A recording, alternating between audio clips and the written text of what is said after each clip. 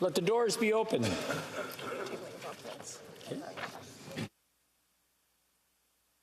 I'll see. Okay. Tabling of documents. Il est de mon devoir de déposer. It is my duty, pursuant to Standing Order 41, table a report from the Office of the Privacy Commissioner protecting privacy during the pandemic. H. This report is deemed to have been permanently referred to the Standing Committee on Access to Information, Privacy and Ethics. Introduction of government bills. Mr. Wilkinson, seconded by Mr. O'Regan,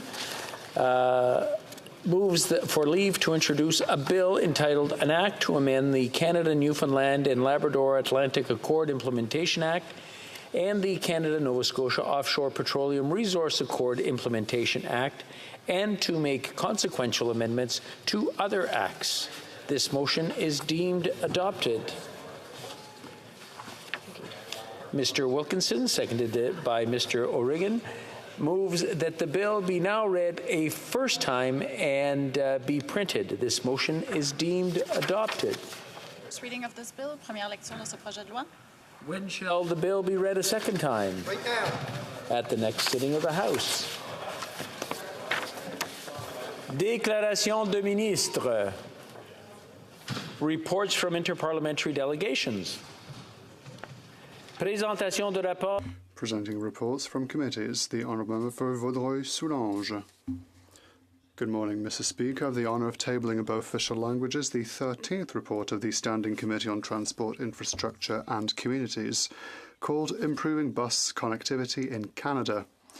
Pursuant to Standing Order 109, the committee is asking the government to table a comprehensive report to this a comprehensive response to this report. Thank you, Mr. Speaker. Member for Flamborough-Glanbrook has a report. Thank you, Mr. Speaker, and thank you to the Chair of the Standing Committee on Transport, Infrastructure and Communities for tabling this 13th report of the committee. While Conservatives always enjoy working with the clerk and the chair and the analysts and our colleagues on the committee, I do want to make note on this report. Conservatives did call for the removal of the inflationary carbon tax on intercity bus travel, and unfortunately our recommendation was not accepted by the majority of the committee. We did hear from bus operators in Saskatchewan and Newfoundland and other parts of the country about the significant impact of the carbon tax in terms of the cost pressures on their operations. They are, in many cases, taking significant business risk to offer this service to Canadians and at great value to many Canadians, and they face these taxes as well as other red tape burdens. So, Mr. Speaker, this is especially true now with carbon tax number 2 coming in. This is driving up costs. It's driving up costs for tickets of passengers, and as a result, these bus routes, which are lifelines in many parts of Canada, are more expensive. There is no rebate for these bus companies, so I just want to make note of this on behalf of my Conservative colleagues on the Transport Committee on the occasion of the tabling of this report. Thank you, Mr. Speaker. Presenting reports from committee, the Honourable Member for Fredericton. Thank you, Mr. Speaker. I have the honour to present in both official languages the 8th report of the Standing Committee on Indigenous and Northern Affairs entitled Main Estimates 2023-2024. Dépôt de projet de loi émanant des députés. Introduction of private members' bills. First readings of Senate public bills. Motions. The following motion in the name of the Leader of the Opposition was put on the order paper that, pursuant to Standing Order 81-4B, consideration by the Standing Committee on Public Safety and National Security of all votes under Department of Public Safety and Emergency Preparedness in the main estimates for the fiscal year ending March 31st, 2024 be extended beyond May 31st, 2023. Pursuant to Standing Order 81-4B, this motion is deemed adopted. Presenting petitions, présentation de pétitions. The Honourable Member for Nipawin. Yes. Mr. Speaker. Dauphin. Yes, go ahead. Mr. Speaker, I rise for the fourth time on behalf of the people of Swan River, Manitoba, to present a petition on the rising rate of crime. The common people of Swan River are demanding a common-sense solution to repeal the Liberal government's soft-on-crime policies that have fueled a surge in crime throughout their community. People used to travel around the town freely and safely in Swan River, but now they fear leaving their own home. Mr. Speaker, the people of Swan River demand that this Liberal government repeal their soft-on-crime policies that directly threaten their livelihoods and their community. I support the good people of Swan River. Presenting petitions, the honourable member for Yorkton Melville. Well, thank you so much, Mr. Speaker. And I just want to say what a privilege it is to stand in this House and bring forward petitions from Canadians. You know, we're not required to do this, but I think it's really important that we do stand and represent people from across our nation. And the individuals I'm representing today are very upset that they've been demeaned in this House for the positions that they take and yet support something that is so crucial in violence against pregnant women. And these petitioners indicate that it's well established that the risk of violence against women increases when they're pregnant. Currently, the injury or death of preborn children as victims of crime are not considered aggravating circumstances for sentencing purposes in the Criminal Code of Canada. And these individuals who say something contrary to these individuals but come together on this issue state Canada has no abortion law. This legal void is so extreme that we don't even recognize preborn children when they are victims of violent crimes. And justice requires that an attacker who abuses a pregnant woman and her child be sentenced according to the sentence should match the crime. And they call upon this House to legislate the abuse of pregnant women and or the infliction of harm on a preborn child as aggravating circumstances for sentencing purposes. And, Mr. Speaker, I have another one to present, representing again a number of Canadians on this issue. And they say it's well established that the risk of violence against women increases when they're pregnant. Currently, a woman's pregnancy is not an aggravating factor for sentencing purposes in the Criminal Code of Canada. Addressing this legal void through sentencing that considers the vulnerable state of the pregnant woman is necessary in denouncing such crimes. And here's the line I think that is so important in this petition. The majority of Canadians support access to abortion. 84% of Canadians support access to abortion. Having the appropriate sentences when violent crimes are committed against pregnant women is imperative to protecting her reproductive choice to have her child. This is so exciting, Mr. Speaker, the unity across Canada on this issue. The sentence should match the crime. We, the undersigned citizens of Canada, call upon the House of Commons to legislate the abuse of a pregnant woman and or the infliction of harm on her child as aggravating circumstances for sentencing purposes in the Criminal Code. I thank both of these parties for their support of C-311 and the call to bring proper legislation in regard to violence against pregnant women.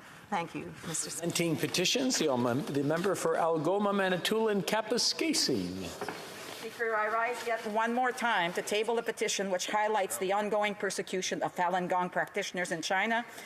The petitioners indicate that Falun Gong is a traditional Chinese spiritual discipline that consists of meditation exercises and moral teachings based on the principles of truthfulness, compassion, and tolerance. They note that they are victims of the victims of various forms of persecutions in China, including forced organ harvesting and trafficking.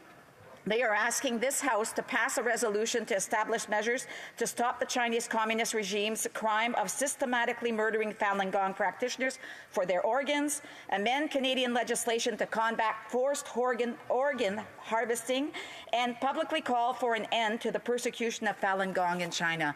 Thank you very much, Mr. Speaker. Presenting petitions, the honourable member for Courtenay Alberni.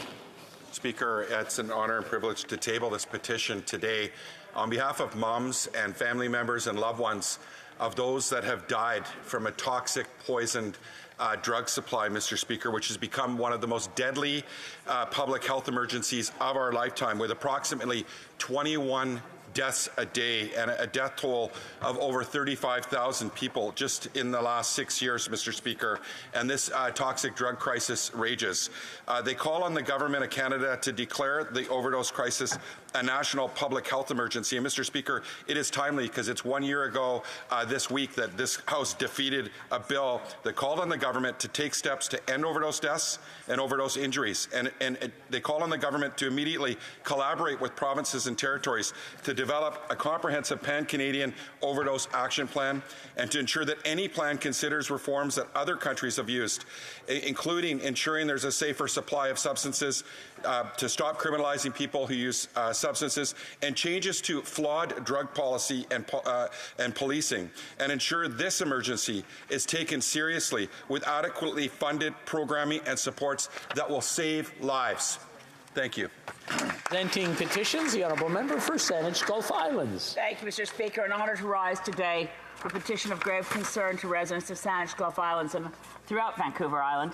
The petitioners draw attention to the dwindling, alarmingly dwindling, remaining original old-growth forests of British Columbia, of which only 2.7% remain, and on Vancouver Island, where only 2.6% of old-growth forests are protected.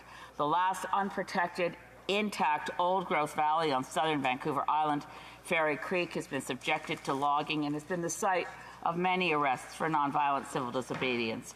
The petitioners call on the federal government to work with the provinces and First Nations governments to immediately halt the logging of endangered old growth, to fund long-term protection of old-growth forests, to support value-added forestry to create more jobs in partnership with First Nations.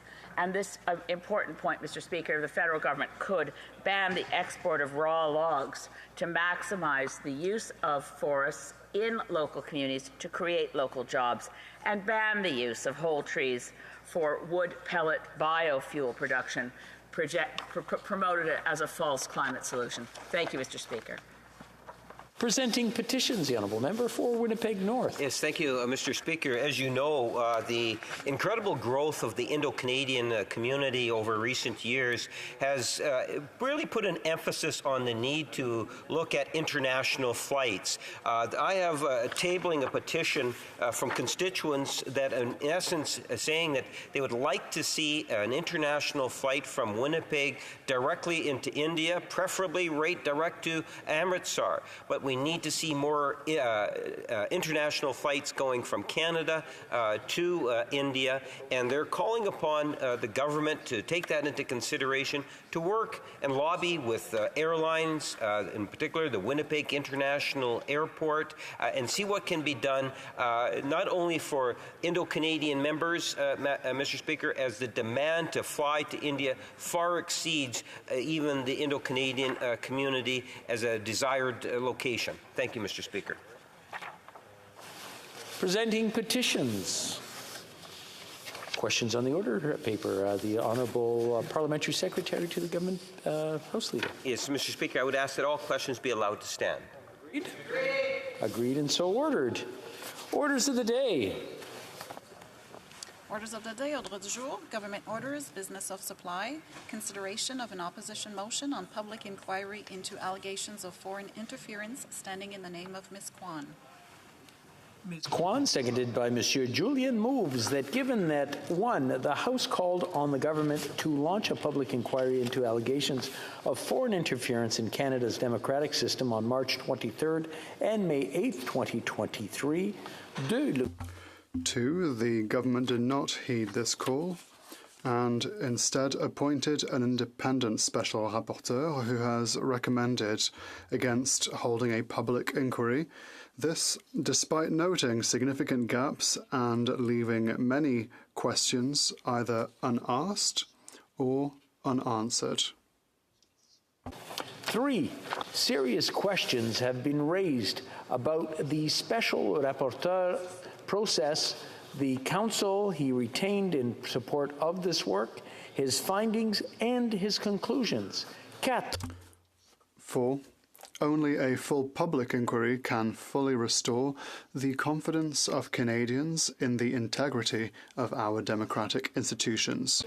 The House, A, call on the Right Honourable David Johnston to step aside from his role as Special Rapporteur and call on the government to urgently establish a public commission of inquiry which would be, 1, led by an individual selected with unanimous support from all recognized parties of the House, 2, granted the power to review all aspects of foreign interference from all states, including but not limited to the actions of the Chinese, Indian, Iranian and Russian governments. to present its report and any recommendations in advance of the next dissolution of Parliament, or at least at the fixed election date as set by the Canada Elections Act, and B, instruct the Standing Committee on Procedures and House Affairs to provide a report to the House as soon as possible with a recommendation on who would lead such a commission of inquiry and what its terms of reference should be. L'honorable député, the honourable member for Vancouver East. Thank you very much. Thank you very much, Mr. Speaker. I must say that it is with sadness that I stand here today and where the NDP has to put forward this motion. The situation around foreign interference is real. It is happening, is impacting Canadian society, and is impacting all of us. It is damaging to our democratic system. It is threatening to some Canadians who are very active in their fight for basic human rights and democracy. Yet, despite all of this, the government does not see the importance of why, right at the outset, in looking into these matters, that there should have been a public inquiry. Instead, the Prime Minister decided himself that the appropriate path forward was to appoint a special rapporteur. Now, here we are. The special rapporteur has tabled a report. And there are issues, lots of issues, with the report and with the entire process. So let me just say on the public record here what the NDP is calling for. Our motion calls for essentially 5 things. That the independent special rapporteur, the Right Honourable David Johnston, to step aside. That the government launch an independent public inquiry on election interference by foreign governments. That the commissioner of the public inquiry to be selected with unanimous agreement from the House leaders of all recognized parties, and for a report on the public inquiry to be tabled in the House before the next election. And to get going with this work, the NDP's motion also calls for the House to instruct PROC to report to the House on the terms of reference and a possible commissioner who could lead such a public inquiry. And this will allow for the greater pressure that needs to be put on the government in the coming weeks on the need of the inquiry, and to also set the stage that this work can be done and must be done. Mr. Speaker, in the last couple of weeks, I have come to learn through a briefing with CSIS. In fact, last Friday, I had a classified briefing with CSIS. And I was briefed on foreign interference, of how I was subjected to it by the Chinese Communist Party. The briefing was very clear to say that I cannot disclose exactly how I was subjected to foreign interference, because that would put in jeopardy the important work the intelligence agency is doing, and that's something I obviously would not want to jeopardize. And so to that end, I'm not able to share, and I'm not at liberty to share with exactly what is happening, how it is happening, with regard to my being targeted. However, CSIS did make it clear that I am subject to foreign interference and will continue to be a target. Foreign interference is happening.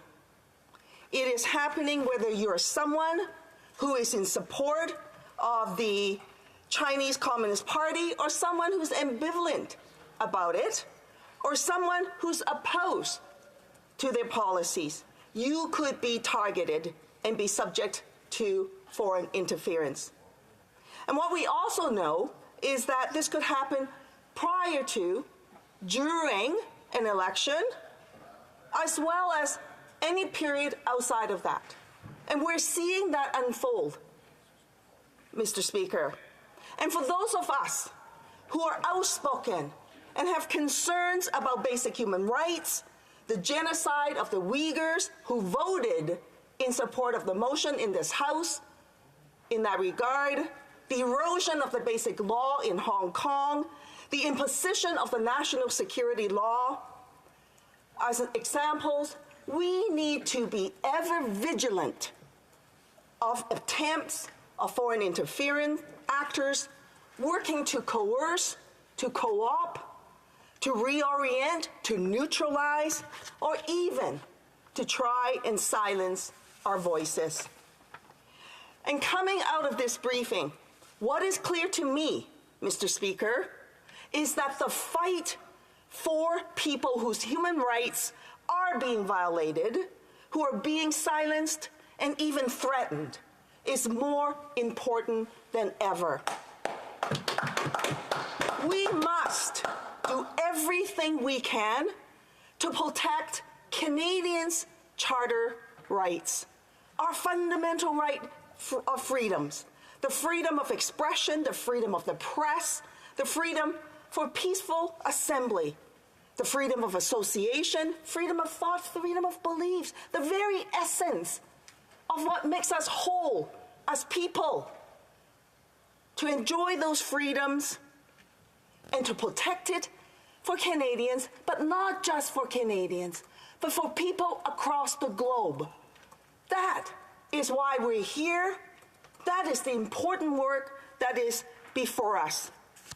And I'm here to say that despite threats of foreign interference, it will not deter me from fighting for those rights and fighting for the people who do not enjoy those rights.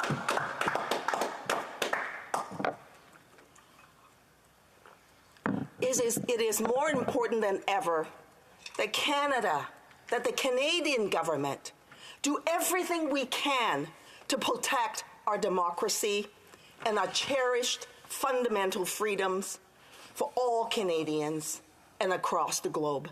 And for everyday Canadians who have families and loved ones in Hong Kong, in China, I want to send a clear message to them that I know that their fear is real, that the dangers that their families are faced with is real. And for that reason, I am saying very clearly that I recommit myself to stand with you and to fight with you and to demand action from this government to protect you. Canadians deserve answers. They deserve accountability, and yes, they deserve protection. Not just members of Parliament, people like me, who's privileged in this place, but for everyday Canadians as well, because they too are faced with foreign interference.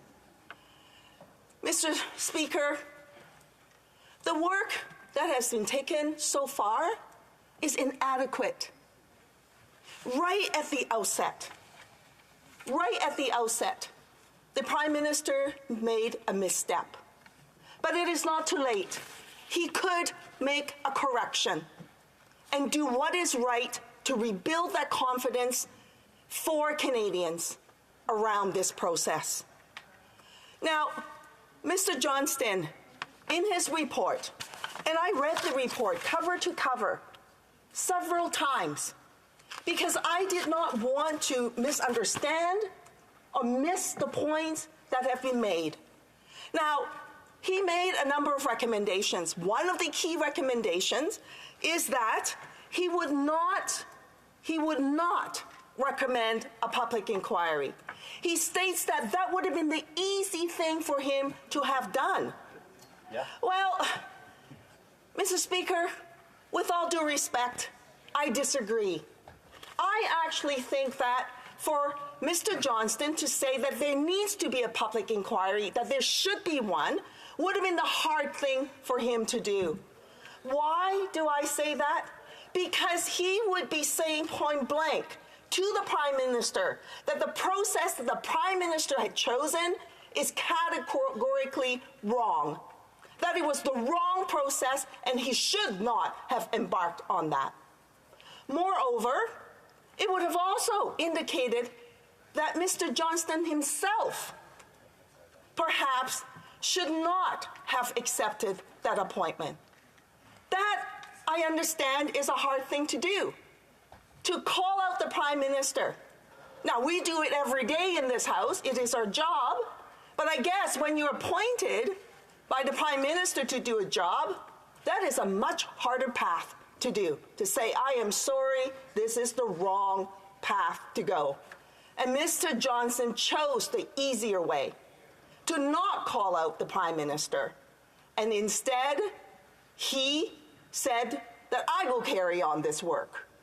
Even though he should have known, if he doesn't know by now, he definitely would know by now, that he does not enjoy the confidence of all members of this House. Mr. Johnston notes in his report about how important it is to undertake this work so that it's entirely nonpartisan, that we needed the cooperation of all members of the House. And I absolutely agree with that. In my previous speech, I pleaded with these members of the House to set aside partisan politics and to engage on the issue. In my previous speech, Mr. Speaker, in recognizing the importance of that, Mr. Johnston noted that in his report. But yet, we are in a situation where Mr. Johnston does not enjoy the full confidence of every member of this House for a variety of reasons, the latest of which is the discovery that his legal advisor made donations to the Liberal Party.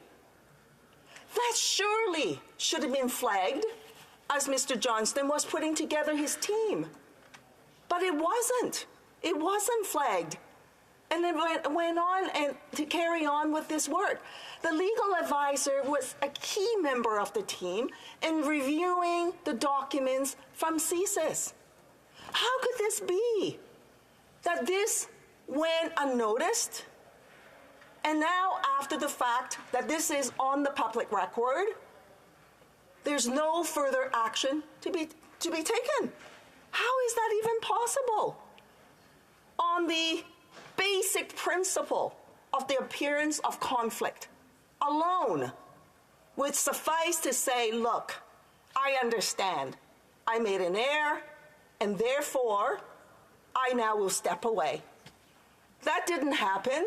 So now we're in this House, and the NDP's motion is calling for Mr. Johnston to step down.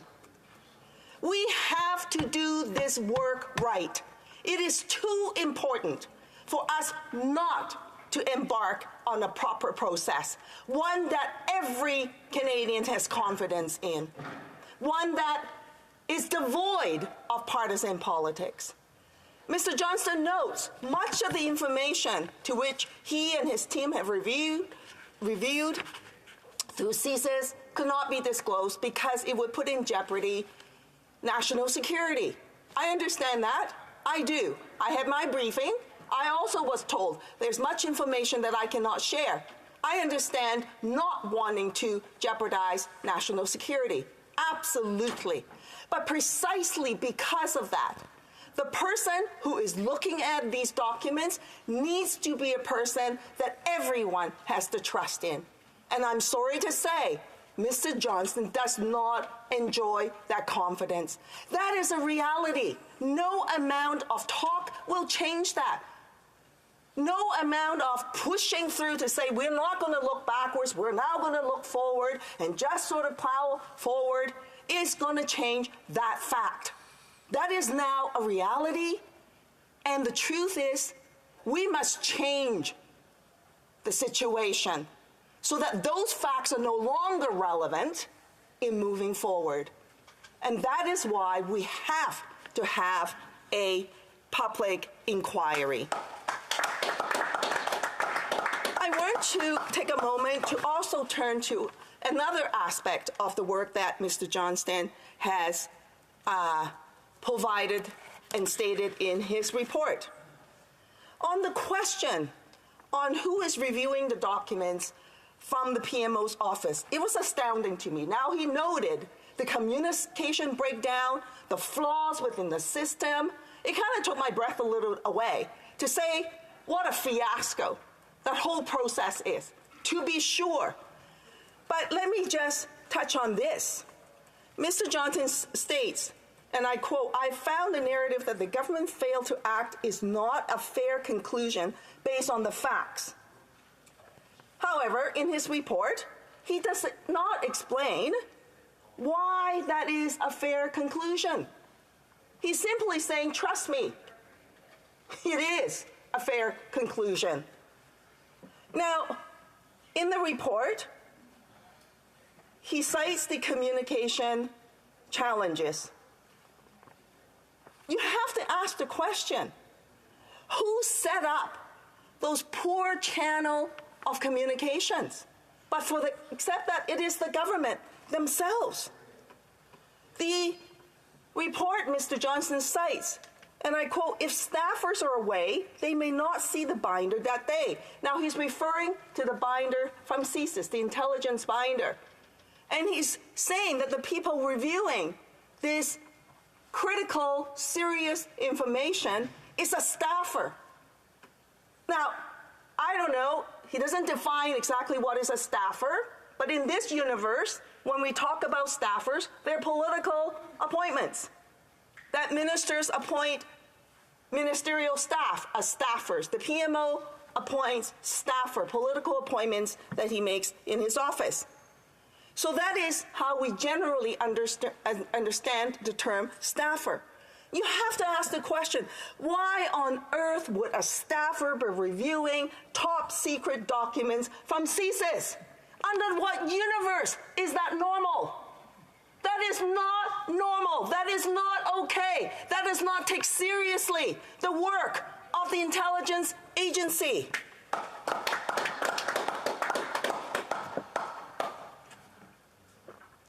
So to say that the government somehow, is blotching up on the whole communications process, I argue is more than that.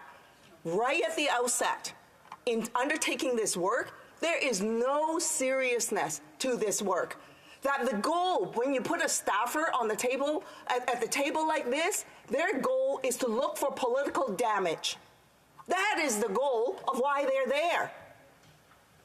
But that should not be the reason why the serious documents from CSIS on intelligence be taken. It should not be looked at from the point of view of how to address political damage.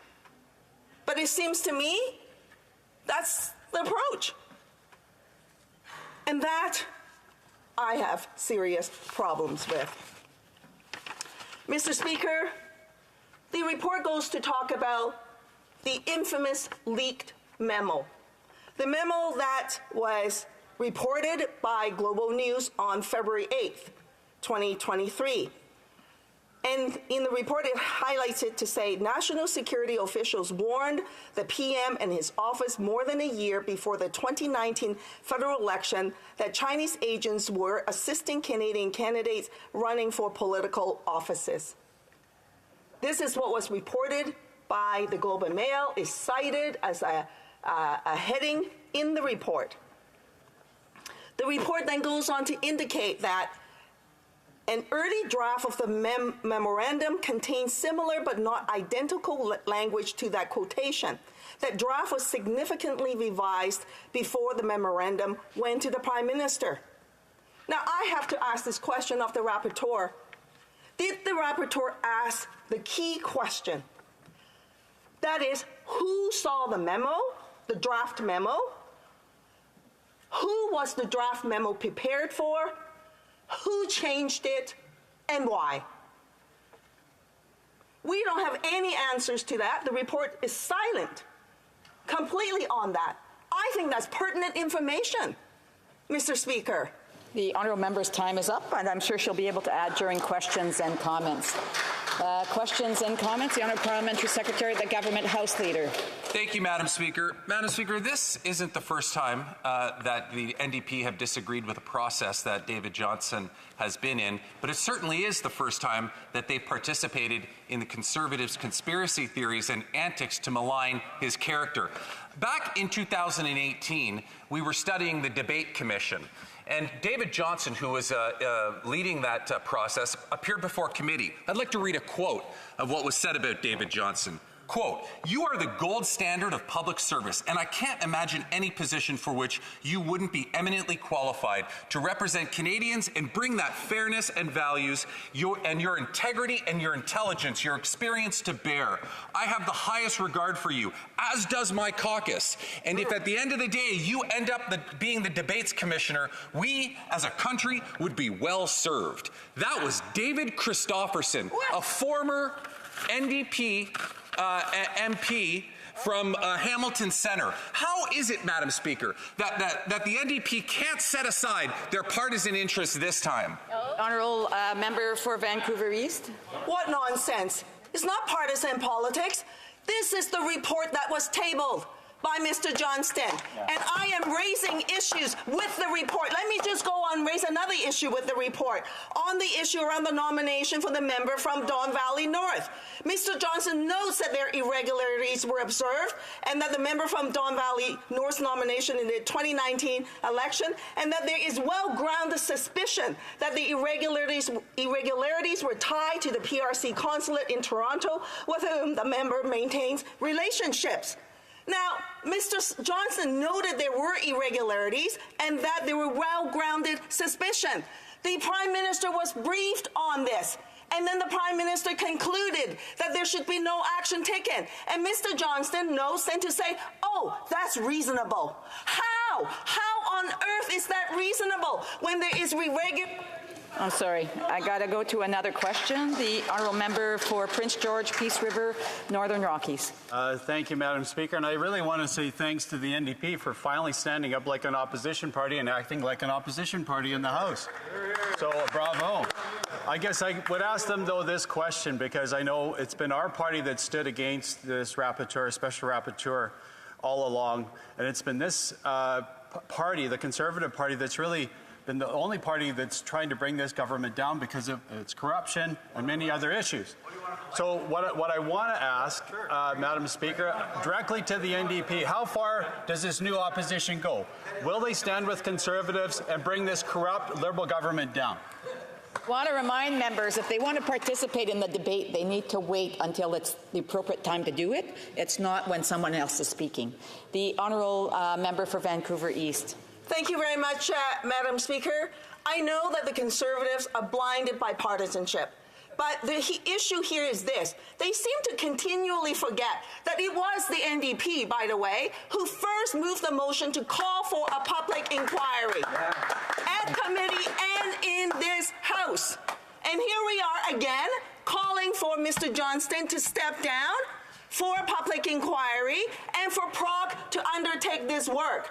We are taking the issue seriously, not blinded by partisanship, but on the importance of the issue, on why this needs to be done. Don't just look at me as a person who's been impacted by foreign interference and other members in this House, but also the Canadian public and how they are being impacted, and why this work is so important, and why this motion is before us. And I call on the Conservatives to support this motion. Again, I want to remind members they've had an opportunity to ask a question. If they have subsequent questions, they need to wait for the appropriate time. The Honourable Member for Drummond. Questions and comments. I'd like to congratulate the NDP on this opposition motion. It's true what my colleague said, that there was a motion to call a public inquiry, and the Bloc had questions along those lines as well. So I certainly agree with the consensus among opposition parties that there should be a public inquiry. It's very serious what's going on right now, and it's undermining public confidence in our democracy. The consequences are huge. So I agree with my colleague, who herself was a target of Chinese interference. My question is, given how major this scandal is, will the NDP continue to bite its tongue and support this Liberal government, or will the NDP agree to contribute to holding this government to account with a confidence vote? Because I think this is important enough, it's serious enough for a confidence vote. The Honourable Member.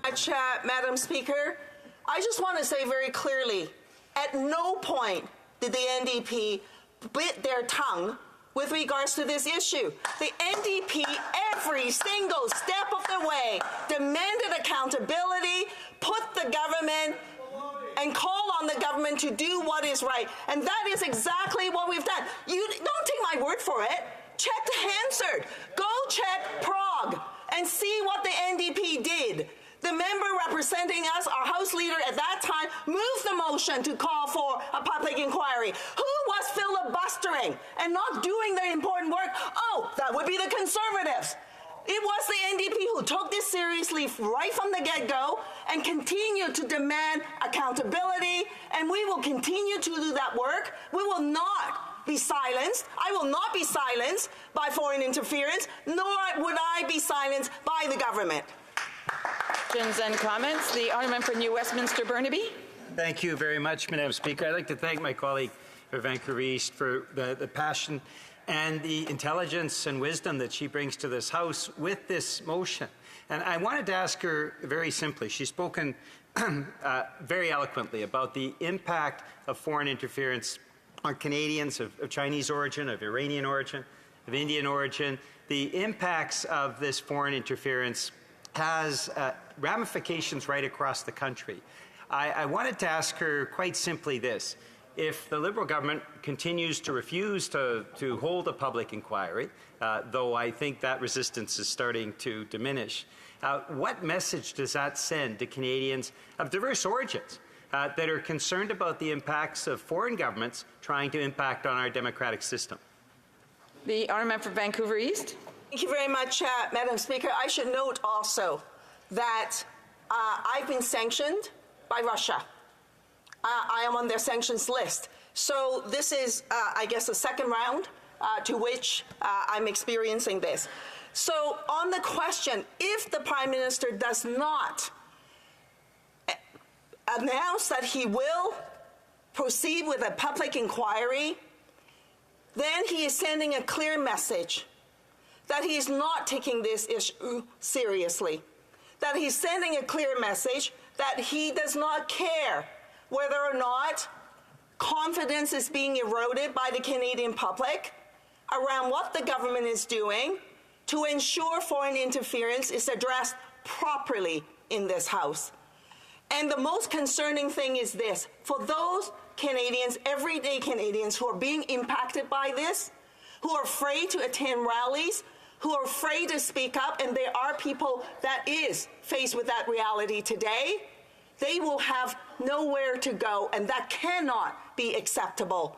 I hope that the Prime Minister understands this and ensure that the confidence is rebuilt, and to say our democracy is too important to let his own personal reasons to not proceed with this work. For a brief question, the Honourable Parliamentary Secretary, the Government House Leader. Yes, Madam Speaker, very briefly, David Christopherson talked about David Johnson as the individual who had incredible credentials. And then the Prime Minister appoints him, taking the issue seriously, appoints David Johnson as the individual special rapporteur, and agreed that if the report came back saying a public inquiry, that the Prime Minister would call a public inquiry. David Johnson looked at all the facts, got the security clearances, looked at all the facts, and made some conclusions. It didn't meet what the opposition party wanted to be able to see. The question is, does the NDP still have personal confidence in David Johnson? The Honourable Member for Vancouver East, a brief answer. The last I checked, David Christopherson is not the person doing this work in this House. Okay? I'll say that on the record. The other thing is this. I wonder if the government members have read the report. Because the issues here is not about personality. The issue here is the work that has been done, and the report indicates a number of areas to which there are problems and concerns with the conclusion. I haven't even had a chance to go through the entire all the areas to which I have concerns with. I have highlighted a couple, Madam Speaker, and the reality remains this. Mr. David Johnston does not enjoy the confidence of every member of this House. And to do this work... Oh, I'm sorry, I do have to... I did ask for a brief answer. The resuming debate, the Honourable Parliamentary Secretary to the Minister of Intergovernment Affairs, Infrastructure and Communities. Thank you, Madam Speaker, and I'm glad to rise again today on this important topic. I find the debate earlier quite interesting to see just the Conservatives and the NDP fight about who did what first and who's criticizing the government more. Meanwhile, on this side of the House, we're actually getting to work to make sure that our democratic institutions are protected, while the opposition parties can stand up and fight about who did what best and whose clip came first and whose motion did what. I think Canadians expect a government that actually puts partisanship aside and focuses on the real issues that our country is facing, because the threat of foreign interference is not a partisan issue. Every single Canadian, regardless of who they vote for or what party they support, should absolutely care about this issue. And that should be reflected in this House. This issue has been, the issue of foreign interference in our democratic institutions is not a new one. In fact, it's not even a unique one for Canada. We've seen instances around the world, the 2016 US presidential election, we've seen efforts of foreign interference in France, in Australia, New Zealand. All of these countries have been dealing with this issue. In fact, Canada was warned by CSIS in 2013 about the threats of foreign interference, and the then Democratic Institutions Minister, the now opposition leader, did absolutely nothing about it. No way. The leader of the official opposition actually said in this place that he didn't do anything about it because it didn't serve his partisan interest at the time. That should indicate to Canadians the absolute basics of where the opposition parties are coming on this issue. Now we have the report by the Right Honourable David Johnston, and now before members have even had a chance to dive into that report, the leader of the official opposition, and in fact the leader of the Bloc, have said, no, we're going to close our eyes to facts. We don't want to receive the confidential or the secure national security briefing because they want to be able to still continue to make ignorant claims. They would like to remain blind to the facts. I mean, it shouldn't surprise anyone that a party based on conspiracy theories and clickbait, that they would be a mature and responsible opposition party. Madam Speaker, yesterday in this very place, the leader of the opposition said he didn't want a national security briefing because he didn't want to be silenced. Yep.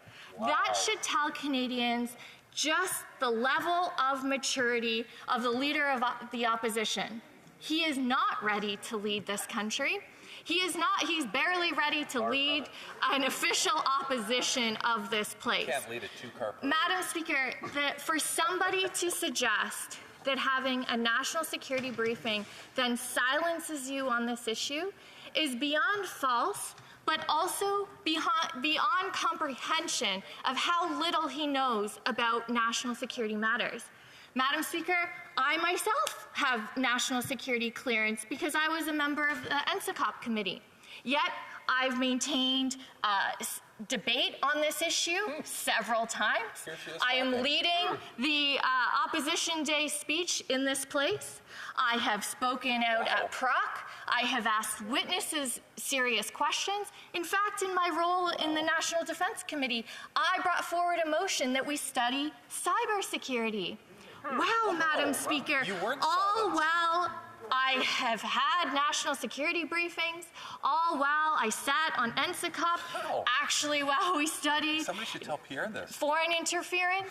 Yet I've been able to serve my constituents by raising the issues that matter, that by taking national security seriously, and by understanding that you can still advocate for stronger democratic institutions, you can still advocate for stronger legislation and mechanisms, while also protecting the national security information of this country. Sounds responsible.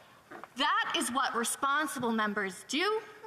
If I can do it, as a member of this government, certainly the leader of the opposition should be mature enough to understand the importance of national security while still being able to advocate for stronger mechanisms and measures. But the fact that he can't comprehend how to put the national security of this country first instead of his partisan attacks, again, that should tell Canadians everything they need to know about the seriousness or lack thereof of the leader of the opposition and, for that matter, the leader of the bloc. Now, when it comes to the issues, I've heard in this debate many times that confidence is being eroded in Canadians. Well, isn't that ironic, given the members saying it are the ones who are closing their eyes to the facts? There, in the Right Honourable David Johnston's report, he specifically talks about the balance between wanting to make a report that everyday Canadians can read and access and better understand, while at the same time having and protecting the national security information that we all rely on to keep this country safe. And he acknowledges that. So what does he do? He says, I'm creating an annex to this report that is going to have all of the information that I base my decisions on, I being him, of course. And he said, I'm going to include this annex for leaders of all recognized parties in this place, NSICOP, and those that need to have access to it with national security clearance, saying, and he specifically said in this report, for those leaders of the opposition, for NSICOP, please read this annex. Read the information that I provided or that I base my decisions on. He said, read it, and you can come forward if you believe that based on the information, if my recommendations were therefore ill-informed or you've taken a different approach. I think that's pretty open and transparent, saying there's a balance between Canadians needing to understand the positions and the recent media leaks, while protecting national security, and then saying everybody that can have that national security clearance, opposition parties, NSICOP, here is all of the information in one easy document of which I base my recommendations on, in which I base my findings on. And if you disagree with those findings, then you can come forward and you can say so. But while protecting the confidential information that would have been collected by the national security community. I think that's quite reasonable. In fact, it was an incredibly readable report. I've read many reports of this nature. NSICOP has produced many reports of this nature. And one of the things NSICOP always tries to do in the public version of their reports is they take care and concern about wanting to make it as digestible as possible for any Canadian to pick up that report and understand the national security dynamics happening at any given time. So David Johnston suggests read the information, determine on your own if you think that my findings were reasonable. So what happens, Madam Speaker? The Leader of the Opposition covers his eyes and his ears and says, no, no, no, I don't want facts and information. I want to be able to stand up here and make fake innuendo and make fake accusations and raise some money for his election campaign and, be able just to take personal attacks against the Prime Minister, against the Right Honourable David Johnston. What does the Bloc do? Well, as my honourable colleague calls them, they're blue light and they just follow suit. And then the NDP, with this motion, they call for the removal of the special rapporteur based on his report. Yet it's my understanding, although their leader has at least agreed to read that annex and at least agreed to get that national security briefing, before that's been done, to my knowledge, or at least before the leader of the NDP's made any assessment of whether or not the information that the Right Honourable David Johnston came to the conclusions he did on, before they've had a chance to really look at it and see if all of the information is relevant, they say, we don't support the report without actually reading the basis of the recommendation. That's right. So, Madam Speaker, when it comes to national security, there is a lot more context and information that is required than just a few media leaks. And so for any responsible government to refuse to read the national security documentation, the briefings, to refuse to wait, and even for those that have agreed to read it, to refuse to actually digest it, look at it, consider it, and just throw the report out is nothing more than partisan games with Canadians' national security and with our democratic institutions. So if anybody is suggesting that confidence is being eroded, I would suggest it's by the irresponsible behavior of our opposition parties from actually doing the work, considering the information, and making informed decisions. Right. Something that, regardless of party, I think every Canadian would expect their MP to be able to do.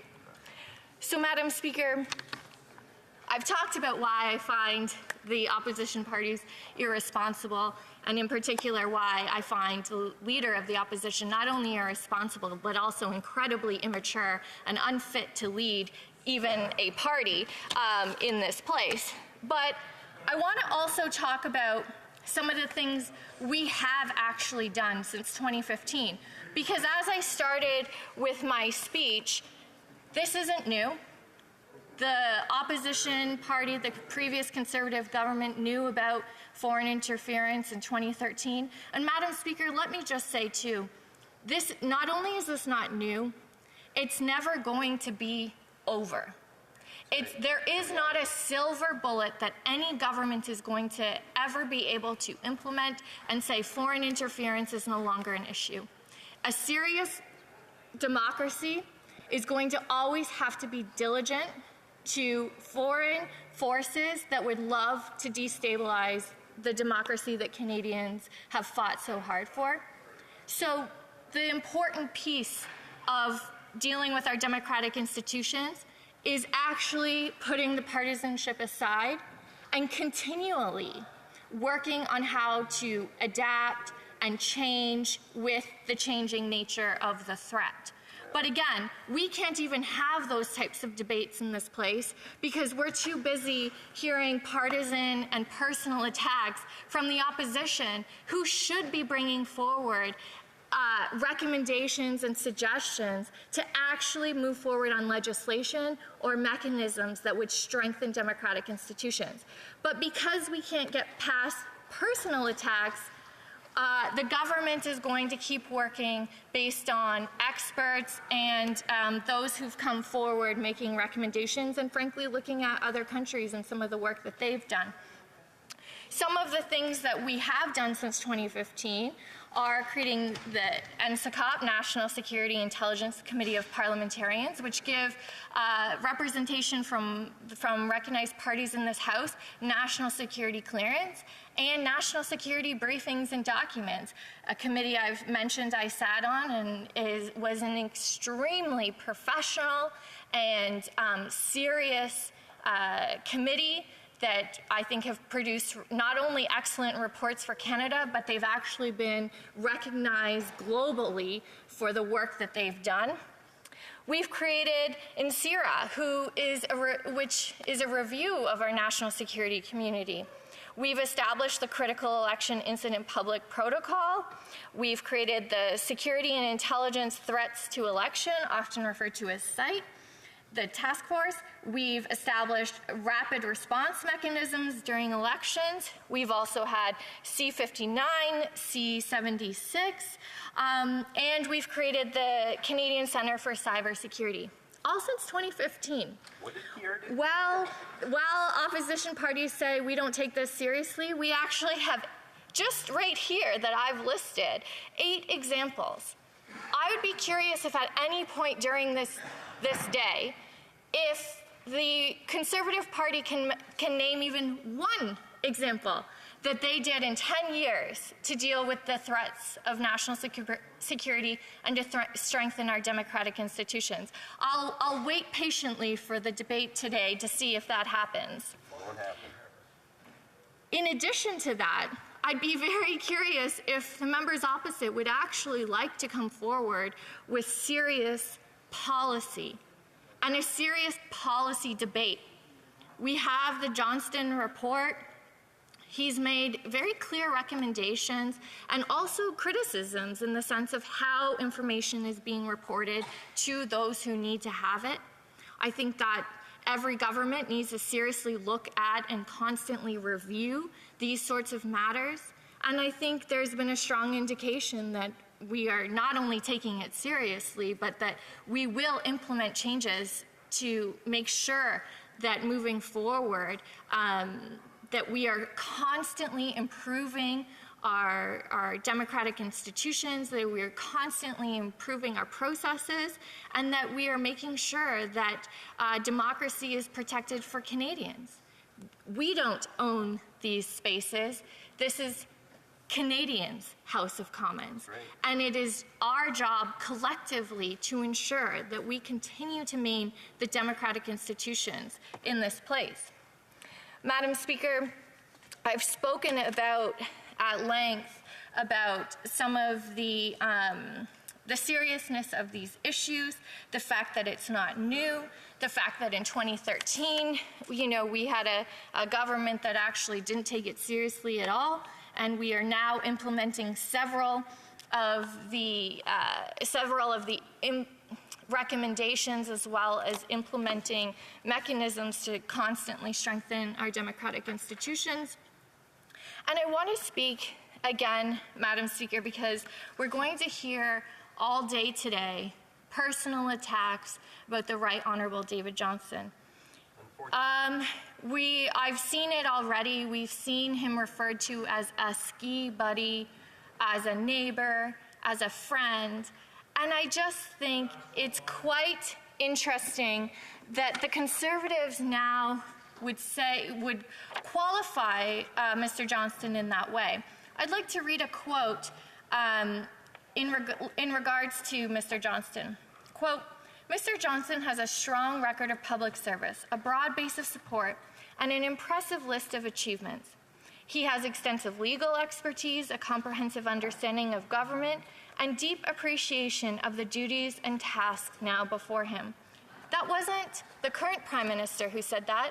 That was the previous Prime Minister, Prime Minister Harper, who said that about David Johnston.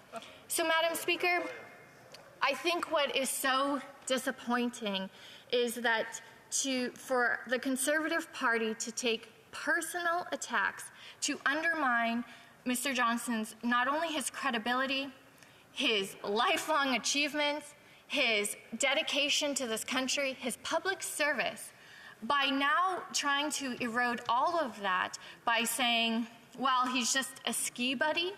That's how he was selected. Yeah. Madam Speaker, it is an absolute insult to this place. It's an insult to people who serve their country. And it's all done for nothing more than partisan games.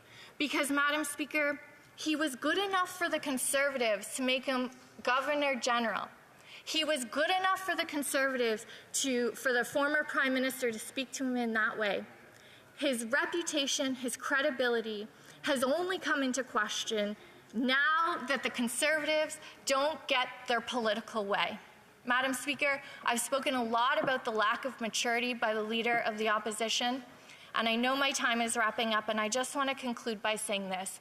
Canadians deserve opposition parties and parliamentarians that work hard for their constituents. We are not always going to agree, but at the very least, this place should be a place of adamant debate about policy. And when the members opposite, when the Conservatives don't like the findings of someone that they have acknowledged and revered for years and years and years, when they no longer like his opinion, they decide to throw him away. And like he is no longer good enough for this country.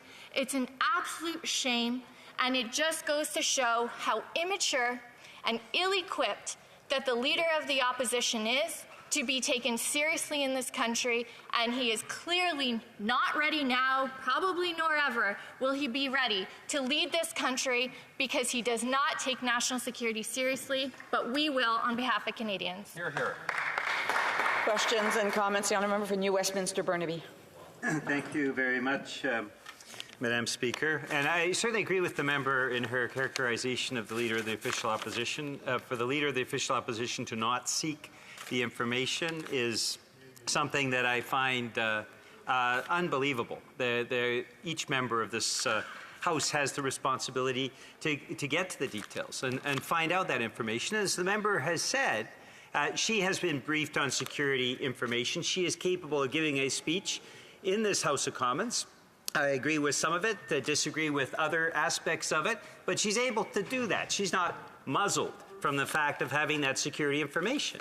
But what she did to this moment is actually support the NDP motion, because she talks about the fact that contradicts Mr. Johnston's primary focus in not having a public inquiry, that factual questions around this information, sensitive information, can't be discussed in a public inquiry. The other aspect, he says, is that there would be a clear overlap of public inquiry with the work I've already started doing.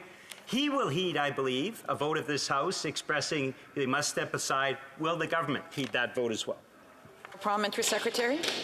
Madam Speaker, I appreciate the question, and I appreciate even the fact that we can disagree on some elements of policy or best way forward, but actually have that debate, and it makes democracy stronger, and I think it's what Canadians expect of us. But when it comes to Mr. Johnston's report, one of the things he says is that the point was made that some of this information will be classified and not able to be shared publicly, but that he has an additional mandate to move forward and continue this work, and he just felt it would be repetitive.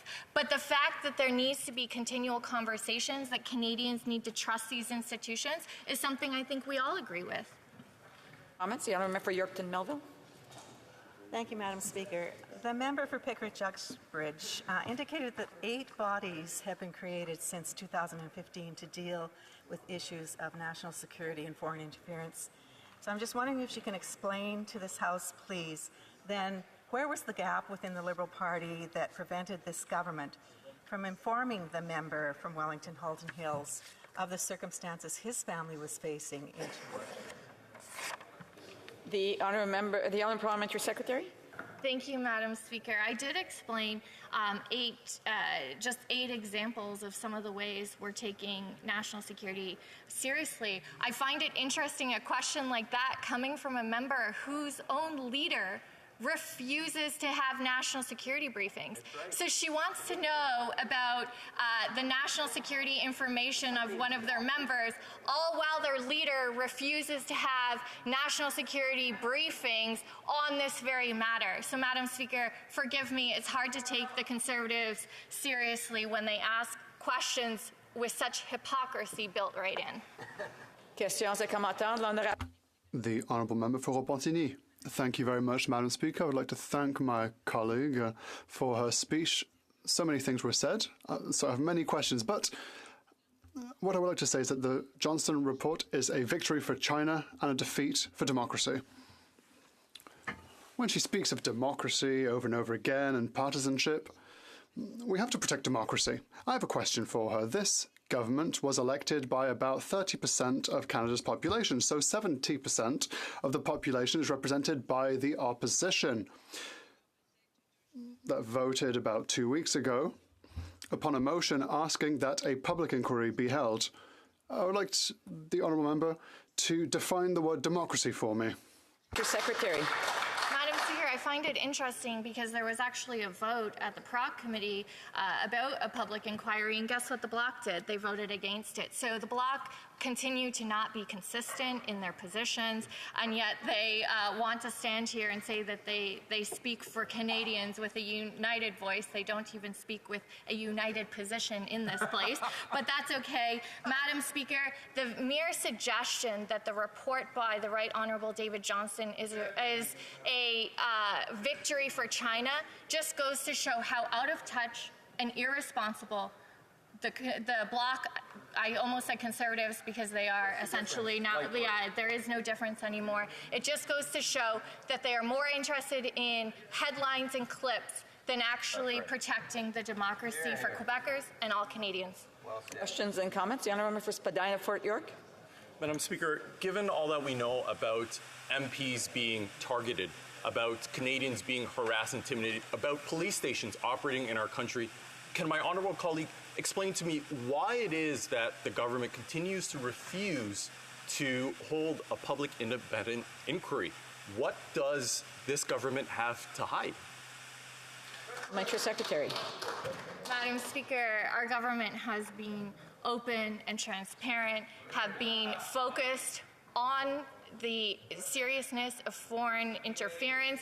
Madam Speaker, I take great offense to a member raising this issue while he himself has raised questions and issues of foreign interference merely to try to rewrite an unfavorable past. I find that incredibly irresponsible when it comes to national security.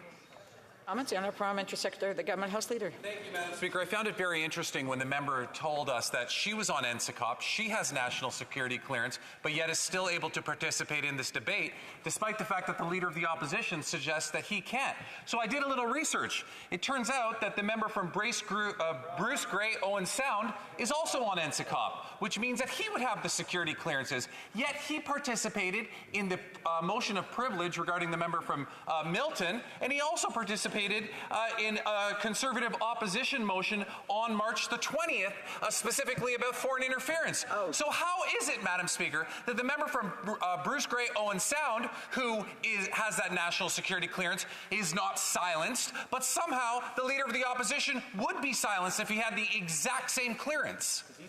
Honourable Parliamentary Secretary. Madam Speaker, it's an excellent question, and I think it just goes to show that the Leader of the Opposition actually knows his own limitations. He's not quite capable of maintaining opposition debate while also ensuring the responsible behavior of keeping national security information secret.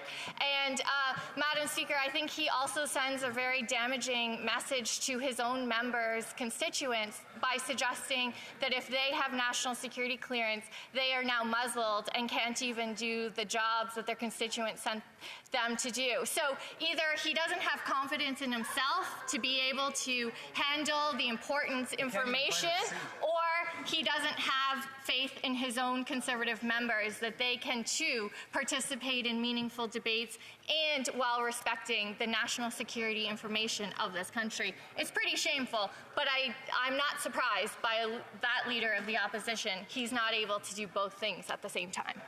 Questions and comments? Questions et commentaires. The honourable member for Langley-Aldergrove. Thank you. We hear the Liberals talk a lot about Mr. Johnson's respectability. Canadians respect him. I, too, or was one of those until he accepted the appointment to be a special rapporteur when he was a member of the Trudeau Foundation, which had clearly become part of the foreign interference scandal.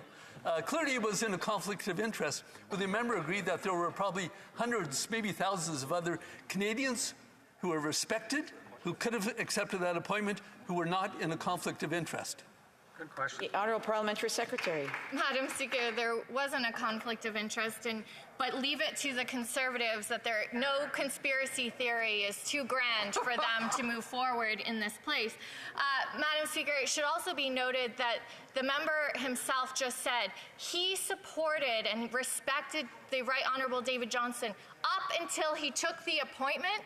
So up until he decided to serve his country regardless of political leadership, that's what offends the Conservative Party. Exactly. They're offended that a former Conservative Governor General is nonpartisan enough and puts the service to his country forward. They can heckle me all they want. It won't silence the fact that they're hypocrites who only turned on David Johnston because he was no longer just a Conservative, that he wanted to serve his country regardless of political leadership. Point of order. Point of order. The Honourable Parliamentary Secretary, the Government House Leader. Madam Speaker, towards the end of that, there was so much heckling. I know Conservatives are trying to impress their leader who walked in the room, but we couldn't quite hear the full answer because of all the heckling that was coming across the way. From the beginning. I did hear the full answer. There was some heckling, and I do want to remind members to not heckle, and I also want to remind all members to be judicious with the language that they use, you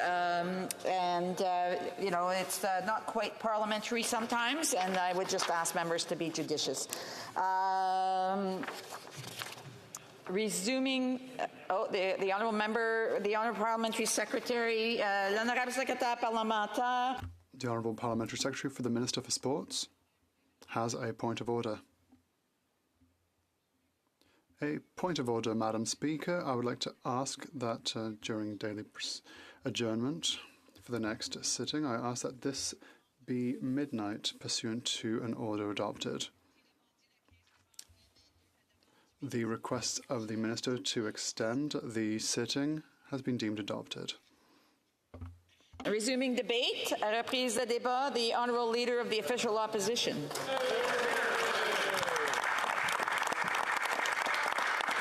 Merci, Madame la Présidente. Thank you, Madam Speaker.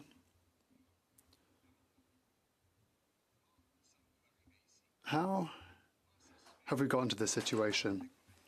How are we in the House of Commons to debate a motion on a public inquiry regarding foreign interference? Well, this journey started a long time ago, about 10 years ago, a decade ago, if you will. The Prime Minister expressed his admiration for the Chinese dictatorship.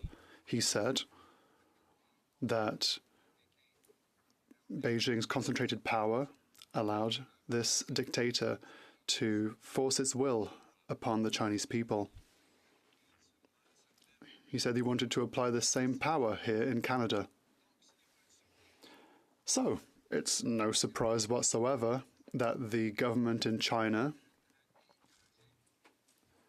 saw an ideological ally here in Canada.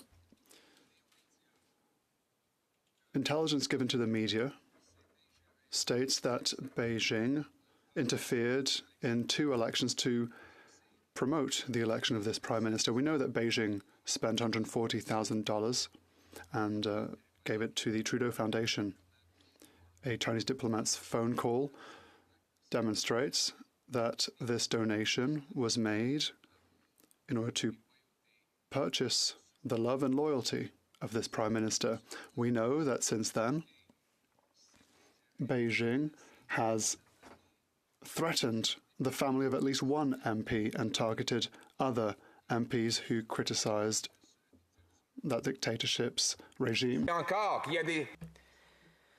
We know that there are still foreign police stations that are operating here in Canada,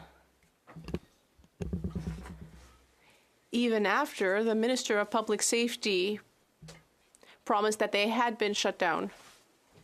We now know that these police stations are not only still operating, but were still the Liberal government gave them taxpayer money to subsidize their operation. We know that there are business connections between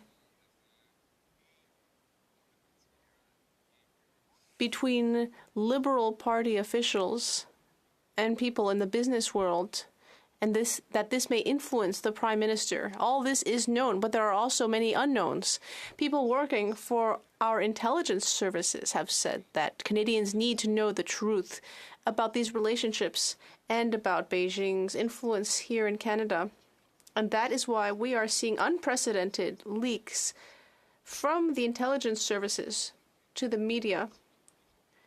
What would have motivated someone to take such a risk? Well, since Canadians have learned of the risks, what has the PM done? First of all, he appointed Mr. Rosenberg to investigate. But Mr. Rosenberg was a member of the Trudeau Foundation. And he said, "Nothing to see here. Don't worry." But the scandal continued. So the Prime Minister appointed Mr. Johnston as special rapporteur, a fake position that doesn't really exist. And who is David Johnston? A family friend of the Prime Minister. He has been for 40 years. He's a ski buddy and a neighbor at his chalet, and another member of the Trudeau Foundation. The Trudeau Foundation that received the infamous $140,000. But apparently we don't need to worry. There's no conflict of interest because Mr. Johnston appointed a third person to make a judgment about the potential for an issue here, and that was yet another member of the Trudeau Foundation. Even though there are 40 million Canadians, apparently they can't seem to find someone from outside the Trudeau Foundation to investigate on this. Madam Speaker, this is why we need a public inquiry, so that Canadians can learn the truth.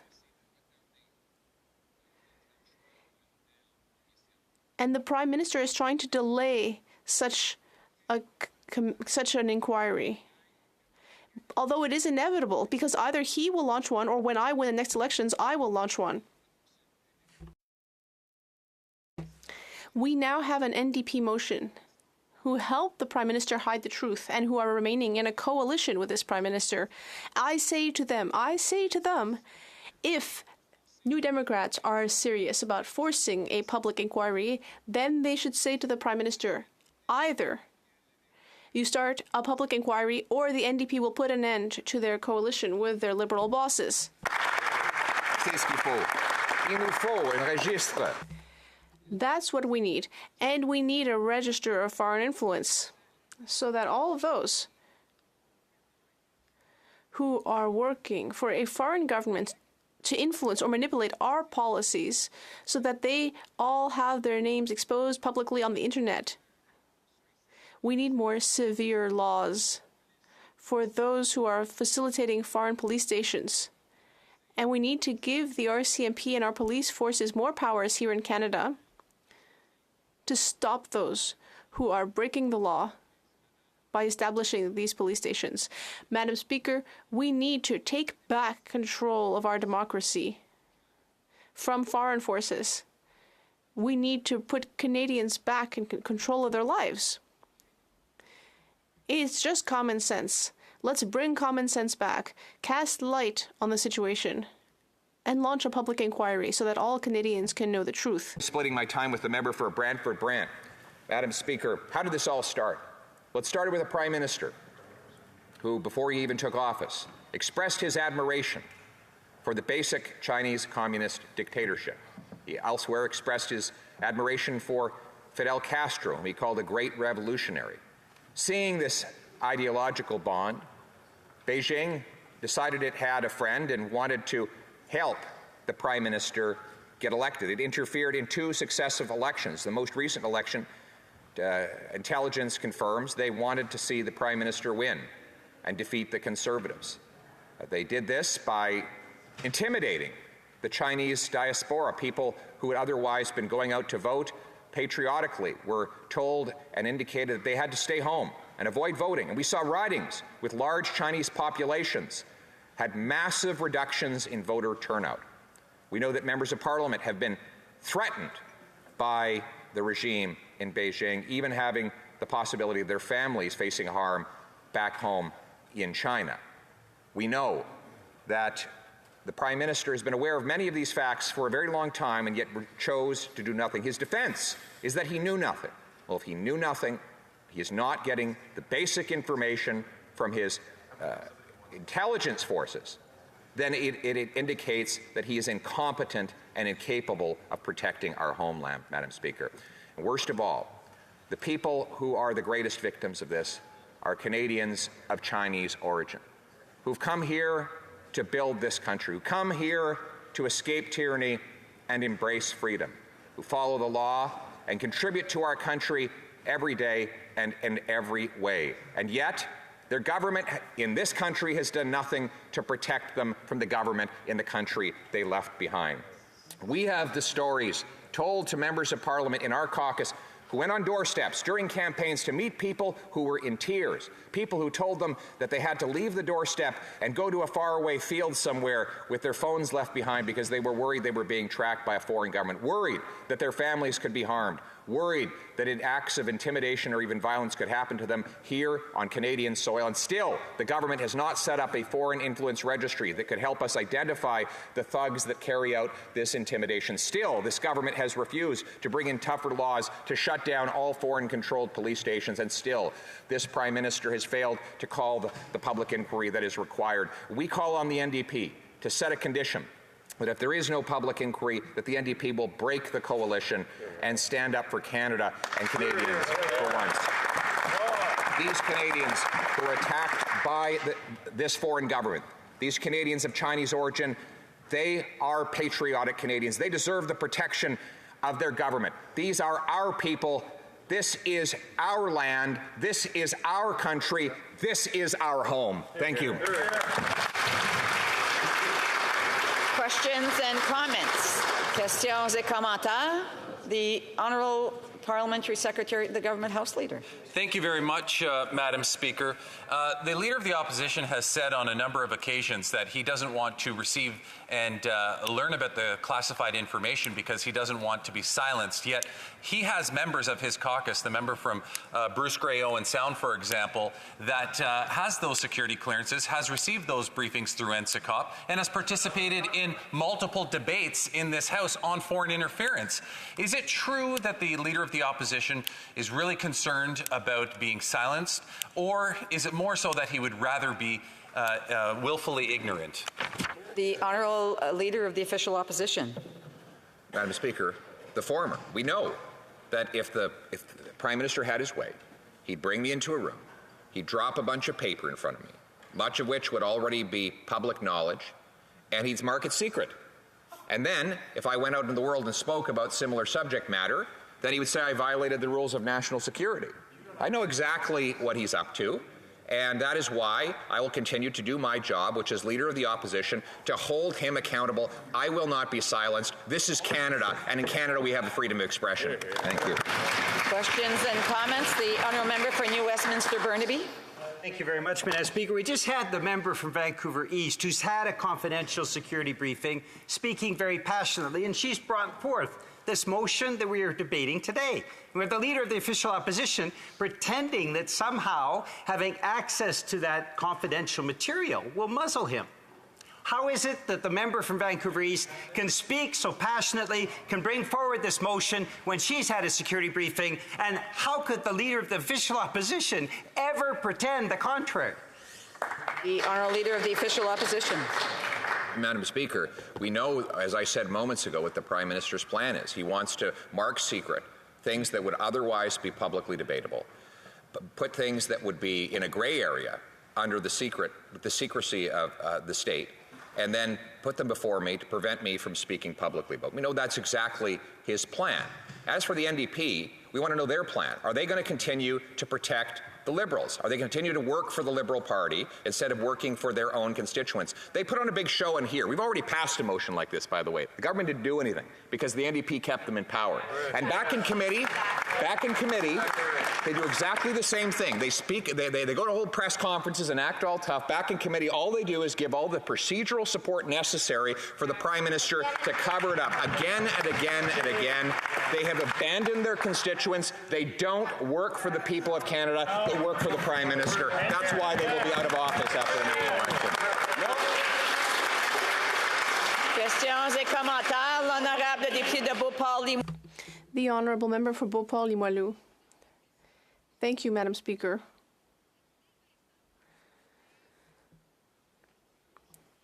When we in the opposition asked for a public independent inquiry, when we first did so was right after we heard about accusations of foreign interference in our elections. Jean-Pierre Kingsley, the former chief electoral officer, has said that we need a public inquiry, that it's essential to reassure Canadians. I listened to what the Leader of the Opposition was saying about that. Ultimately, Kingsley said that Mr. Johnston did not even consult higher-ups at Elections Canada. So if foreign interference in our elections was the main reason to ask for a public inquiry, then why did Mr. Johnston not ask for Election Canada to weigh in? The Honourable Leader of the Opposition. That's a great question. He consulted the former leader of the Conservative Party, quote-unquote consulted, but during the meeting, the former leader learned that the report had already been drafted, so it was not a real consultation. I think that Mr. Johnston's report seems to have been directed by the Prime Minister's office and the Privy Council office. We're told that we cannot have a public inquiry because that would undermine public safety. But according to the Journal de Montréal, the Johnston report does not recommend holding a public inquiry, but France has been holding a parliamentary inquiry on interference for months. That's a public inquiry. If the French can do that, and if Canada did it as well with the Maher file, then we can do it too, and we will when I'm Prime Minister. Reprise de débat. The Honourable Member Brantford Brant. Thank you, Madam Speaker. I want to begin by thanking the member for Carleton, the Leader of His Majesty's Official Opposition, and Canada's next great Prime Minister for sharing his time with me today on such a prominent issue our country is facing. As always, it's a privilege to speak on behalf of the residents of Brantford Brant. As we are all aware, the topic of foreign interference in this country has not only been at the forefront of discussions in this House for quite some time now, but it remains a top concern for Canadians across this country, as these foreign operatives pose major threats to the safety and security of our democratic institutions. The fact that this interference was able to grow this extensively under this Prime Minister's watch, and that it took this long for Beijing agents in this country to be expelled, speaks loudly to this government's complete incompetence in fulfilling its basic duty to protect Canadians. It is unacceptable that this government has known that MPs and their families have been targeted by the communist regime in Beijing for almost 3 years and took zero measures to inform those members of this House. That is, until they were exposed on the front pages of our press. Exactly. If the government knew that the foreign operatives are using their diplomatic status to conduct foreign interference operations, they should have dealt with those individuals immediately, not years down the line when they were embarrassed because of inaction. Regardless of your political color, we all as members must work to fulfill our duties to represent our constituents and to honor the democratic process that brought us here in the first place. The fact that the communist regime in Beijing was targeting the former leader of the Conservative Party not only shows that they were working to re-elect the Prime Minister's government and defeat Conservatives, but that the responsibilities of being a democratically elected member of Parliament serves absolutely no meaning to members on that side of the House. Today we are debating the opposition motion moved by the NDP. The NDP, a party of Twitter warriors who care about Canadians on social media and defend the Prime Minister and this Liberal government every step of the way. They can heckle me all they want, Madam Speaker. Order, order, order, order, order. Order. Order. There will be 5 minutes of questions and comments. I would ask members to wait until there's questions and comments. And again, it's not respectful. I don't care what party it is, who is making the comments. We see it from everyone in the House, not from everyone, but from all parties, and I would just ask members to please be respectful when someone else has the floor. The Honourable Member for Brantford-Brant. So to really emphasize my point about how they talk out of both sides of the mouth, let's take a look at their history. 2020, when we as Conservatives were pushing for a study on the weed charity scandal and creating an anti-corruption committee, the NDP voted with the Liberals against it. In 2021, they helped the Liberal government to shut down any public debates regarding the Winnipeg lab documents that were also linked, coincidentally, to the communist regime in Beijing. In 2022, they blindly supported the Prime Minister to invoke the Emergencies Act. In 2023, when the Conservatives called for Katie Telford, the Prime Minister's Chief of Staff and most trusted political advisor, to testify on foreign election interference, they filibustered for almost 24 hours and voted with the Liberals against it. After the release... Order. The Honourable Member for New Westminster Burnaby. Yeah, the member is deliberately misleading the House. Pretty well everything he is saying is rubbish. To stop misleading the House, I think that would be appropriate.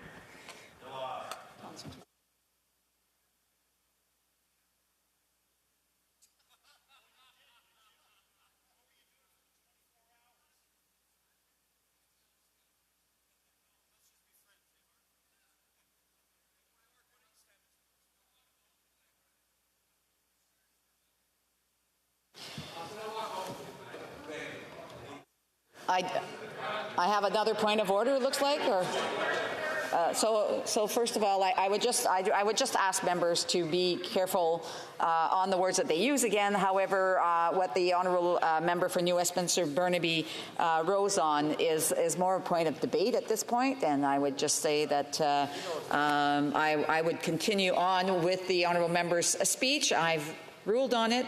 Unless there's absolutely... Okay, so I would just go to, first of all, to the member for Lanark, Frontenac, Kingston. Thank you, Madam Speaker. In his point of order, this intervention, my honourable colleague use language that is impermissible in this place, he has to withdraw it. I request that you request it of him as would be requested of any of us in this place. Thank you.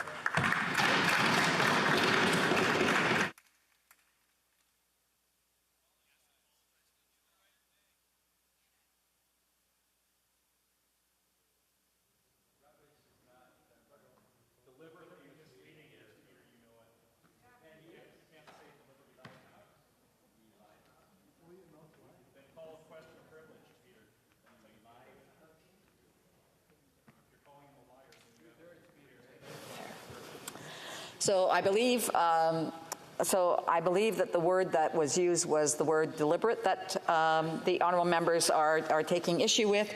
Using the word deliberate in the House is a very serious nature. It's more of a question of privilege that would be used for that, and I would ask the member to retract his word as if it was meant more as a point of debate, then, I would say that, that's not the word to be used. So I would just, again, ask the honourable member. First of all, I will ask the honourable member if he was willing to retract his word. Certainly, I respect you, Madam Speaker, and I will withdraw. Perfect. Does the honourable parliamentary still want to weigh in on everything that's been dealt with? Okay. The honourable member for Brantford Brant. Thank you, Madam Speaker. And now, after the release of the so-called special rapporteur report, when Conservatives were working to get Mr. Johnson to appear before committee to answer on his failure to recommend a public inquiry, again, the NDP showed its true colors and siding with the Liberals and voting together to try and silence the opposition and hide the truth from Canadians. Now, 19 sitting days before the summer break, the NDP is trying to save what is left of their political legacy by presenting a motion that will once again recommend that the government do things differently, and then will vote blindly again against their own very motion. Exactly. Hypocrisy at its finest. Madam Speaker, foreign operatives should never be permitted to intimidate and harass Canadian people on Canadian soil, as this government has allowed for several years. Rather than following the response of our neighbours across the border who shut down promptly these police stations and charged those responsible, this Prime Minister and the Minister for Public Safety instead chose to spend their energy on misleading Canadians. First, the Minister said the stations were all shut down. Then we find out that they're still in operation in Montreal, and now most recently the Minister comes clean and admits that there may be more illegal police stations run by Beijing across this country. Worse now, we've learned that the government has been providing funding to these groups, taxpayer funding designed to implode our democracy. Wow. As reported by the National Post, Centre Sino Quebec, one of two Quebec organizations that are under investigation by the RCMP for allegedly hosting a secret Chinese police station, was given nearly $160,000 worth of funds. The solution is not difficult, Madam Speaker. It is very simple. Shut down all of these police stations and create and implement now a foreign influence registry to protect Canadians. Canadians have no idea what to believe at this point, and who can blame them? Thus, the need for an open and honest public inquiry on foreign interference in this country is imperative to give citizens of this country the answers they so heavily deserve. Unfortunately, we all know very well the government's lack of action did not stop there.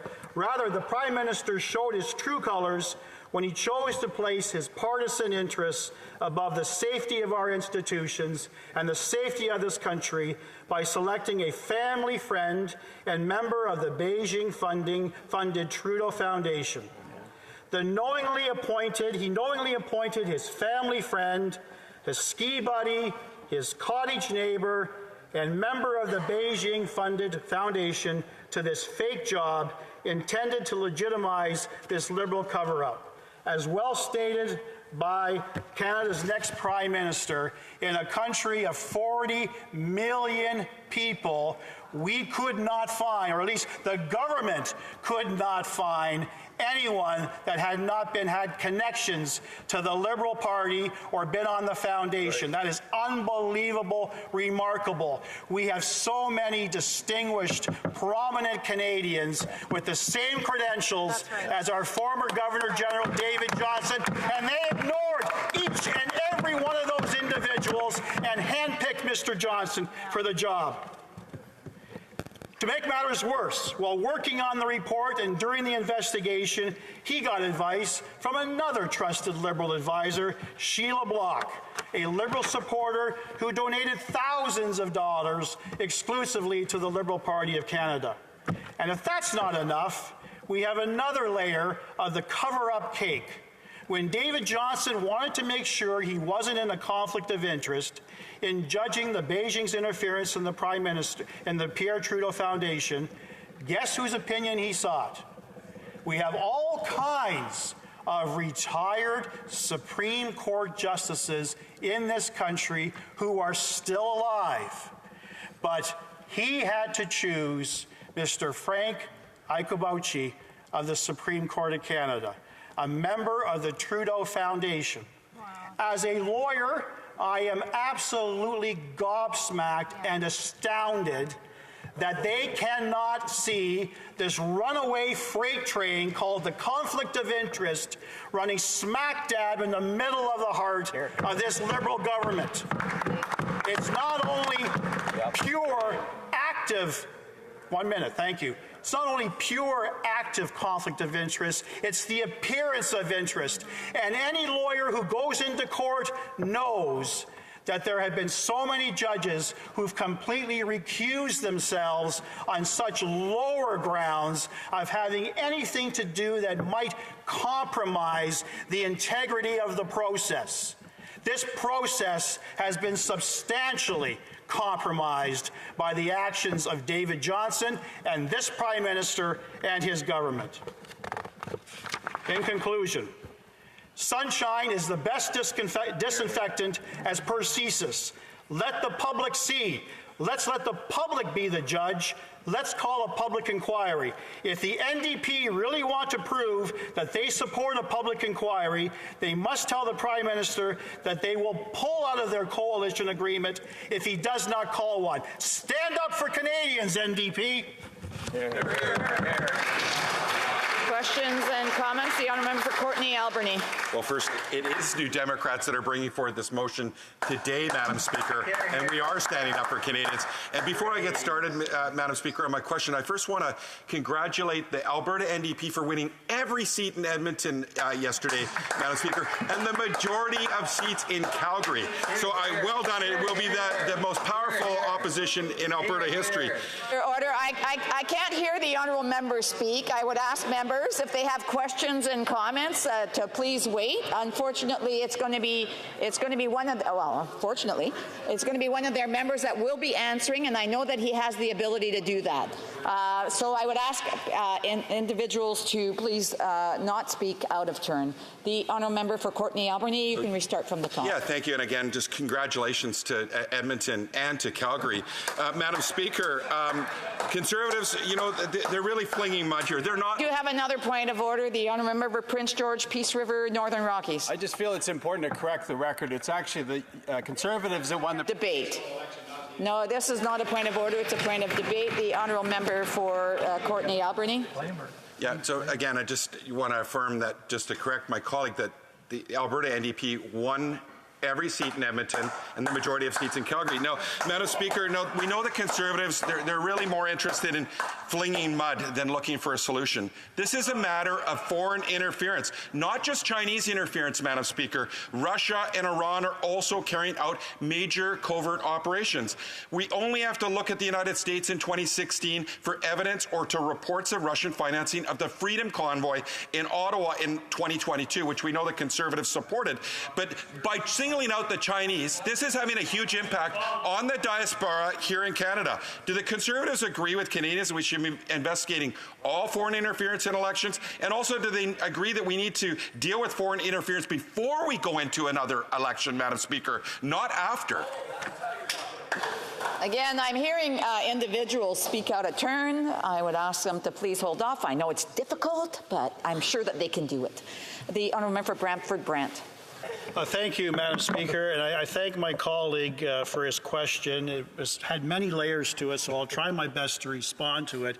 Perhaps he's not aware that for the past year and a half, I was a sitting member of the Standing Joint Committee to review the Emergencies Act declaration, and I would encourage my colleague to actually confer with his colleague, the member for Hamilton Centre, an NDP colleague, who will easily debunk everything that he had to say with respect to the element of Russian interference with respect to the funding.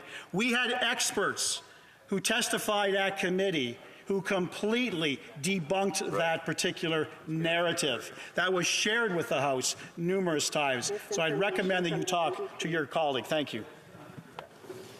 Questions and comments? The Honourable Parliamentary Secretary of the Government House Leader. Yes, thank you, Madam Speaker. You know, it's somewhat disappointing to see the shameful behavior of members opposite when they take personal character assassinations as someone as distinguished as David Johnston. It is important to recognize, Madam Speaker, that David Johnston was in fact a Stephen Harper appointment. That's right. And if you want to get a sense of the integrity of Mr. Johnston, I would suggest to you read what it is that Mr. Harper had to say about Mr. Johnston. And if you want to get even a better sense, all you have to do is read what David Christopherson said in committee of Prague.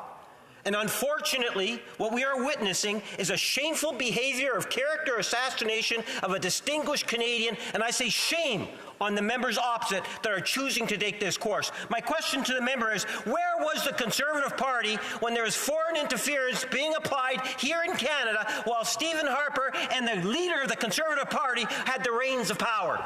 Nowhere. The Honourable Member for Brantford-Brant.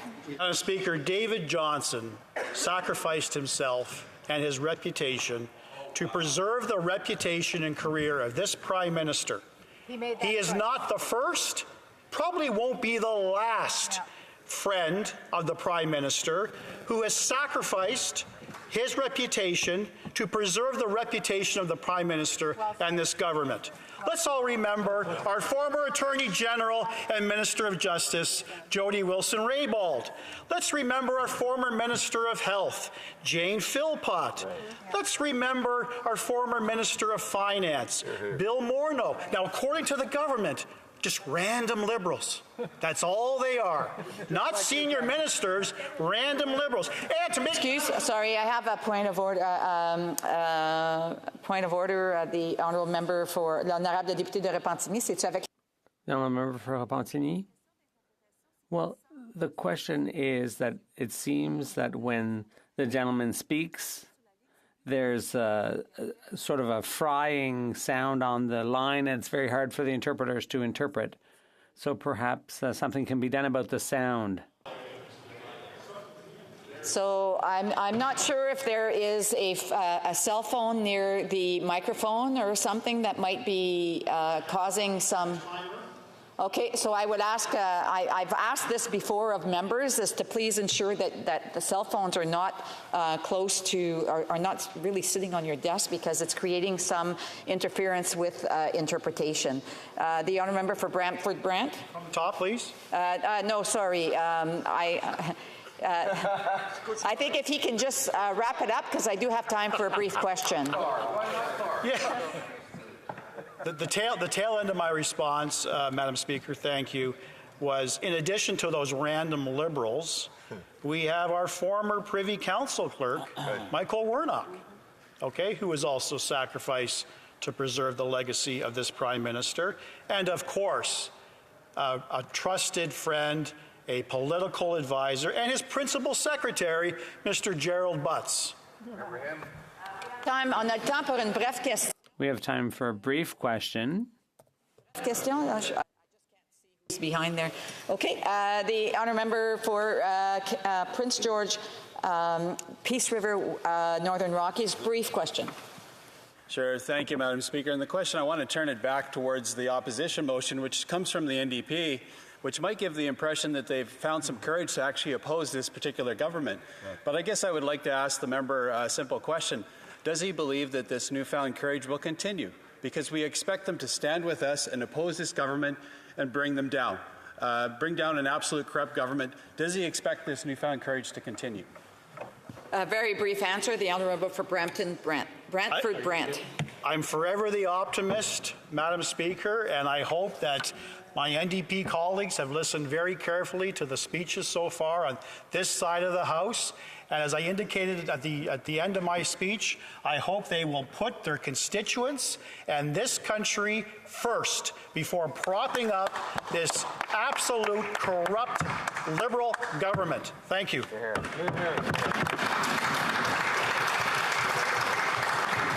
I have a point of order. The honourable member for Durham. Thank you, Madam Speaker. It's a point of privilege, and I'd like to thank you for allowing my colleague from Brantford Brant to finish his speech today. I'm rising on a question of privilege concerning efforts and actions by officials and agents of the People's Republic of China to interfere with me as a consequence of actions I've taken here, Madam Speaker, on the floor of our House of Commons. On Friday, I received a briefing from the Canadian Security and Intelligence Service, CSIS, which confirmed several matters to me that I will discuss in a few moments. In the notice I subsequently sent to you, the Speaker, I indicated that I required yesterday to reflect upon how best to present the information I received. While I recognize that the law of parliamentary privilege affords me absolute freedom of speech here in Parliament, subject only to the rules of the House itself, I also proudly held our late Queen's commission as an officer in the Canadian Armed Forces and have taken several oaths to protect our nation and its secrets. It is because of this background that I have such profound respect for the men and women who swear such oaths to keep our country safe. Whether in the military, a police service, or in one of our security and intelligence agencies, these Canadians are charged with keeping us safe in a dangerous world. With the respect I have for those institutions in mind, I wrestled to find the right balance to satisfy the diverse demands on my conscience with what I'm about to say today in my question of privilege. In your May 8th ruling on a similar but distinct question at page 14106 of the debates, quote, given the gravity of the claims made by the member for Wellington Halton Hills, end quote, you favorably cited the words of Mr. Speaker Milliken from May 29, 2008, that, quote, the chair has always exercised discretion on this point, given the need to balance the need for timeliness with the important responsibility members have of marshalling the facts and arguments before raising matters of such import to the House, end quote. In my case, Madam Speaker, it was not just a matter of marshalling the facts, but also giving adequate consideration as to how those facts could be presented in this House in a way that safeguards the sources and methods of our intelligence agencies and the personnel that work within them. As I alluded to a moment before, the facts of the People's Republic of China's campaign against me are separate and distinct from those which led to your important ruling regarding the intimidation campaign orchestrated against the honourable member for Wellington Halton Hills. In that case, the Globe and Mail newspaper reported on intelligent leaks that indicated an accredited Chinese diplomat was involved in the targeting of this honourable member and his family. This targeting appears to have been ordered following the February 2021 motion brought by that member, recognizing the harms perpetrated against the Uyghur population in the Xinjiang region of China as genocide. After the honourable member raised his question of privilege, the government and CSIS acknowledged to him the veracity of the media reports. The facts of my case, Madam Speaker, are distinct as they relate to an ongoing campaign of foreign interference to target me as both a member of this chamber and as leader of the official opposition. Given my respect for the men and women who work for CSIS and the Canadian security establishment, I will not provide the specific detail from my intelligence briefing on the numerous threats identified to me, as I do not want any details to reveal sources or methods of collection.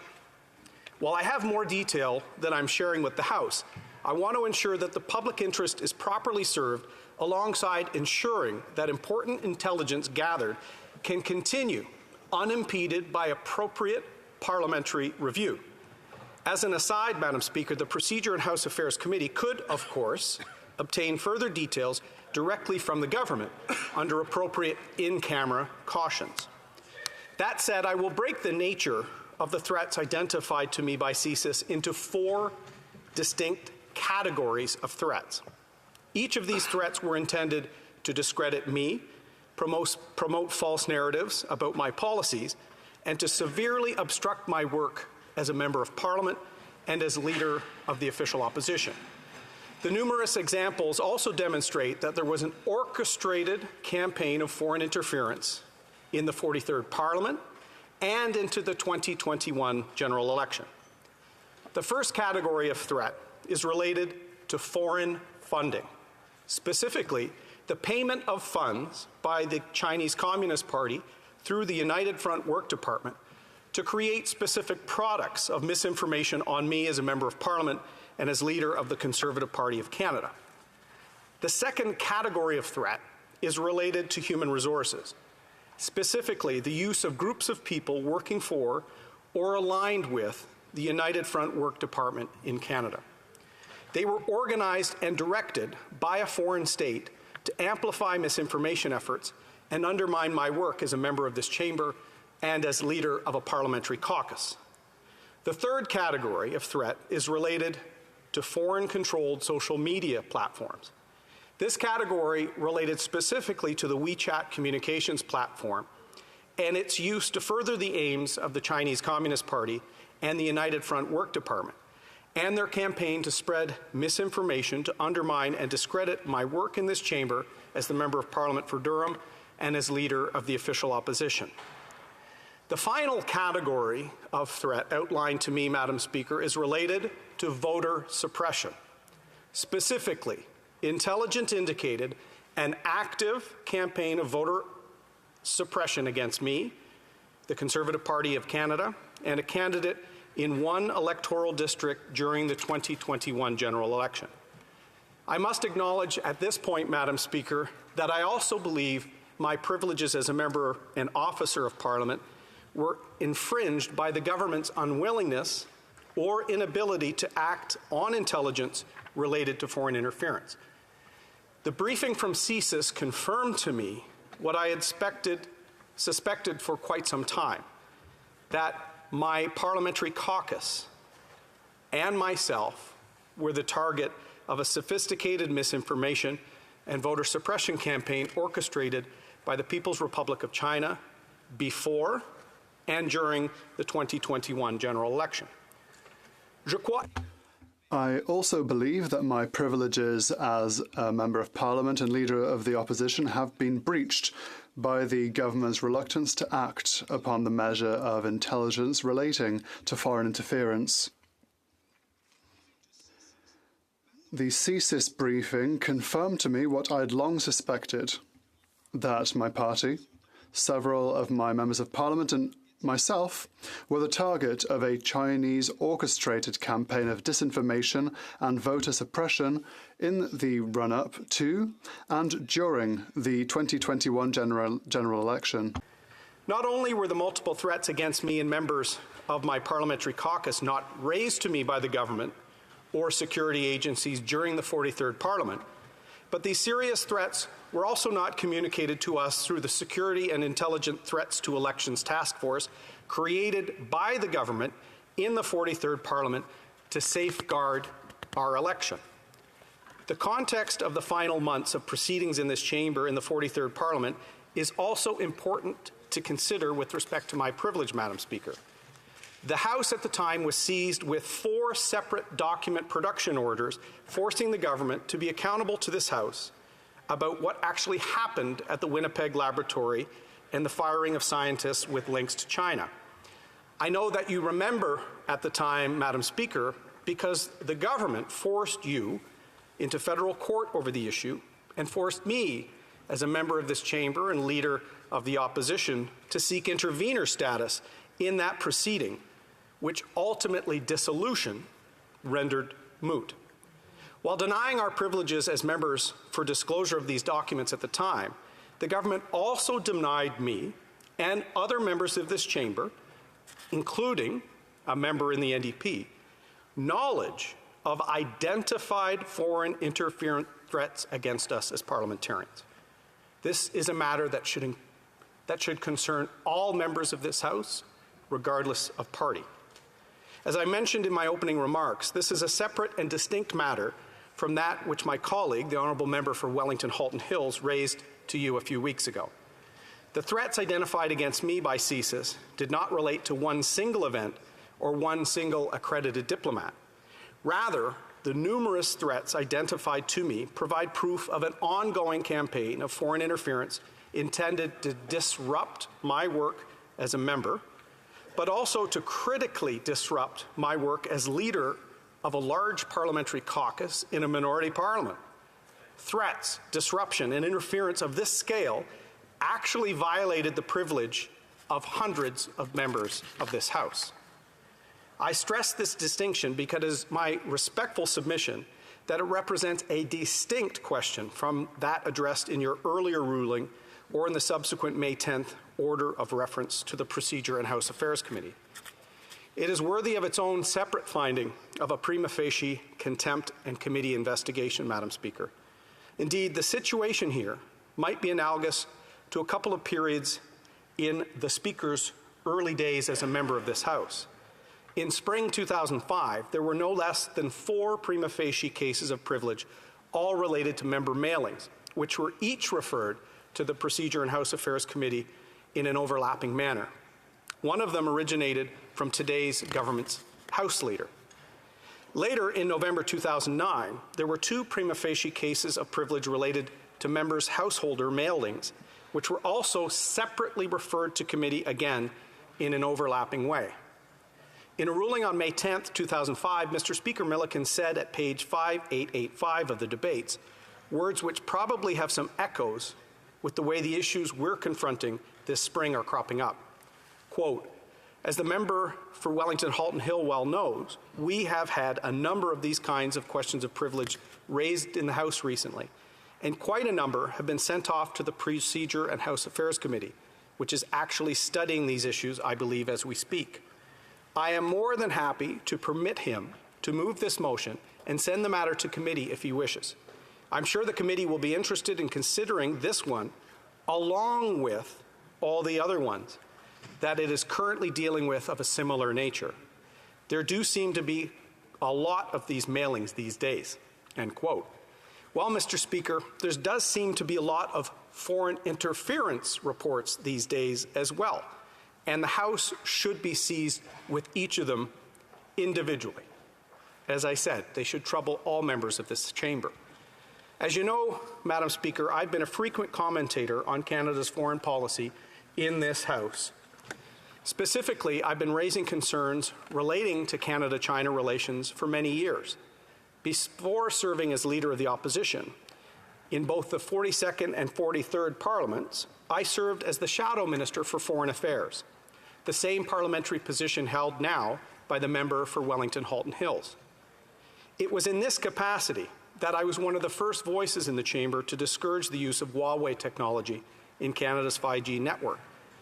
I, alongside other colleagues, raised concerns about the approval of sales of several Canadian technology companies without proper security assessments by this government. I, along with others, spoke about the issue of human rights in China and the abuse of the One Country, Two Systems agreement in Hong Kong. Like many members of this House on all sides, I met with persecuted religious and cultural minorities. In fact, in many ways, my concerns about the government's approach to China culminated in a December 2019 motion to establish the first special committee on Canada-China relations. This retaliatory campaign by a foreign government targeting my work as a member of Parliament rose from my participation in these, amongst other proceedings of the 42nd and 43rd Parliaments. Madam Speaker, it is because of this advocacy that I've faced in response many years of an orchestrated retaliation campaign run from Beijing. Not only did these events occur before and during the 2021 general election, which has been the subject of considerable reporting in the last year, but they also occurred prior to this election and were in the knowledge or control of the government who refused to act. In fact, CSIS advised me that I will remain a target of Beijing's influence operations long after I leave this House this summer. These timing aspects should pose no barriers to your favorable ruling. Indeed, House of Commons Procedure and Practice, 3rd edition, notes at page 81, quote, instances of contempt in one Parliament may even be punished during another Parliament. This area of parliamentary law is therefore extremely fluid and most valuable for the Commons to be able to meet novel situations, end quote. Though some of the actions in this retaliatory campaign of foreign interference were even more present during an election campaign while Parliament was dissolved, there remained throughout that time a clear nexus between the retaliatory campaign in Parliament, parliamentary proceedings, and through dissolution and election. The attacks on my privilege began before dissolution, were accelerated during the writ, and resumed again afterwards. It shows, Madam Speaker, how insidious this foreign interference has become. In this light, I would draw the Chair's attention to this passage at page 773 of Parliamentary Practice in New Zealand, 4th edition. Quote, conduct that seeks to influence members in the performance of their public duties is perfectly proper and permissible. People may even exert pressure on members, for example, by threatening to withdraw support at the next election, unless such an attempt to influence becomes an attempt to intimidate, or there is a threat to do something that is improper in itself, end quote. The right of all members of this House to go about their parliamentary duties free of intimidation, interference, or any form of obstruction has been affirmed by a long line of precedents. The honourable member for Wellington Halton Hills cited several of those concerning intimidation when presenting his own question of privilege, some of which you also quoted in your ruling on that matter. In the interest of time, I would commend those to your consideration. But perhaps, Madam Speaker, the most powerful words are your own from your May 8th ruling at page 14107 of the debates. Quote, the Chair agrees that the matter raised by the member, that is, that a foreign entity tried to intervene in the conduct of our proceedings through a retaliatory scheme targeting him and his family, squarely touches upon the privileges and immunities that underpin our collective ability to carry out our parliamentary duties unimpeded. On the face of it, the Chair believes this matter to be serious enough to take priority of debate over all other parliamentary proceedings, end quote. One new aspect which my situation raises is what our authorities consider to be a form of, quote, obstruction, Mr. Speaker. House of Commons Procedure and Practice, 3rd edition, at pages 111 and 112, offer this explanation. Quote, a member may also be obstructed or interfered with in the performance of his or her parliamentary functions by non-physical means. It is impossible to codify all incidents which might be interpreted as matters of obstruction, interference, molestation, or intimidation, and as such constitute prima facie causes of privilege. However, some matters found to be prima facie include the damaging of a member's reputation and the intimidation of members and their staff. The unjust damaging of a member's good name might be seen as constituting an obstruction, end quote. Mr. Speaker Bosley on May 5, 1987, at page 5766 of the debates ruled, quote, the privileges of a member are violated by any action which might impede him or her in the fulfillment of his or her duties and functions. It is obvious that the unjust damaging of a reputation could constitute such an impediment.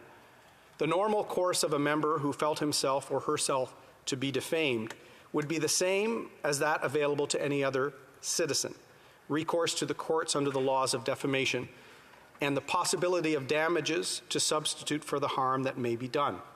However, should the alleged defamation take place in the floor of House of Commons, this recourse is not available." End quote.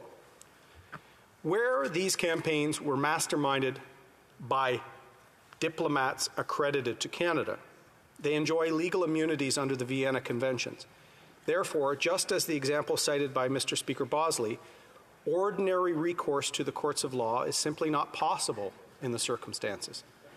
To be clear, Mr. Speaker, this parliamentary privilege is not being asserted, nor do I seek to assert it, against any Canadian who exercises his or her democratic right to enter into the parliamentary and political debate and to criticize politicians for the stands or policies they take.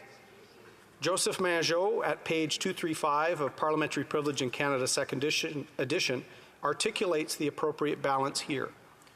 Quote, "All interferences with members' privileges of freedom of speech, such as editorials or other public comment, are not breaches of privilege, even though they influence the conduct of members in their parliamentary work. Accordingly, not every action by an outside body that may influence the conduct of a member of Parliament as such could now be regarded as a breach of privilege, even if it were calculated and intended to bring pressure on the member to take or to refrain from taking a particular course.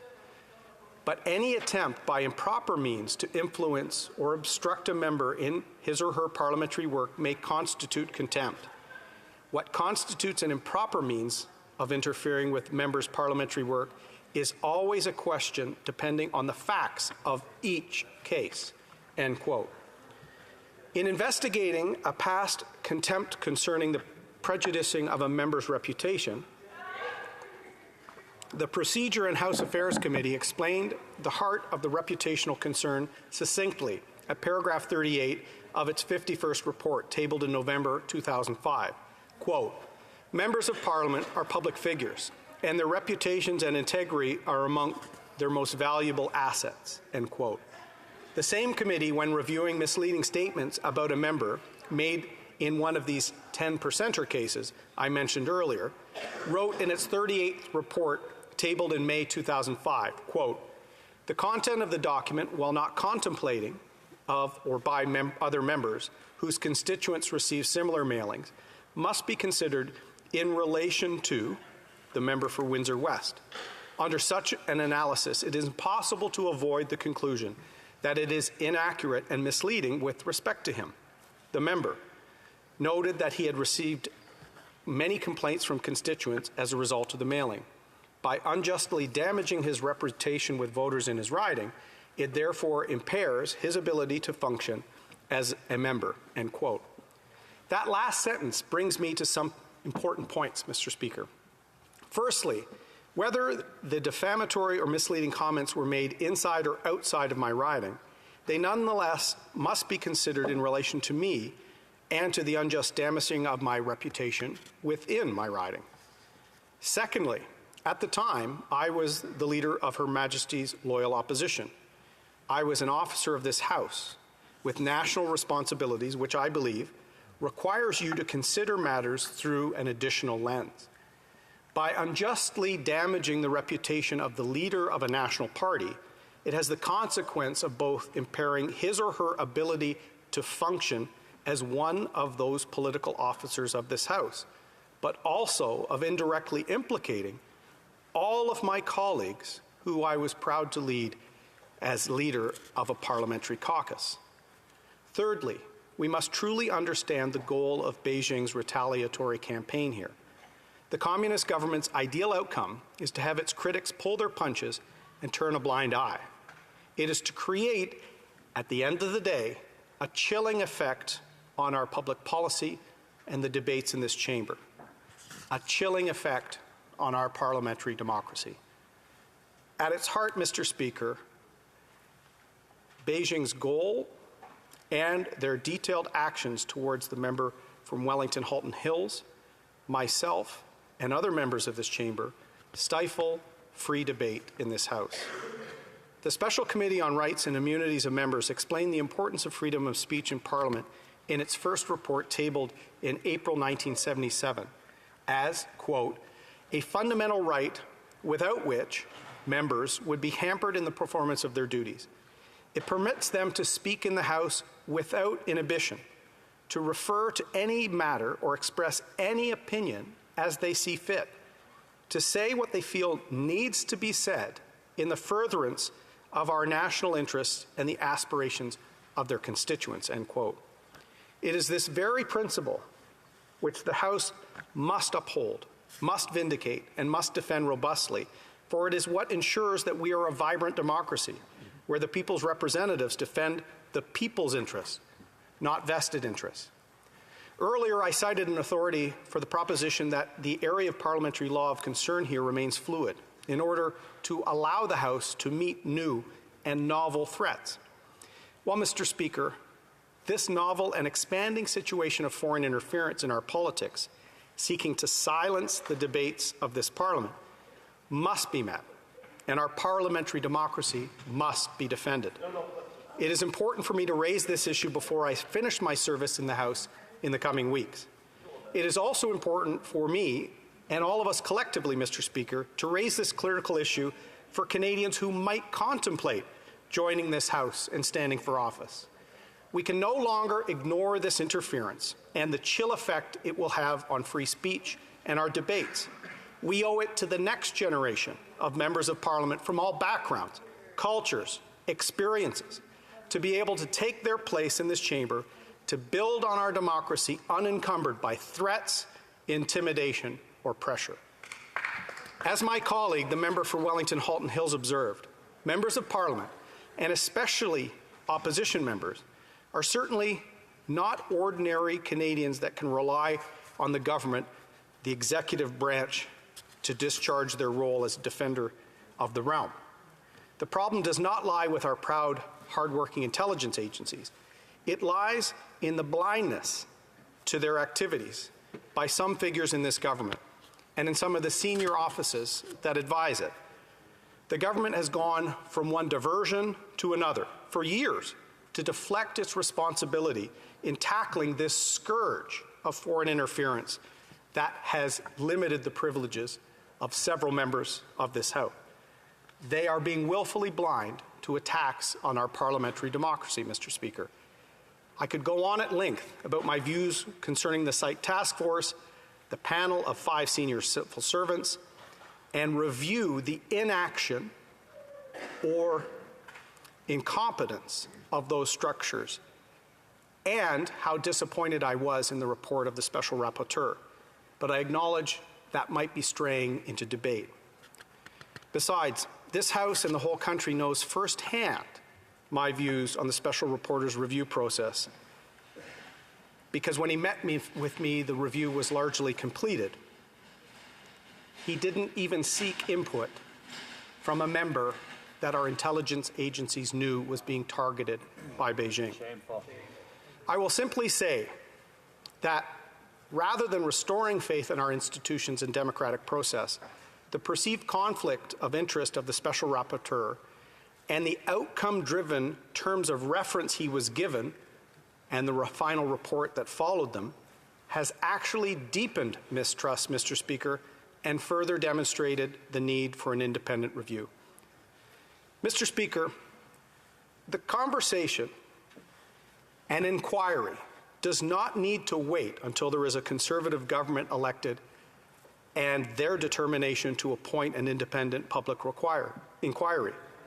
The longer there are delays, the longer there will be embarrassing leaks and headlines that will only continue to further erode public trust in our institutions and in our parliamentary democracy. This historic and proud House of Commons has the duty and responsibility to stand up to attacks on the privilege of every single member of this chamber, Mr. Speaker. Inaction to do so amounts to muting voices sent to Ottawa to defend the interests of their constituents. So let's do it for all members of this chamber, Mr. Speaker, on all sides of the House. and for the Canadians who might want to join this House in the future. As the defender of our rights and privileges, Mr. Speaker, this effort starts with you. Should you agree with me, Mr. Speaker, that this amounts to a prima facie case of contempt, I'm prepared to move an appropriate motion at that time. Thank you very much, Mr. Speaker.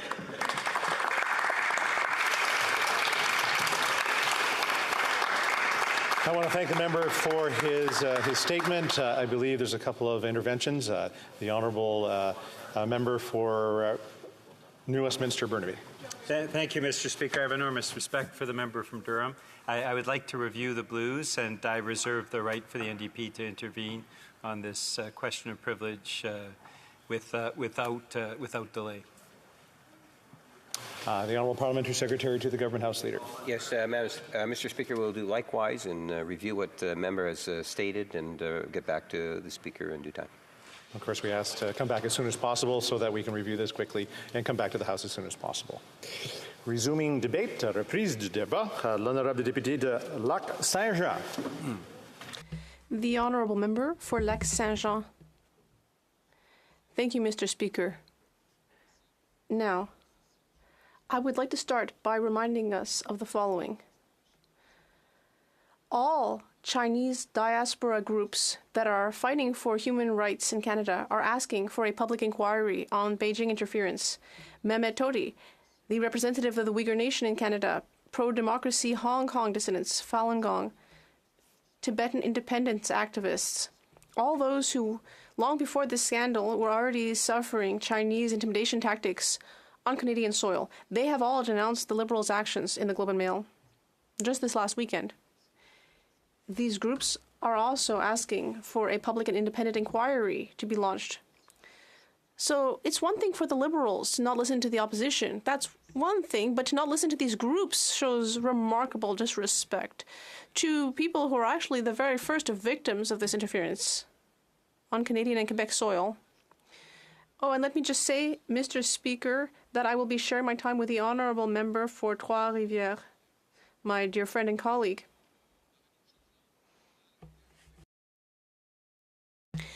And we need to stop saying that there are security reasons to not launch a public independent inquiry. Just yesterday in this House, I referred to the Maher Arar file, a Canadian citizen who was tortured in Syria. There were so many security aspects to his file, and yet there was a public independent inquiry on it. And what's more, it was launched by a Liberal government. So clearly, they are capable of organizing such an inquiry when they want to, so why don't they want to this time? There are many examples of investigations where there were security issues. For example, the Charbonneau Commission in Quebec. Of course, there were security ones. The Rouleau Commission. There were security issues. So we are capable of organizing these things.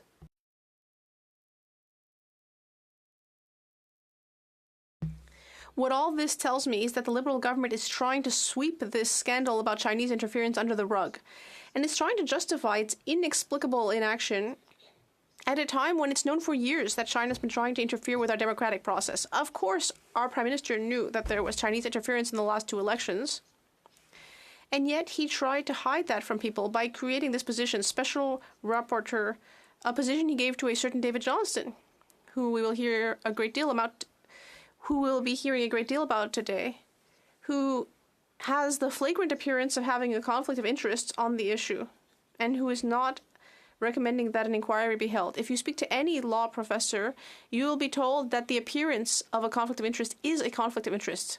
It's 6 of one, half a dozen of the other. And all of this despite the crisis of confidence in our democratic system. So you will not be surprised to hear that the Bloc Québécois will be supporting the motion of our colleague for North Island, Powell River, to ask David Johnston to step down from his functions as special rapporteur, and to ask the government to establish a public inquiry as quickly as possible. And what is being asked for is that this public inquiry be led by an individual selected with unanimous support from all recognized parties in the House, be granted the power to review all aspects of foreign interference from all states, and that the Standing Committee on Procedure and House Affairs be instructed to provide a report to the House as soon as possible with a recommendation on who could lead such a commission of inquiry and what its terms of reference should include. despite the numerous qualities that the Prime Minister has named in David Johnston, nonetheless, he is a family friend of the Prime Minister. And we won't be surprised to hear that he was a member of the Trudeau Foundation, and he has close relationships with China to such an extent that Xi Jinping, the highly democratic Xi Jinping, is calling him an old friend of China. With friends like that, well...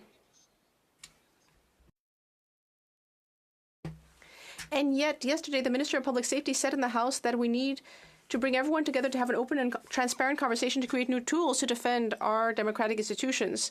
Well, Mr. Speaker, I agree with the Minister. Yes, let's talk about our democracy, Mr. Speaker. Everything we're debating today is based on the concept of democracy. And just before I speak more about democracy, let me just talk about one other subject. Do you remember the Airbus scandal, Mr. Speaker? I'm sure you do, but let me just go into it a bit more. In 1988, under former PM Brian Mulroney, Airbus received Air Canada's purchasing contract for 34 planes at a cost of 1.8 billion Canadian dollars. This aerospace company was exclusively owned by the government, and according to Democracy Watch, our good friend David Johnston was also appointed by none other than former Prime Minister Stephen Harper to help Mulroney, who was facing allegations of having accepted bribes.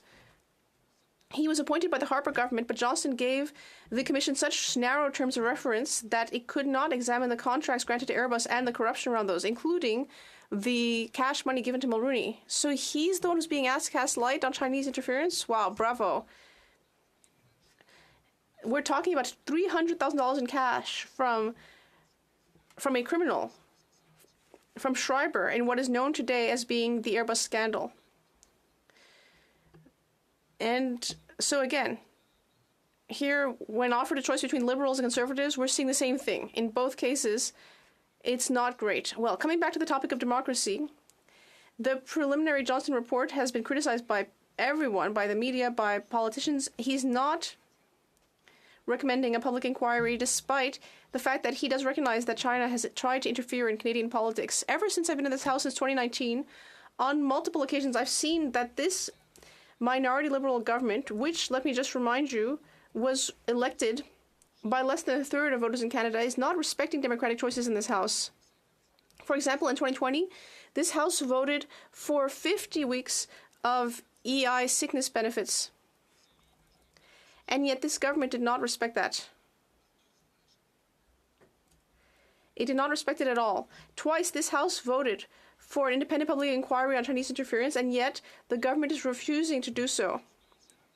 And this is ultimately being requested by more than 68% of the population that is represented by opposition MPs. Is that really democracy? Mr. Speaker, again, I ask, how can the Liberal government come and talk to me about democracy and say that it's protecting democracy when it doesn't respect it in even the most basic way in its own parliament? And the worst part is that after tabling his highly criticized report, Johnston pushed things even further and followed government lines by saying that the problem is coming from the media and that this is all politicians' fault. While we are listening to this kind of thing, the Prime Minister is dragging the puck. We've heard so much from members of the Chinese diaspora. They have told us that they're being harassed and coerced by the Chinese government. And we know that what we've already discovered is just the tip of the iceberg. And what I find even more fascinating about this story is that, according to Johnston, the member for Don Valley North is not responsible for having imperiled the lives of the two Michaels. So that's what's being used by Mr. Johnston to not trigger an independent inquiry, and he might go back into the Liberal caucus, that member, as the Prime Minister said he's open to. And yet that same member, the person who is the most involved in this whole issue, he voted for a public inquiry. I mean, at this point, we're in a real farce. This situation is extremely befuddling and nonsensical. In such a surreal situation, Mr. Speaker, you can imagine that people are cynical about Canadian democracy. I know I don't have much time left, so I'll just say briefly that we know that the government wants to put things off, but meanwhile people are suffering. As I said, everyone from the Chinese diaspora who's fighting for human rights in Canada and in Quebec is asking for a public inquiry on Beijing's interference. Uyghurs, people from Hong Kong, Tibetans, Taiwanese people, entire communities that have had their culture and their traditions stolen, men, women, and children who are suffering violence and persecution, people here in Canada, people from these communities who fear for their safety, who fear for the safety of their loved ones. They are the real victims here of this Chinese interference in our elections. They are asking for a public and independent inquiry. We should listen to them. No, we should listen to them. We should show some respect for these people. How is it possible, Mr. Speaker? How is it possible that they're not being listened to? It's horrifying. Yesterday, I asked in the House a question about this, and I was told that these groups were going to be reassured. Well, do you really think they're feeling reassured? If that were really the case, would they have come out in the Globe and Mail all together as a group to say that this was a sad day for Canadian democracy, a sad day when David Johnston tabled his report? It's one thing for the government not to listen to the opposition, but for it not to listen to Uyghurs, Tibetans, Taiwanese, and Hong Kong people. That is upsetting. It's a flagrant lack of sensitivity to these people's situation. And I would like to say that I stand with them. We will support them. And we are asking for the same thing as they do, Mr. Speaker. Thank you. Questions et commentaires, questions and comments at the Honourable Parliamentary Secretary to the Government House Leader. Yes, Mr. Speaker, you know, at times you can barely tell the difference between the Conservatives and the Bloc when it comes to certain issues, and more those issues are very frequent. And it's unfortunate because at the end of the day, we have seen a character assassination of an outstanding Canadian, someone that was appointed by Stephen Harper, a Conservative Prime Minister, and he's provided a report. A part of that report is an annex. And in order to receive and read the annex, you have to get a certain security clearance for it. The leader of the Bloc Party has chosen to say, I want to be completely ignorant of all those facts. He doesn't want the briefing. The briefing will explain why the former Governor General chose not to recommend a public inquiry. Can the member give a clear indication as to why it is the Bloc Party is intentionally, but more specifically, the leader of the Bloc Party is refusing to get the clearance necessary in order to see the documents that led to the recommendations by the Bloc, by the former Governor General? The Honourable Member for Lac-Saint-Jean. Well, Mr. Speaker, I was expecting a more challenging question than that one. In that very question, my colleague said we are like the Conservatives, but then in that same question, he's saying that they and the Conservatives chose the same person to cover up a scandal. So in his own question, he admitted that the Liberals are doing the same thing as the Conservatives. They're using the same person to sweep something under the rug. That's fantastic. Well, let me answer his question. Why do we say no? Well, because the people that we work with, the real victims of Chinese interference, are asking us not to do that. They're telling us that we need to call out for a public independent inquiry and that this is a liberal trap, this whole security clearance business, because ultimately we won't be able to talk about what was said. It's remarkable to see to what an extent we're trying to hide things from people. They're not even trying to hide what they're doing, this cover-up. They're not even trying to hide it. And they said, well, you'll see in these secret documents why there's not an inquiry. You will know why, but you won't be able to talk about it. No one will learn about it, and you won't be able to tell a single solitary person about it. It's remarkable. I cannot believe that they can stand up in this House and believe what they're saying. Let me come back to the most primordial part of all this. These people barely respect their own parliament's democracy. So how are we to believe them when it's time to cast light on interference in our elections? Commentaires, questions and comments. L'honorable député de The Honourable Member for Terrebonne. I'd like to congratulate my colleague on his excellent speech. Let's take a step back. As my colleague eloquently reminded us, this is the second time that this Parliament will be voting on a motion to ask for the government to carry out a public independent inquiry. This government, I would like to remind it, is in a minority position. If a majority of members in this House ask for a public inquiry, if a majority of representatives of the Canadian and Quebec peoples ask for an independent inquiry, then this government has the duty to do so. I would like our colleague to comment on the fact that this is not an isolated example, and this is not the first time that this government seems to not care at all about democracy in this country. The honourable member for Lac Saint-Jean. I'd like to thank my colleague for Terrebonne. Well, Mr. Speaker, not only are we increasingly seeing that this government is so full of itself that it keeps thinking that it's a majority, not a minority government, and it doesn't care at all about what its own House of Commons has to say, but worse still, and this is something that surprised me today, the Liberals are coming in here with an arrogant and aggressive tone, condescending, supercilious about the motion from their friends in the NDP, which, by the way, should stop supporting the Liberals. It makes absolutely no sense that they should do so. But anyway, at a time when they don't even seem to care about motions voted on by the House of Commons, how is it that they show up here and they take this condescending tone, insolent, in fact, I would call it frankly insolent. Really, Mr. Speaker, I can barely believe it. It's almost enough to make me fall off my chair. Luckily, our chairs here are pretty solid, but how long that will go on, hard to say. Reprise du débat. Resuming debate. Honorable député de... The honourable member for Trois-Rivières. Thank you, Mr. Speaker. Thank you for this opportunity. I'd like to give a shout out to my constituents in Trois-Rivières who are very concerned about Chinese interference, and they wonder what's going to go on, what's going to happen with this special reporter. One of my constituents said, in fact, Mr. Johnson's all alone here. We're very in favor of this motion. In fact, we're calling for a public inquiry back in March.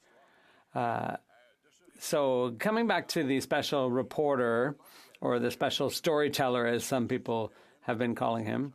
So I believe that it's a lot to hope that there would be unanimous support for this motion. We might get 2/3 support, probably not unanimous, but Mr. Johnston is the only one who thinks he's right.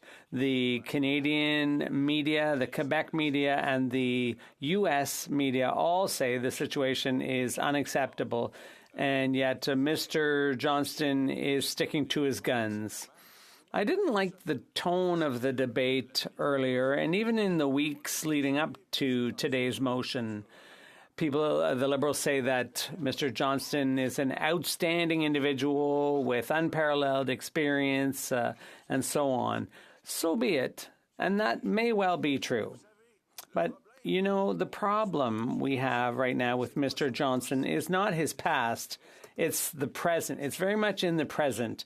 And presently, he's in an untenable situation, which is a conflict of interest, or at the very least an appearance of a conflict of interest.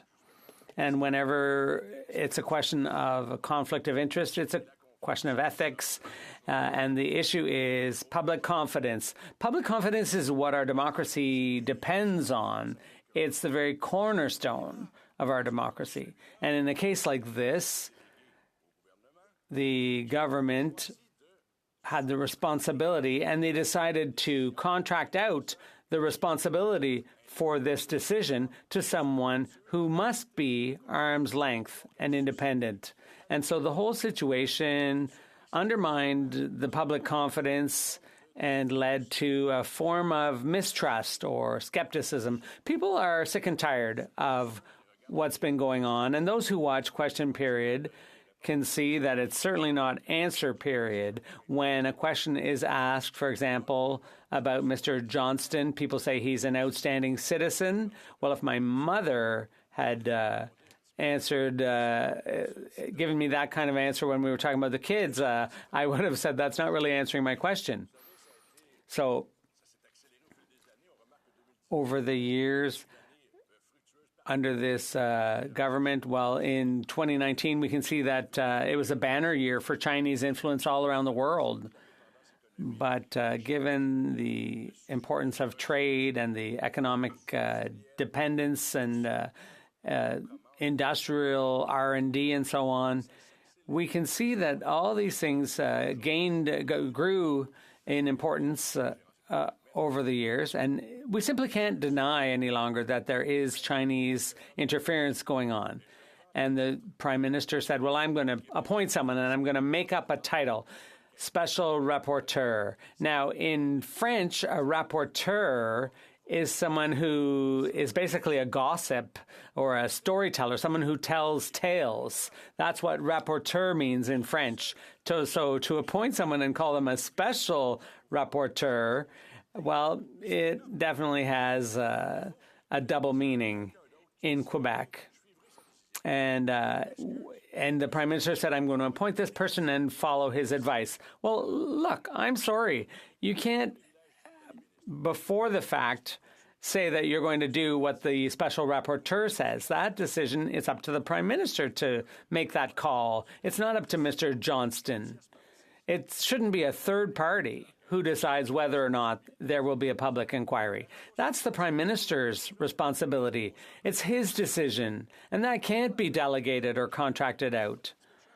Now, just to flesh out this idea of accountability or responsibility, it comes from two Latin words. Res means thing.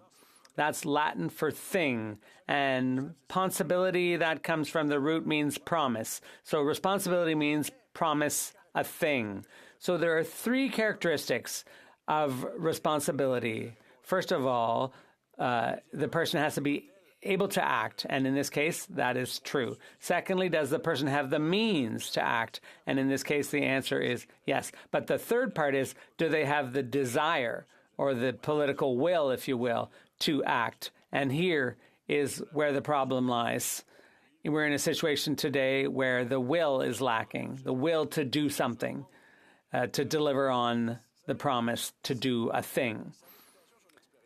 Mr. Johnston's reputation and experience, and the fact that he was appointed originally by Mr. Harper, which the Liberals have repeated ad nauseum, that's not the problem. The problem is that there's no public confidence. And the Liberals say, well, people should have confidence because he has extraordinary credibility. Well, the problem is that it requires more than just credibility. It requires legitimacy as well. My grandfather often said, when you're the only person who's in the right, you have to start asking questions. So the legitimacy is lacking because Mr. Johnson participated in the Trudeau Foundation. He had the Trudeau kids, he took them skiing. His own kids studied in China and so on. So there are all kinds of things affecting Mr. Johnston's credibility, and that really tarnishes all of his work. So, and if there's no confidence, then the process is pointless. It's a waste of time. So, whenever you get close to the goal, whether or not the report is close to hitting the mark, it doesn't really matter because there's no confidence. And so, the Liberals obviously wanted to avoid getting painted into a corner here, but I have a question about the NDP motion, which, as you know, will be supporting it. But I have a question nonetheless for the NDP. If after the motion was passed in March, what's going to happen if this doesn't pass? What's Mr. Singh going to do? Is he going to get angry? Is he going to withdraw support?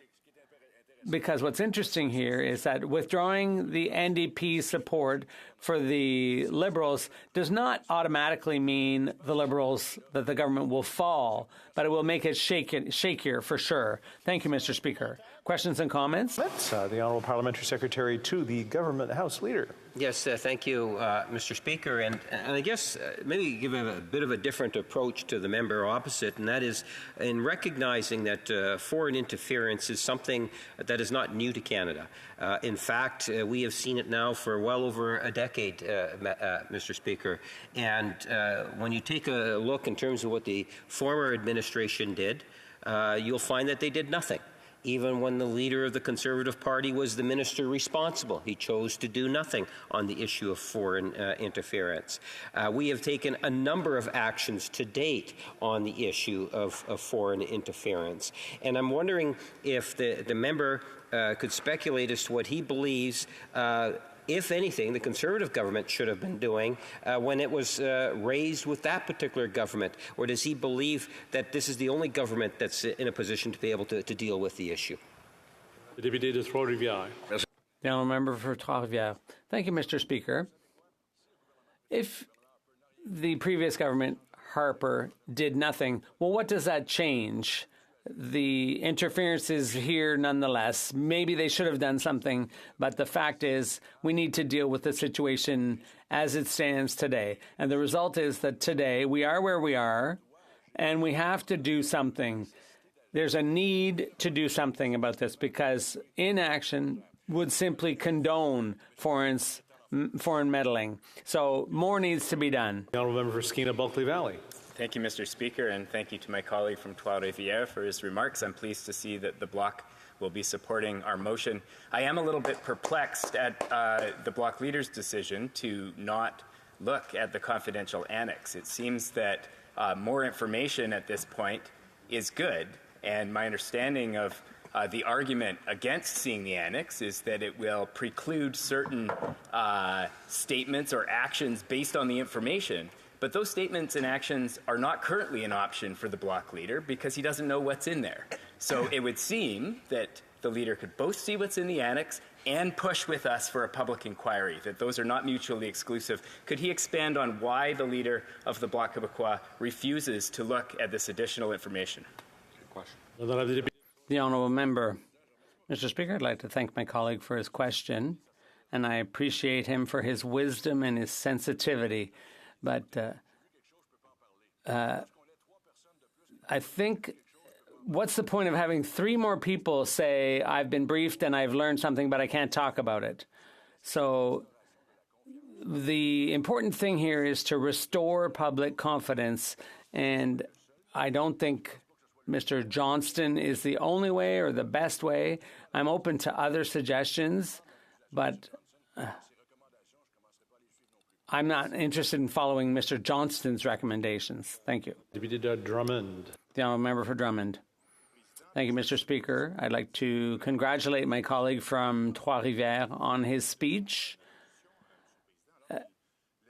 He raised a few questions in his speech, basically along the lines of, well, what's the alternative? He didn't say it exactly that way, but basically he... You know, when you're raising a child, often parents threaten the child, do this or else. But the threat is never carried through on, and the or else is never specified. So this is a very serious motion we're dealing with today, and the tone is very serious, as befits the topic.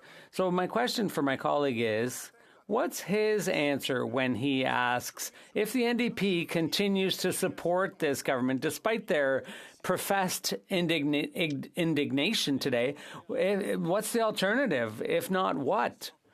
The honourable member for Trois-Rivières. Thank you, Mr. Speaker. Well, that's what's lacking from this motion. It's very important because the NDP currently has real power.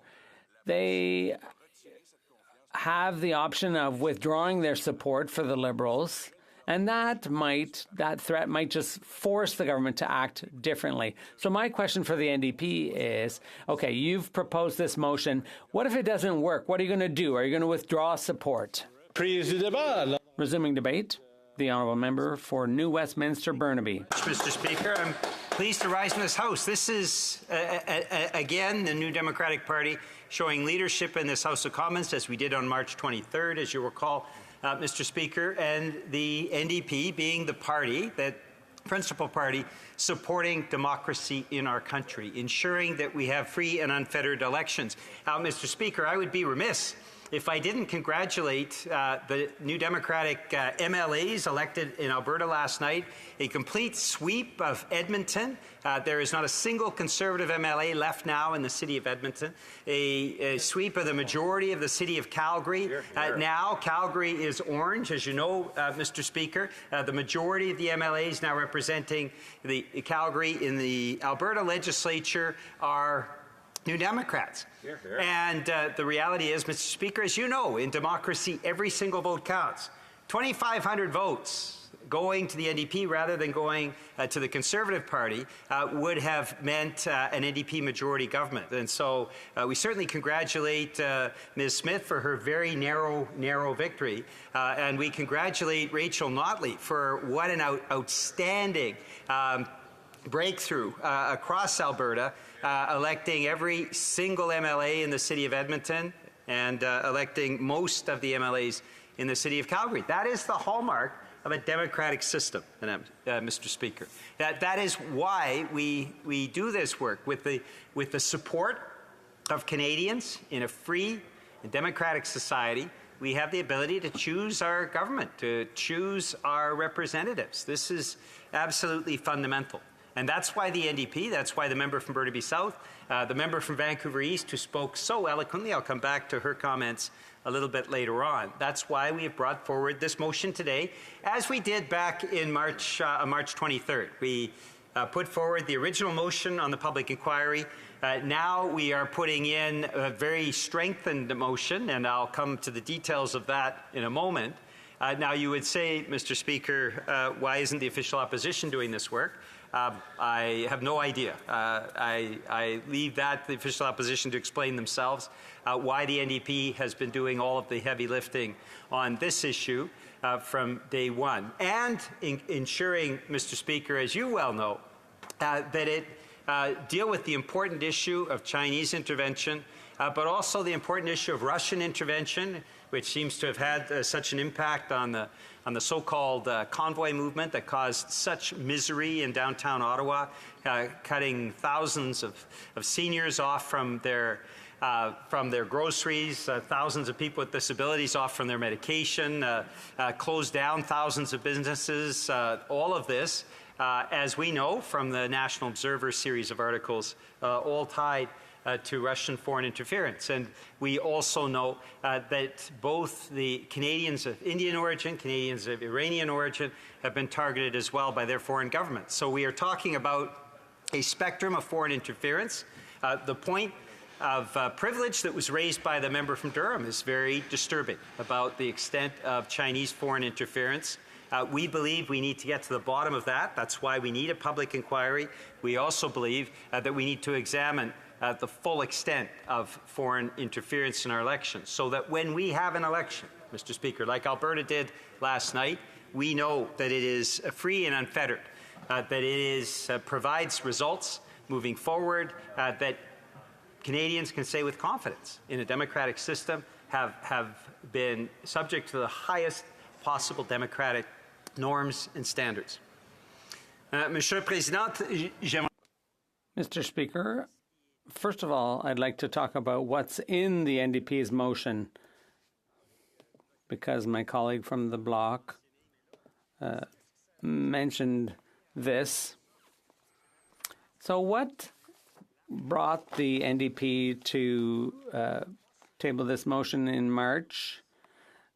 There was support, unanimous support, not just among the opposition parties, but among all parties. And that definitely gave a good sense of direction to the special rapporteur. So what's being suggested today is that as quickly as possible, there be a public inquiry launched in order to restore public confidence in our democratic institutions and to ensure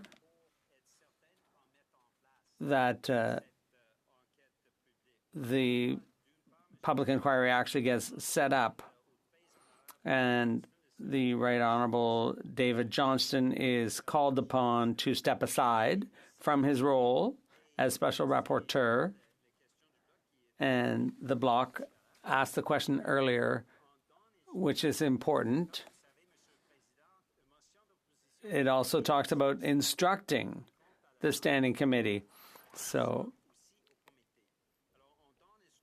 an instruction is given to the Standing Committee on Procedure and House Affairs to provide a report to the House as soon as possible with a recommendation on who could lead such a commission of inquiry and what its terms of reference should include. So, the question now that each of us here, whether it's a Liberal member, a Conservative member, a Bloc member, and of course, in my case, an NDP member, the question we should all be asking ourselves before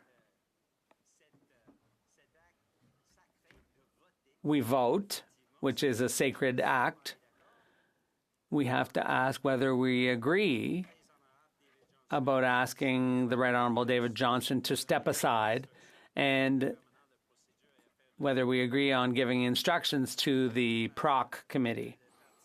In other words, the parties, as the leader of our party, the member for Burnaby South, has often said here in the House, it's about the next steps, which means finding who the successor should be and providing them with a terms of reference for this public inquiry. This is very important, Mr. Speaker.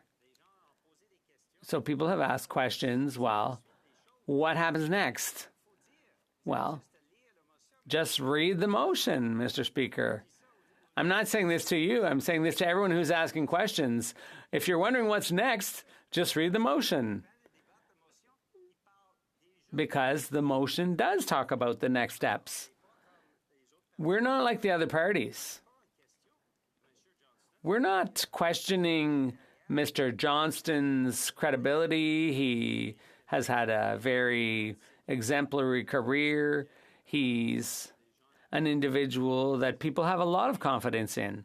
But to our eyes in the NDP, having confidence in the individual doesn't necessarily mean that we're going to accept his report and his recommendations when obviously this is something that wasn't done correctly. It's not sound. The process was not sound for two reasons.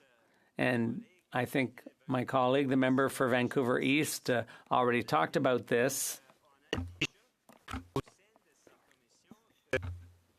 We already have in these commissions legal counsel that gave donations to the Liberal Party, thousands upon thousands of dollars. They're significant donors to the Liberal Party. For us, this is a lapse in judgment. This is not to say that we should cast doubt upon the professional part of this distinguished gentleman, but we have to question the judgment of having someone integrated into this kind of work. Someone who in the past may have given so much to the Liberal Party. This is a lack of judgment, Mrs. Speaker. The member for Burnaby South has already mentioned it. Second of all, when we have a look at the report, it is not convincing, it is not solid, it's a weak one. When we speak of various pages, and my colleague for Vancouver East talked about all the different contradictory aspects in this report, the fact that we have a rapporteur that says that the main reasons for which we should not have a public inquiry is because this kind of meeting would not be able to be public. Now, Mr. Speaker, of course, public inquiries deal with information that is sensitive or confidential. It's similar to all public inquiries in the past, and as we have mentioned many times,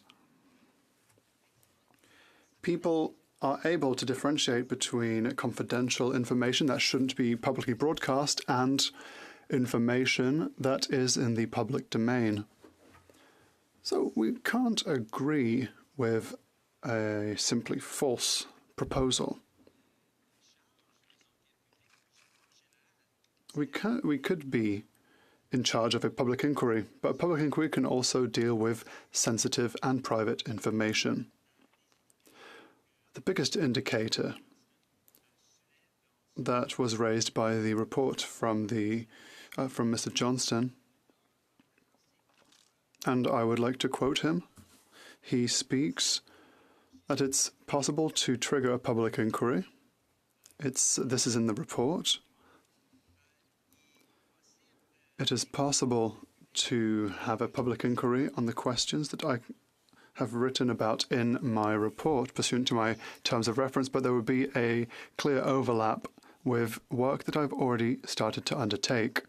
Now, Mr. Speaker, he himself said my work as reporter stops the creation of a public inquiry. This overlap means that me as rapporteur, I preclude the possibility of having a public inquiry. It's written black and white on a piece of paper, Mr. Speaker. It is clear that we have a rapporteur who clearly states that this overlap for him is something that should be kept in, should be held in consideration. That is why the NDP studied the matter and said, hang on a second, we do need a public inquiry. The public is asking for it, Parliament is asking for it. All parliamentarians, apart from the Liberal parliamentarians, are asking for it. And so it is evident that we have here a special rapporteur who is clearly stating, well, listen up. We can't have a public inquiry if I continue my current position. That is a very important aspect to keep in mind. So, Mr. Speaker, what is in this motion that we have tabled, as was the case on the 23rd of March, where we showed leadership, and it's not the official opposition that showed their strength. It was the NDP that showed how strong it was.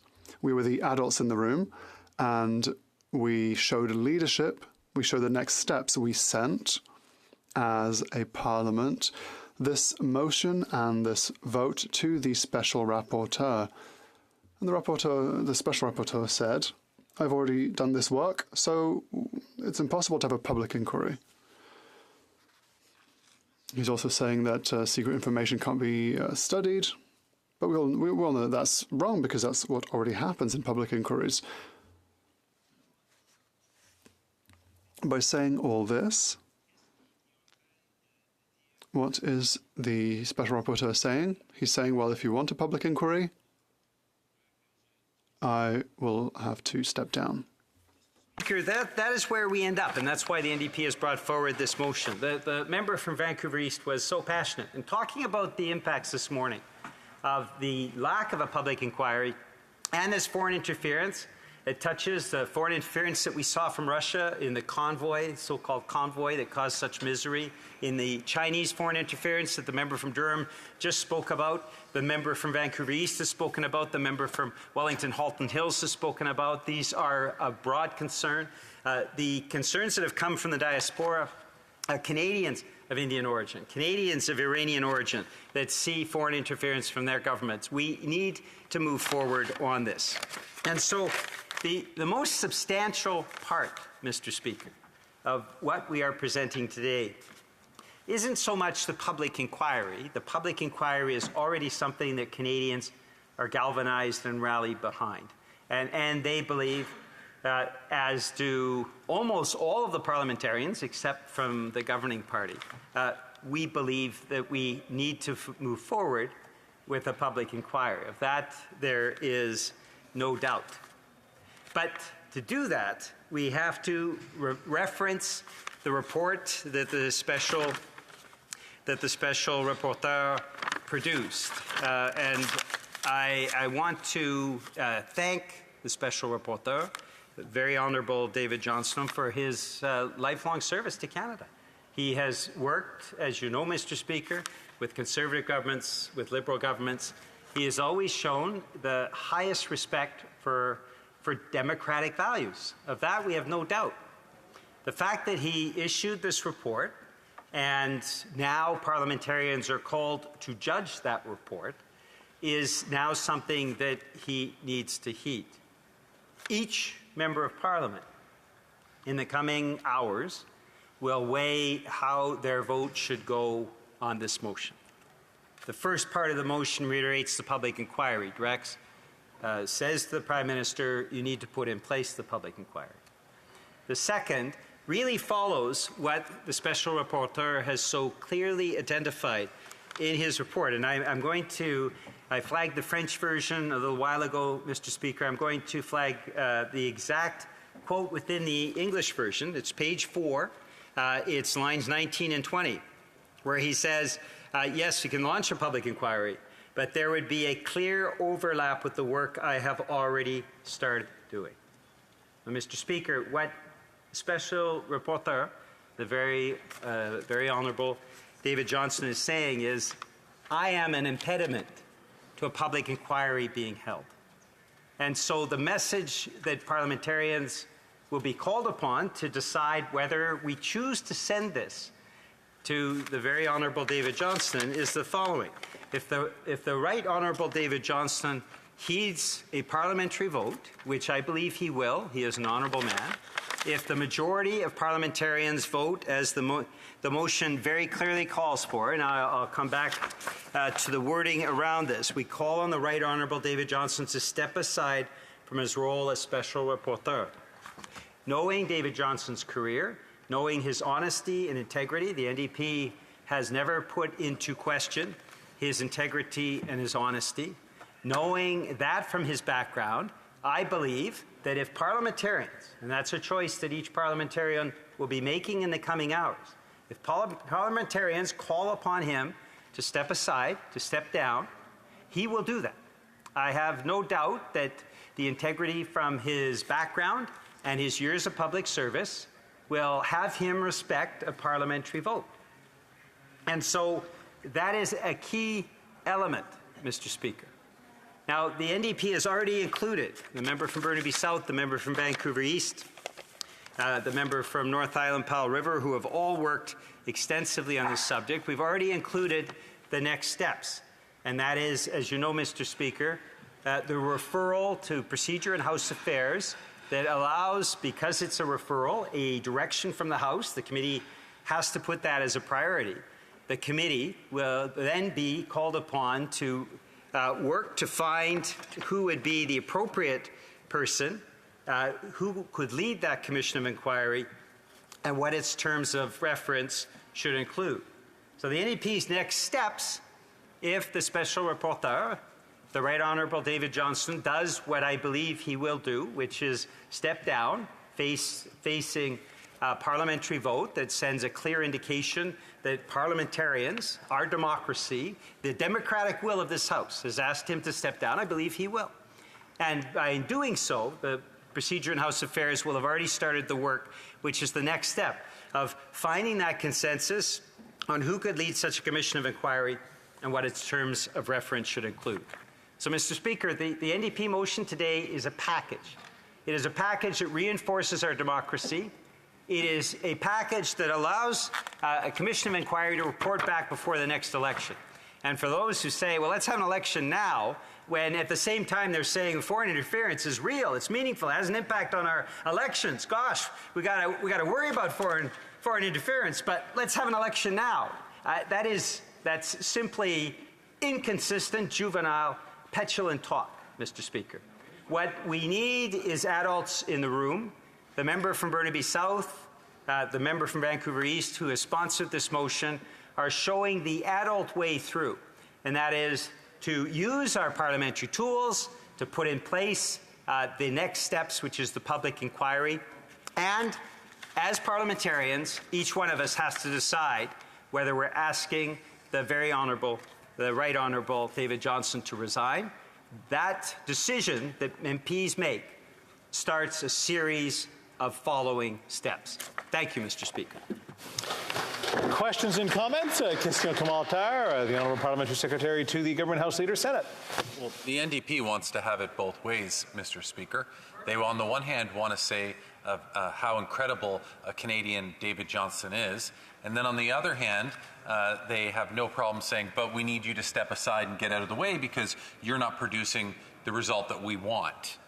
And, you know, I found it very interesting that the House Leader for the NDP specifically went at great lengths to talk about how much respect he has for David Johnston, and he even went on to say that he knew, as a matter of fact, that if David Johnston was asked by this House to step down through this vote, that he would comply with that.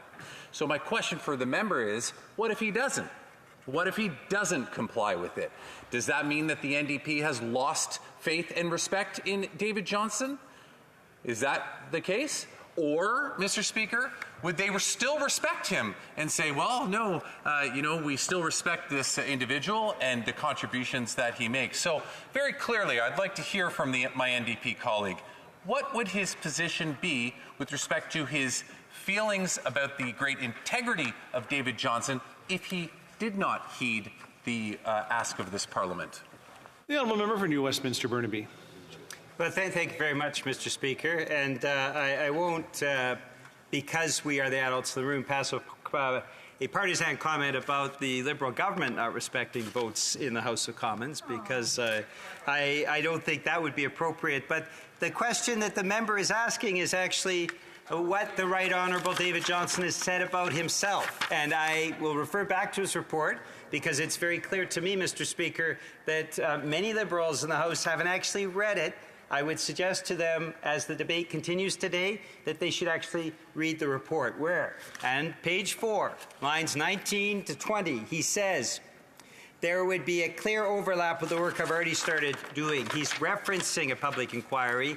He's saying that the reason why we can't have a public inquiry is because of that overlap. And I believe if he has sent that signal to us that he will do the honourable thing and heed a vote of this House. How this vote is going to go, I don't know. Neither does the member. But if a majority of members of this House vote to ask him to step down, I believe he will do the honourable thing. The Honourable Member for Drummond. Thank you, Mr. Speaker. I'd like to commend my colleague for New Westminster Burnaby for his speech. I would also like to commend the NDP for this brave and pertinent motion. The issue we are dealing with is a very important one, democracy and trust that Quebecers and Canadians have in our democracy and in how Parliament works. In this motion, there are a number of points, but the most important one is the request that David Johnston, the Right Honourable David Johnston, remove himself from his current position so that we can have a public inquiry. And that's what the opposition parties are asking for. The Conservatives and the Bloc will, well, I don't want to speak for the Conservatives, but the Bloc will support this motion today. This very important motion that the NDP has also given all their attention. Will the NDP tell the government that this motion is conditional, or rather their support for the government? Are they going to tell the government that their confidence in the government will lie on this vote, on today's motion? Thank you, Mr. Speaker. The Honourable Member for New Westminster Burnaby. Thank you, Mr. Speaker. I have a lot of respect from my colleague for Drummond, a bit less for the Bloc Québécois strategy that had very personal questions for the Right Honourable David Johnston. The leader of the Bloc Québécois refuses to read all information that is available. It's only the member for Burnaby South that is ensuring a follow-up. The Bloc Québécois and the Conservatives refuse to read essential information. We've already spoken about the next steps to take. I said that in my speech. I will say it again. And I have a lot of respect for the Honourable Member for Drummond. Please read the motion, everyone in this House. It'll be easier for us to answer questions if there are not questions that have already been answered in the motion.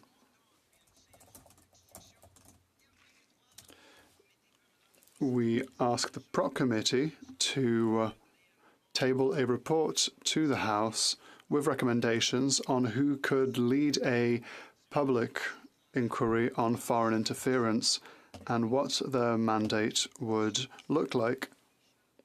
The next steps are already in the motion, Mr. Speaker. I would like to ask all my colleagues to read the motion before asking questions that have already been answered. Thank you, Mr. Speaker. The Honourable Member for Spadina Fort York. Thank you, Mr. Speaker. My NDP colleague is saying all of the right things. He's sounding very strong. But this motion is non-binding. This won't force the government to act, just like the March 23rd motion that he proudly referenced that called for a public inquiry. That also was non-binding, which makes me wonder if this is all simply just performative, in part because there seems to be a remarkable number of consistency between the NDP and the Liberals' talking points in criticizing other opposition parties, which leads me to my question, Mr. Speaker. There's only one opposition party in this House that actually has the power to compel the government to act through their confidence and supply agreement to turn his really strong, fine words into real action. Will the NDP do that? You, Honourable Member for New Westminster Burnaby. Thank you very much, Mr. Speaker. I again, can I say for the third time, I don't want to repeat myself too much, but please read the motion, s'il vous plaît. It's very clear. This is binding when you instruct a committee, instructing the Standing Committee on Procedure and House Affairs to provide a report to the House as soon as possible, the recommendation on who could lead such a commission of inquiry and what its terms of reference should include. Mr. Speaker, as you know, with your learned experience as Speaker, Deputy Speaker of the House, that is binding on the committee. The committee can't say, oh, we're not going to do that. The committee can't say, hey, we're not going to follow this instruction. This is a binding obligation on procedure and House affairs. And so they are bound by that, obliged to do that. Now, Mr. Speaker, there is the question of is the Right Honourable David Johnston obliged to resign if Parliament asks him to? Is there a binding obligation on him? I think there is a moral obligation, Mr. Speaker. I have followed his career. I've seen him both work with Conservative and Liberal governments. I believe he is a man of integrity, and I believe if the House of Commons makes that decision in the coming hours to ask him to step down, I believe he will. In that sense, I do believe there is a binding moral obligation that follows the vote on this motion in the House. Thank you, Mr. Speaker. Questions and comments? Question commentaire. The Honourable Member for London Fanshawe. Again, I would really like to hear from my honourable colleague who brings a great deal of information, wealth, knowledge to this debate about doing that work. The NDP has clearly put forward a path here. It's consistent with the fact that, as he had mentioned, being adults in the room, being committed to doing the work and ensuring that a path is laid out, that there's a plan, so that Canadians know that both the will of Parliament is being followed here, unfortunately, as the government has not done, but that we are the ones who are putting forward that plan and laying out the procedure, much like the leader, the member for Burnaby South, has done in terms of demanding a briefing, taking that briefing, and then going forward with a plan that's needed, again, unlike the Leader of the Opposition. I would really love to hear his thoughts on that. Thank you, Mr. Speaker. We are out of time, and I'll let the Honourable Member answer that. The Honourable Member for New Westminster Burnaby. Thank you very much. I want to thank the member from London Fanshawe for her leadership on this. The NDP has been the adults in the room pushing this along.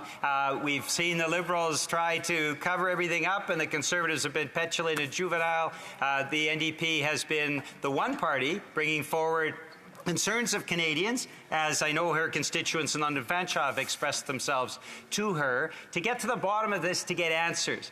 Whenever our next election is held, we need to make sure we have fully examined this issue and put in all of the measures that protect our elections. The NDP will get us there. Thanks, Mr. Speaker.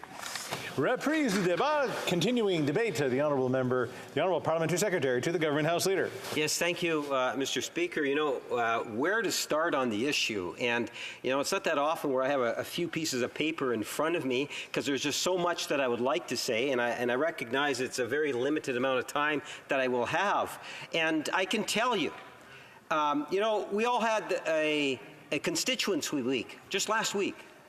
And, you know, I had, there was a number of ministers. Minister Joly came. We talked about the Philippines. I'm sorry.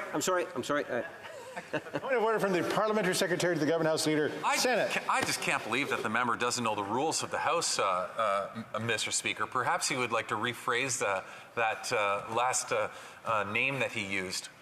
I think the honourable member was ready to retract that. I think the honourable Parliamentary Secretary of the Government House Leader was really quick on calling out or admonishing the honourable Parliamentary Secretary of the Government House Leader, government. The honourable member. Mr. Speaker, if there's a way in which we can just wipe all of that out and just start fresh, that would probably work best. You know, the reality is, when you start talking with Canadians and try to get the understanding in terms of what it is that they want us to be talking about here in Ottawa, I think at times we get caught in the Ottawa bubble. You know, just last week we had a constituency week. And during the constituency, I had the Minister of Foreign Affairs stop by Winnipeg. Met with a wonderful group of people, visited a couple of businesses. I also had the Minister of Seniors stop by. Made a wonderful announcement about the New Horizons program. Tried pickleball for the very first time, Mr. Speaker, with the Minister of Seniors. Went pretty good. Then, Mr. Speaker, I had a couple of other announcements, met with lots of constituents. In fact, the Prime Minister was in Winnipeg just last week and had an open public town hall. Hundreds of Winnipeggers, and I suspect others from outside of Winnipeg, attended it. And I can tell you, whether it's any of those that I listed off or my annual restaurant visit at the local McDonald's, I can tell you no one, not one person raised this issue that seems to be so deeply engaged in what I classify as the Ottawa bubble. And what it makes me reflect on is the fact that, Prime Minister often tells us that, look, we want to ensure that your constituents' ideas and thoughts and concerns are being brought from your constituency to Ottawa, not vice versa, Mr. Speaker. And I think that's what we're hearing a lot about. And I think we need to put this into a real-time reality check. When you stop and think about it, what are we talking about? Foreign interference. That's what we're talking about. Opposition parties have already made their decisions. They want to spend how many millions of dollars in regards to having a public inquiry, Mr. Speaker. I think what we need to do is take a look in terms of how this issue has evolved. In the first place, you need to recognize that this is not something new. It really is not new. Prime Minister Stephen Harper, many years ago, was the issue of foreign interference was brought up to him and his government. Now, he chose to do nothing, and that's fine. That's the government's prerogative, I guess. The current leader of the Conservative Party of Canada today, he also chose to do nothing. And you got to remember, at the time of those allegations, Mr. Speaker, that was when he, the current leader of the Conservative Party, was minister responsible for democratic reform. That's right. And he chose to do nothing. Now, I could fast forward it to today, where now he chooses to be ignorant of the facts. Remember, Mr. Speaker, the reality is you have the special rapporteur comes by, makes his report, and in his report, no, he doesn't recommend a public inquiry for a wide variety of reasons in which he sets in place a special annex. And that annex, in order to be able to look over that part of the report, you have to have a certain security clearance. And he's invited the leader of the Conservative Party to read it.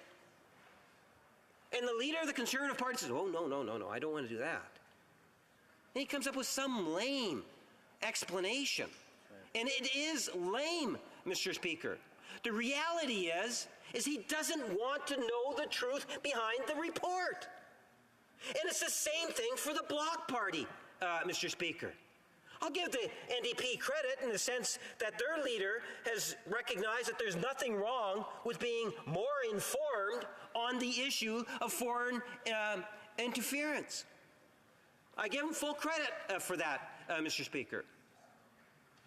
As opposed to blindly saying and politicizing and ratcheting up the issue, and that's what we're hearing from the Conservative Party for weeks now, Mr. Speaker.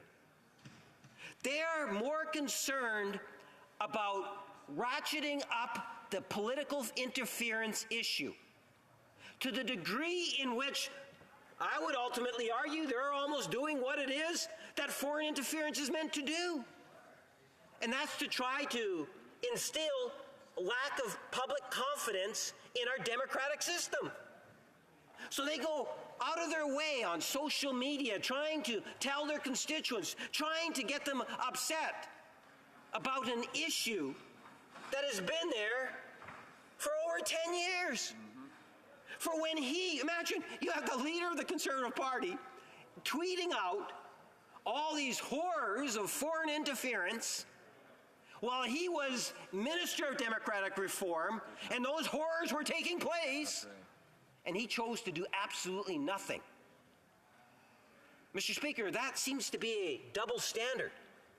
And what we're seeing from the Conservative Party is not in what's in the best interest of Canadians, in the best interest of democracy or our institutions. It's in what he believes is in the political best interest of the Conservative Party of Canada. That's what we are actually witnessing, Mr. Speaker.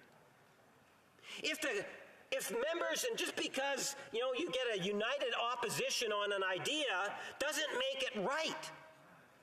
Even a minority of one can be correct, Mr. Speaker. The special rapporteur. Who is the special rapporteur? He's the former Governor General of Canada. A Stephen Harper appointment. Someone that has actually done thorough investigations in the past. Read what Stephen Harper had to say about the Honourable David Johnston. Read what he had to say at the time of the appointment.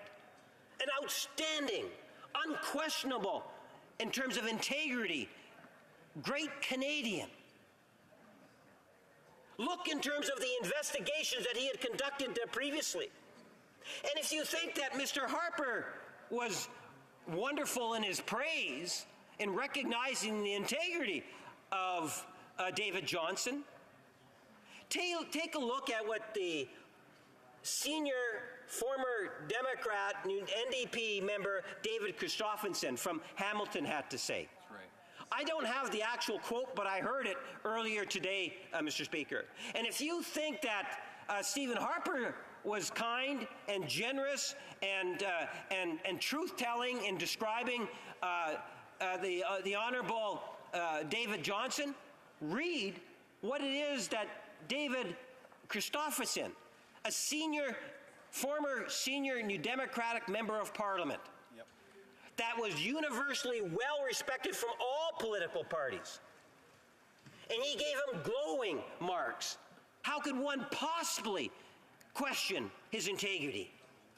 But because you have opposition parties that are prepared to politicize this issue to the nth degree, they are prepared to throw what I would suggest to you, a great Canadian under the bus so that they can score political cheap points, Mr. Speaker. And I don't say that lightly. Political cheap points. It's not like this issue surfaced 3 or 4 years ago. This is an issue that has been there for many, many years, Mr. Speaker. Procedures and House Affairs Committee had the opportunity to investigate the issue. How many motions did we receive, 3 years ago coming from the Conservative Party or any other political party at PROC suggesting that they look into foreign interference, Mr. Speaker? It was there. It was real. But no. Standing committees have a wonderful opportunity. They have opportunities in which they can travel the country. They can investigate, call all forms of different witnesses before it, Mr. Speaker. They can do that and come up with recommendations and policies, provide guidance for the government and political parties and their leadership circles. But that didn't take place, Mr. Speaker. You know, one of the first actions we had taken as a government with this Prime Minister is we established the Parliamentary Security Committee. That is a committee of the House of Commons, all-party participation. They have top secret clearance. They have the highest security clearance you can have. And, Mr. Speaker, they have looked into this issue. And I suspect they're even looking more into the issue. There's other agencies, and by the way, that's a committee that this Prime Minister has put into place.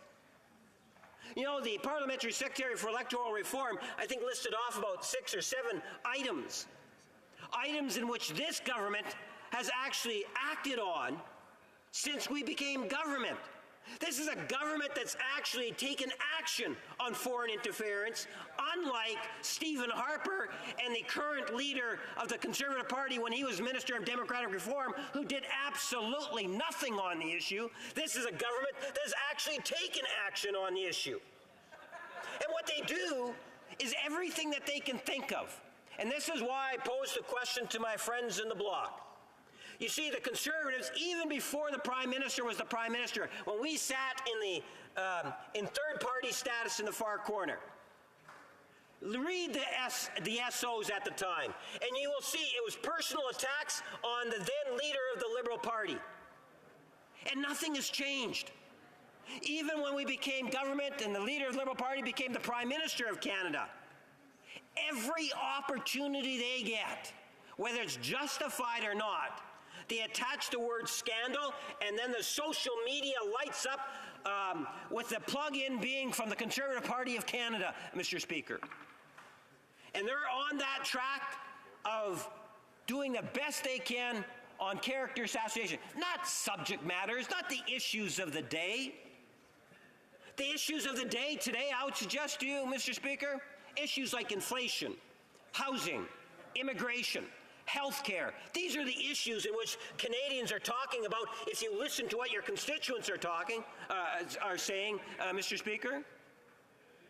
But that's not what's happening in the Ottawa bubble, because the Conservative Party wants to continue to push an issue, Mr. Speaker, that they had taken absolutely no action on when they had the opportunity to do so, contrary to what this government has actually taken.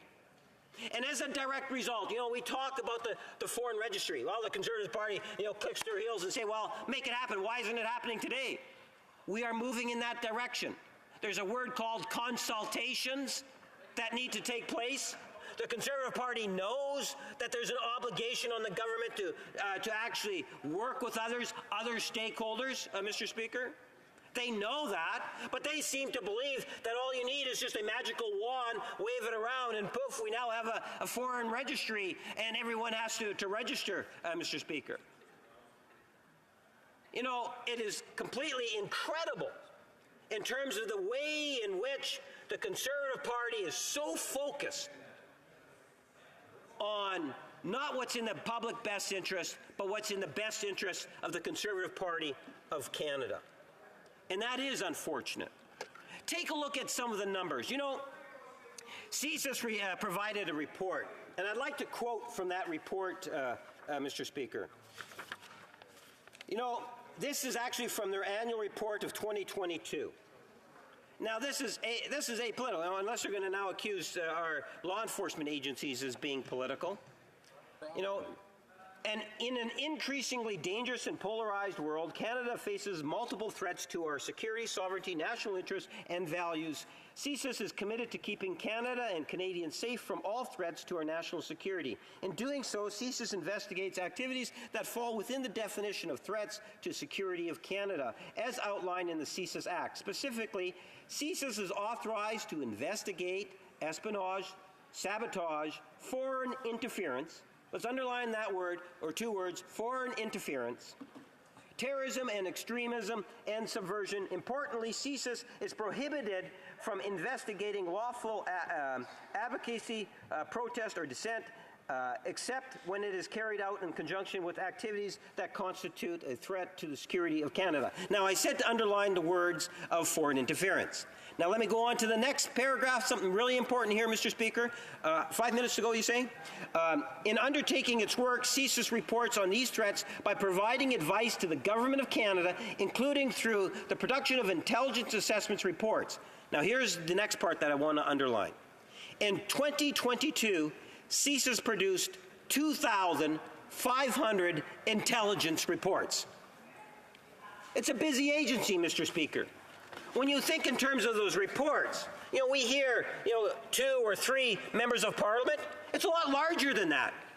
They actually provided federal briefings to 49 members of Parliament.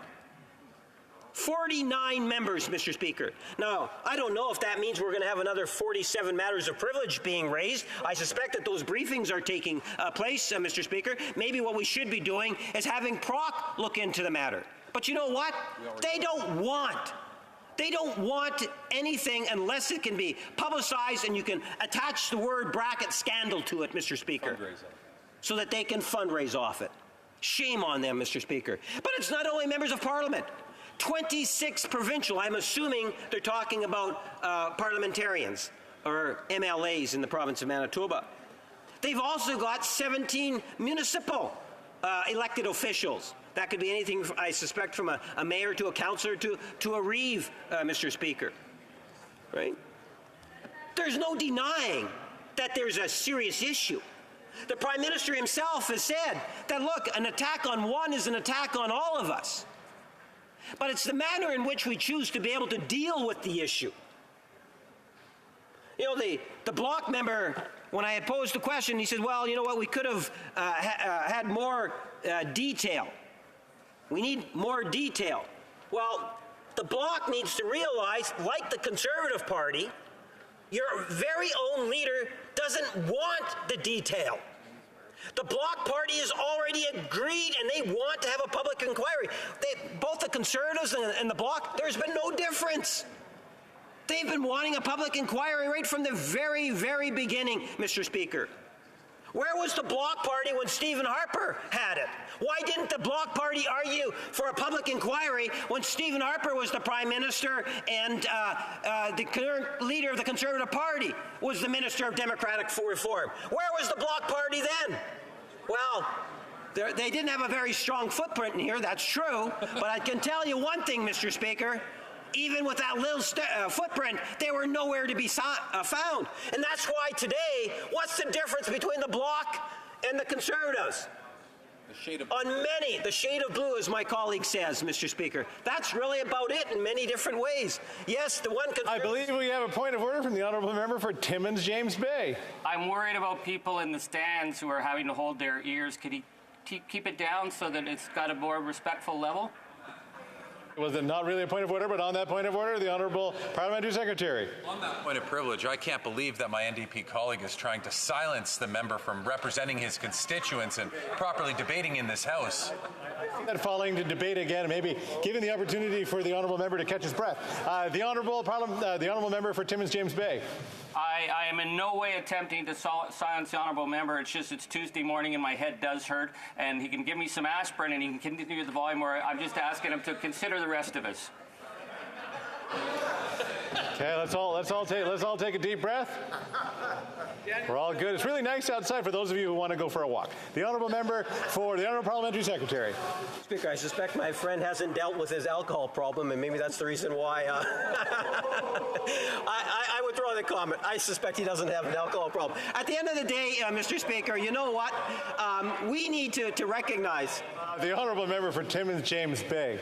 I don't know where anyone mentioned an alcohol problem, so if he's going to maintain a level of debate, he should keep his stick on the ice. All right, once again, I'll say everybody take a bit of a deep breath. The Honourable Parliamentary Secretary. Yes, Mr. Speaker, that same principle of the statement that the member just put should have been put to himself, looking in the mirror prior to him standing up in the first point of order, as I can assure you that the tone of my voice is never quite as loud as the member the member that posed the point of order at times. Mr. Speaker, but back to the issue at hand. And the issue at hand is whether or not, at the end of the day, this is an issue of a government that has, on many different ways, taken tangible actions to ensure that the integrity of our system is in place and it is protected, Mr. Speaker.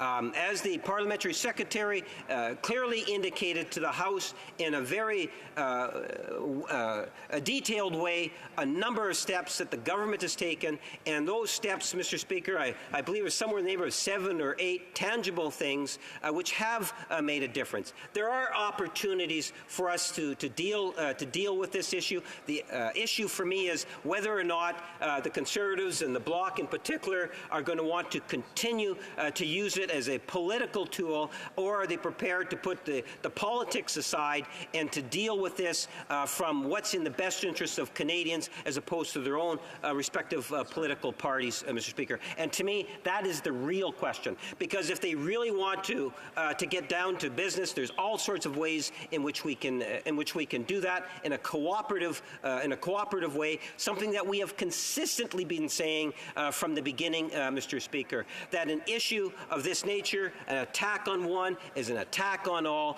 and we will continue to do our best to ensure that any sort of foreign interference is minimized, Mr. Speaker. Thank you for the opportunity to share a few thoughts. Questions and comments? Question commentaire. The honourable member for Pitt Meadows, Maple Ridge. Thank you, Mr. Speaker. And the members mentioned about putting politics aside, but he didn't mention that the Liberal Party has benefited to a great extent from the communist Chinese government's involvement in our democracy. It's a very serious situation. We support and I hear the Liberal members here laughing. This is no laughing matter whatsoever. We have Chinese Canadians that are being intimidated, and does the member not recognize, or does he not admit that the special rapporteur should have pulled himself out in the first place and not accepted this job regarding his special connection with the Prime Minister and his involvement on the Trudeau Foundation? So, will the member please respond to this? Parliamentary Secretary to the Government House Leader. Yes, thank you, Mr. Speaker. It sounds like there's still a sense of soreness on the other side that they didn't win in the last election. Right. So now they're trying to come up with excuses, any sort of rationale that they can blame, as opposed to possibly their platform, possibly other issues related to the Conservative Party. And let me provide a quote for the member, so just so that he's aware. And this is the U.S. Ambassador to Canada that says the question of whether or not foreign election interference is happening is less important than whether it has been successful, and he hasn't seen any proof that alleged interference attempts by China in Canada's elections have managed to affect the results. So I know he thinks very highly of the American counterparts, maybe recognize that at least this particular individual is right, and maybe that'll give him a little bit more of a sense of comfort in recognizing that they were defeated not because of a foreign interference, but because of the campaign period itself. Commentaire, l'honorable député de Repentigny. Merci beaucoup, Monsieur le Président. Écoutez, je suis en chambre depuis 10 heures ce matin et... Thank you very much, Mr. Speaker. This, it seems to me that people are passing the buck back and forth. I'd like us to come back to something a little more dignified here. That said, in the Parliamentary Secretary's speech, there was a lot of questions raised about Mr. Johnston. This isn't about his value or credibility. It's a matter of democracy. And our democracy needs a public inquiry, an independent arm's-length inquiry, because perhaps what CSIS has revealed is just the tip of the iceberg. This could go much deeper. And so it's not about using a public inquiry as a partisan tool. It's about using it to protect our democracy. So the NDP has within it a number of requests that have already been made for a public inquiry. Will this time the government agree to launching an independent public inquiry? The Honourable Parliamentary Secretary. Mr. Speaker, I think it's important to recognize that the Special Rapporteur, David Johnson, comes out with a report. A part of the report is an annex. That annex explains and provides justification for the report in terms of not having a public inquiry. It's really important for Canadians to understand that the leader of the Conservative Party and the leader of the Bloc Party have made the decision that they don't want to hear the facts on the issue. They don't want to know why the former Governor General came to the conclusion that a public inquiry was not warranted. I would suggest to you that Canadians from coast to coast to coast should be asking the question, why is it the Conservative and Bloc leader do not want to know the facts? It seems to me it's because they're more interested in the politics than they are the facts, and that's somewhat unfortunate. Questions and comments? Question or commentaire? The Honourable Member for Winnipeg Centre.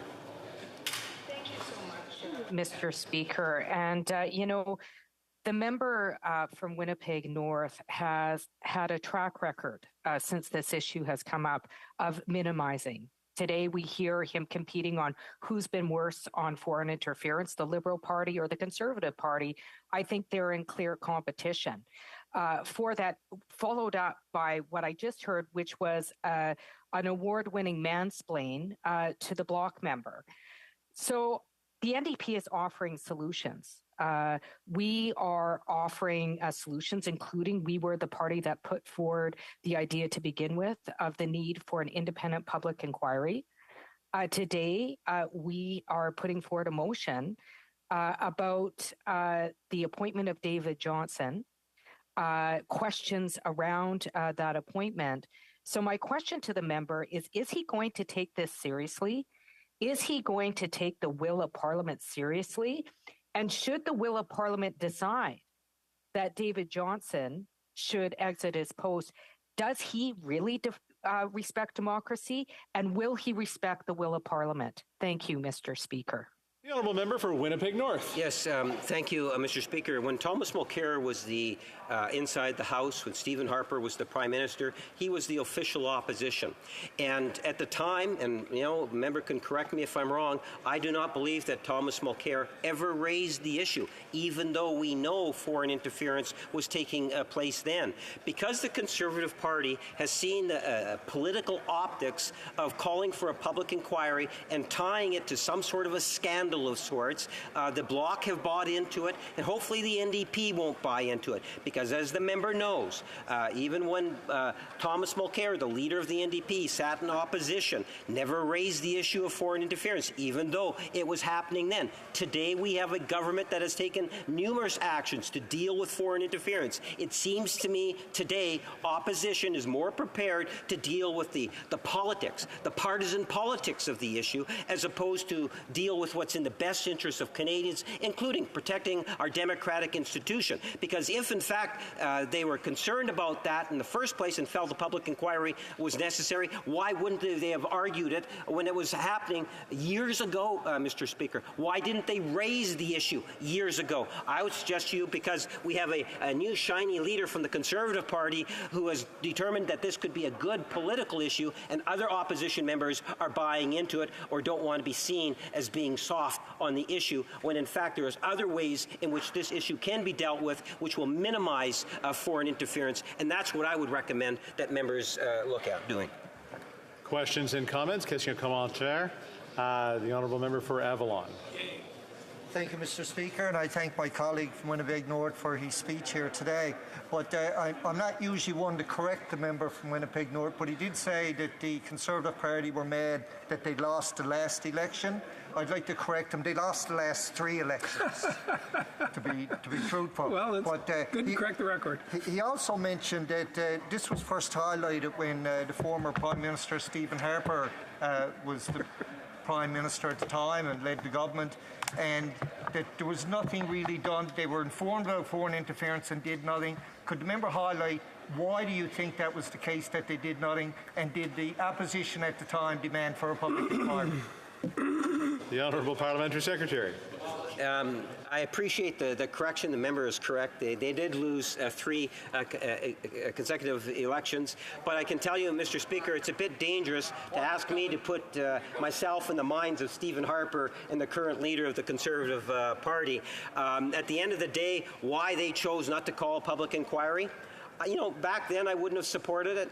And I have serious doubts about it today and don't support it. I think that if you're dealing with international foreign interference, that there's a better way of doing it. And I believe that if we were prepared to put party politics to the side and start dealing with issues that Canadians and our constituents want us to be debating inside the House of Commons, that everyone would be better off from it, Mr. Speaker. And it's not an issue of avoiding the topic. As I say, this topic has been around for 10 years, and if you listen to experts, you will find out that it will continue to be around. And that's one of the reasons why it's worth us taking a look at, and one of the reasons why we have committees that are looking into it to ensure, Mr. Speaker, that we can minimize foreign interference, and that in no way is it acceptable by any parliamentarian, no matter what seat they sit in the House. Thank you, Mr. Speaker. Now, before we start the next speaker, I just want to give him he's got the prize of having to split his speech into two, because of course there will only be about 6 minutes to present before we have to go over to the next item. The honourable member for Esquimalt, Saanich Sooke. Well, thank you very much, Mr. Speaker. I want to start by saying I'll be splitting my time with the member for Burnaby South, and given the schedule of today, I may not ever get to the second half of my speech. But let me start by going back to what I think is most important. What we have before us today is a motion that sets a way forward for dealing effectively with the real problem of foreign interference in our democracy. So let's go back to what that motion actually says, because most of the debate says nothing about that. The first thing it does is it calls on the Right Honourable David Johnston to step aside as a special rapporteur. Having issued his interim report, he says that he intends to keep working. But even in that report, he says that the fact he is there is an obstacle to a public inquiry. So I think very clearly that the Parliament will end up calling on him to step aside to make way for that public inquiry that New Democrats have been talking about now for weeks and weeks and weeks. We were the first ones to put forward a motion in Proc, and the first ones to put forward a motion in this House to call for a full public inquiry.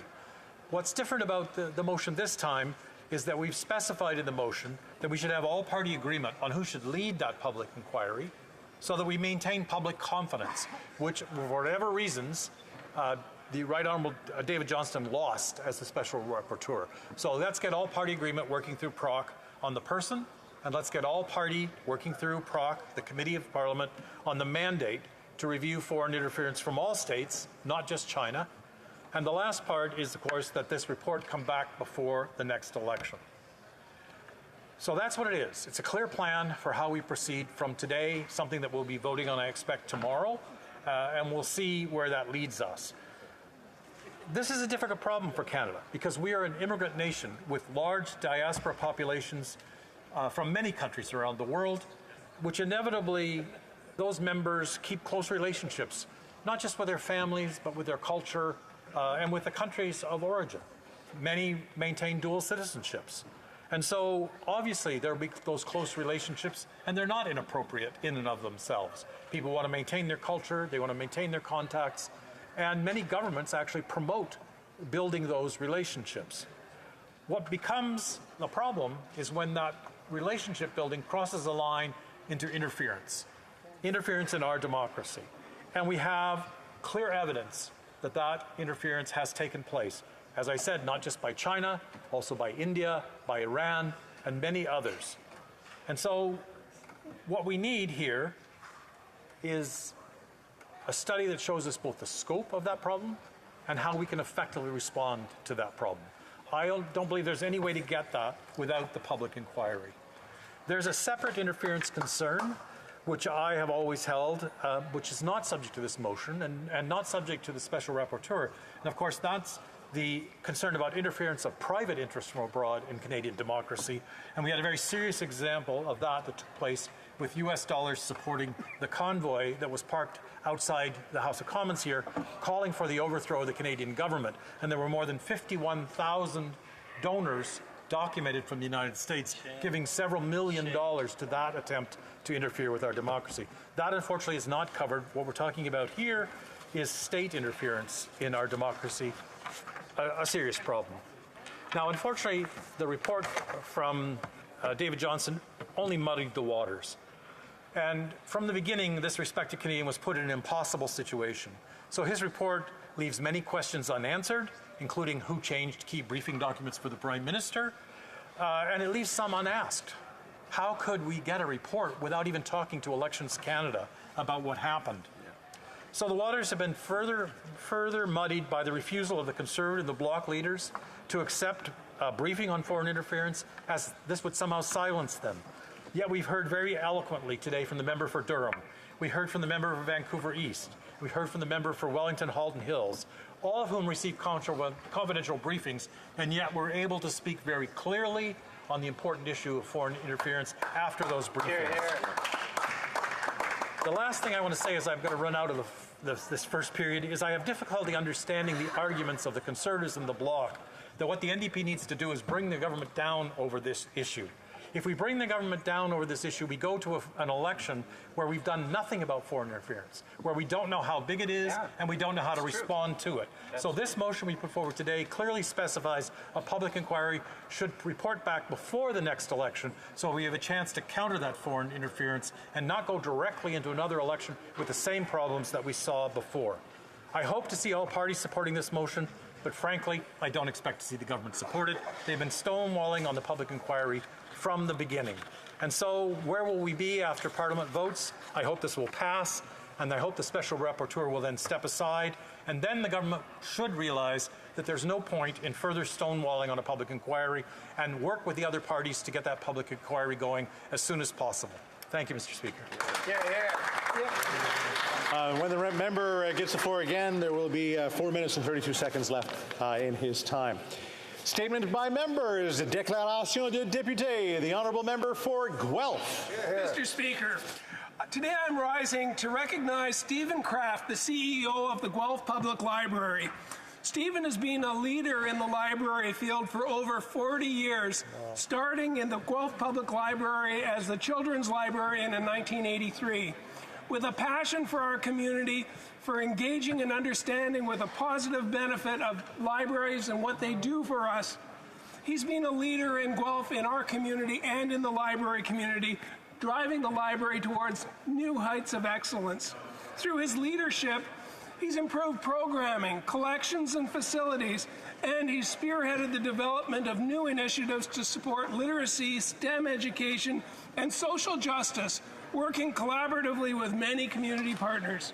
Thank you, Stephen, for your community service, your passion for public libraries, and the role in equality, social and civic engagement, and the promotion of literacy in Canada. Thank you, Mr. Speaker.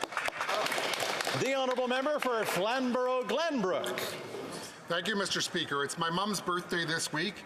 Hers is the story of so many Canadians. Her family saw Canada with little more than the clothes on their back because Canada was the land of hope and opportunity, where if you worked hard, played by the rules, and dreamed big, you could succeed. That was the deal. In turn, my parents gave me and my brothers a middle-class upbringing in small-town southern Ontario. Use your common sense, dream big, that was all possible. But Mr. Speaker, the deal is now broken. I hear this frustration every single day from new Canadians and young people. After 8 years of these Liberals, housing is out of reach and the cost of living is crushing. I hear the exasperation in their voices and I see the tears in their eyes. That's why common sense Conservatives and our leader are working so hard to turn hurt into hope. We will bring home bigger paychecks, scrap the punishing carbon taxes, bring down the cost of living so we can dream big in Canada again. Let's bring it home. The honourable member for Kanata Carleton. Mr. Speaker, this spring, volunteers from across my riding are setting out to plant 10,000 trees at Pinneys Point, thanks to investments made by our government and the City of Ottawa. These trees will transform over 4 hectares of land into what will be an amazing forest, providing residents with new trails and trees to explore and appreciate. As we know, these new trees will help combat climate change by removing carbon dioxide from our atmosphere. Mr. Speaker, this investment was made possible by our pledge to plant 2 billion trees across our country, an ambitious goal that's both combating climate change and improving the quality of life for people in my riding. I can't wait to watch these trees grow to become a lush forest, and I look forward to the many hikes I will have in the years to come. Thank you, Mr. Speaker. L'honorable député de Beauport-Limoilou. Merci, Mr. Thank you, Mr. Speaker. Mr. Speaker, the Centre Monseigneur Marcoux is turning 60. We often hear that turning 60 is entering the age of wisdom. But Monseigneur Marcoux didn't wait until he was 60 to be wise and, above all, caring. The centre is a pillar of the Limoilou community. It welcomes tens of thousands of people every year, people who come to learn Francisation, tennis, who come to learn how to swim, learn how to do collective cooking. It's the place to be. It's a warm place to be. This is where people can live better together, where everyone can find comfort and friendship without ever being judged, and where they are always welcomed with open arms. Hats off to the Centre Monseigneur Marcoux for these 60 years of heartfelt support. Many thanks to the teams of the past, many thanks to the teams of the present, and long live the Centre Monseigneur Marcoux. L'honorable député d'Orléans. Monsieur Président, as June marks Seniors Month, I was delighted to start visiting seniors residents in my community of Orléans last week. After a few years without being able to meet with our senior, it was so nice to sit down, hear their stories, and simply enjoying their company. I have to say, it was a joy to see the smiles on their faces. The resilience and strength exhibited by the residents were truly inspiring. It was also an opportunity to join the Dumoulin family at Manoir Portobello to mark the 100th birthday of Madame Germaine Dumoulin. I'd also like to thank all the staff for their warm welcome and dedication to our seniors, Mr. Speaker. I ended my week at the Club 60 d'Orléans to celebrate the 50th and 60th wedding anniversaries of some of their members. Congratulations, everyone, and thank you. The Honourable Member for Dauphin, Swan River, Neepawa. Mr. Speaker, it's an honour for me to rise in this House of Commons and recognize a promising young student from my constituency.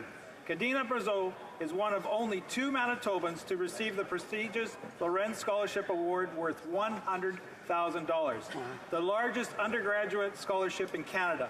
The 17-year-old student from Kisikuenen First Nation has been actively involved in improving her community for many years. She started her community's first youth center, so local children could socialize together and have a safe environment. Kadena plans to further her education and pursue a career by studying law at the University of Calgary. On behalf of all the members of the House of Commons, I would like to sincerely congratulate Kadena on winning this remarkable award. All the best in your future endeavors. Hear, hear. The Honourable Member for Scarborough North. Mr. Speaker, this year, the 4th largest shopping mall in Canada is celebrating its 50th anniversary. Since opening in 1973, the Scarborough Town Centre has served as an integral hub for the people of Scarborough. Home of the Scarborough Walk of Fame, the shopping centre offers over 250 stores with a diversity of products and services. It is truly a welcoming space for all Canadians and residents of Scarborough, including myself. As a high school student, I was a part of the Scarborough Youth Council, which met regularly at the Scarborough Youth Resource Centre located in the mall. To this day, Scarborough residents know very well that a visit to the Scarborough Town Centre will likely mean running into a neighbour, a colleague, or a friend. Congratulations to the mall management, businesses, and organizations on an incredible 50 years and many more years of growth and success. Thank you. The Honourable Member for Humber River, Black Creek. Thank you very much, Mr. Speaker. I rise today to show my support for the people of Iran and strongly condemn the new wave of executions there. There are troubling reports of over 100 executions in the month of May alone. Among those are 3 young Iranians, Saleh Mirashemi, Majid Qasimi, and Sahid Yaqoubi, detained in the protests and uprising against the regime in November 2022. The cries of the parents of these 3 young protesters pleading to save their lives are resonating in our collective conscience and demand us to do more. Canada and its allies in the international community can no longer stay silent. The uprising of the Iranian people in the past 8 months and the deadly crackdown of protesters by the regime is yet another indication that we must unequivocally support the people of Iran. Canadians across the country continue to support the families that deserve true justice, and we pray for all those affected. Thank you, Mr. Speaker. The honourable member for Calgary-Midnapore. The people of Alberta have spoken and a new day has dawned. Congratulations to Premier Danielle Smith and the United Conservative Party for forming the majority government that Albertans not only want but need. Many tried to stop them, including members of the media, certain pollsters, a former mayor, and even 2 NDP members in this very House. Thankfully, Albertans rejected them. Albertans can now look forward to prosperity and stability. They know a strong economy builds hospitals and highways. They know a strong economy pays teachers and nurses. They know a strong economy provides good jobs, which allow people to feed their families. And it won't stop there. Canadians are waking up to the cost of irresponsible NDP and Liberal governments. They are recognizing that the common sense of the common people will prevail, not only in Alberta, but across this nation.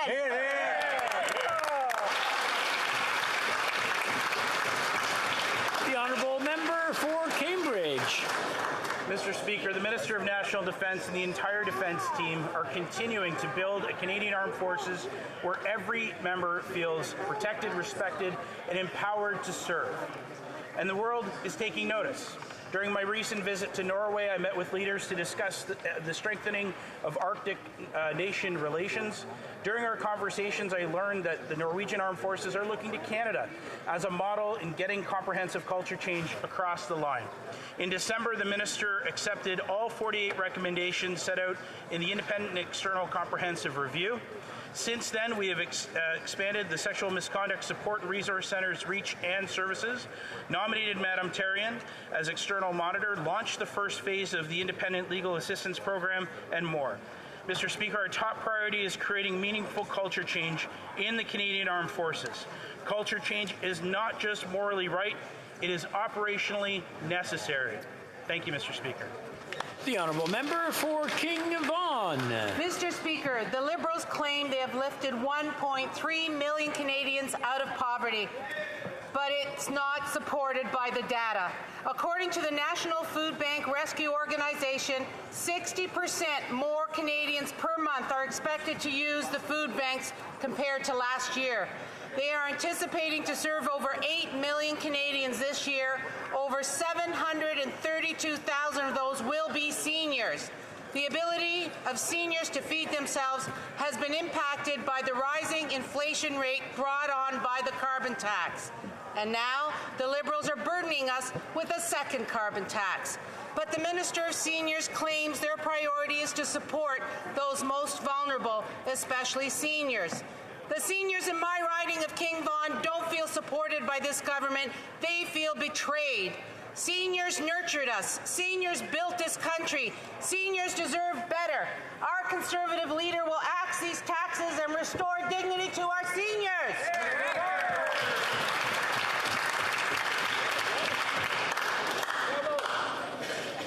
The honourable member for Coast of Bays, Central Notre Dame.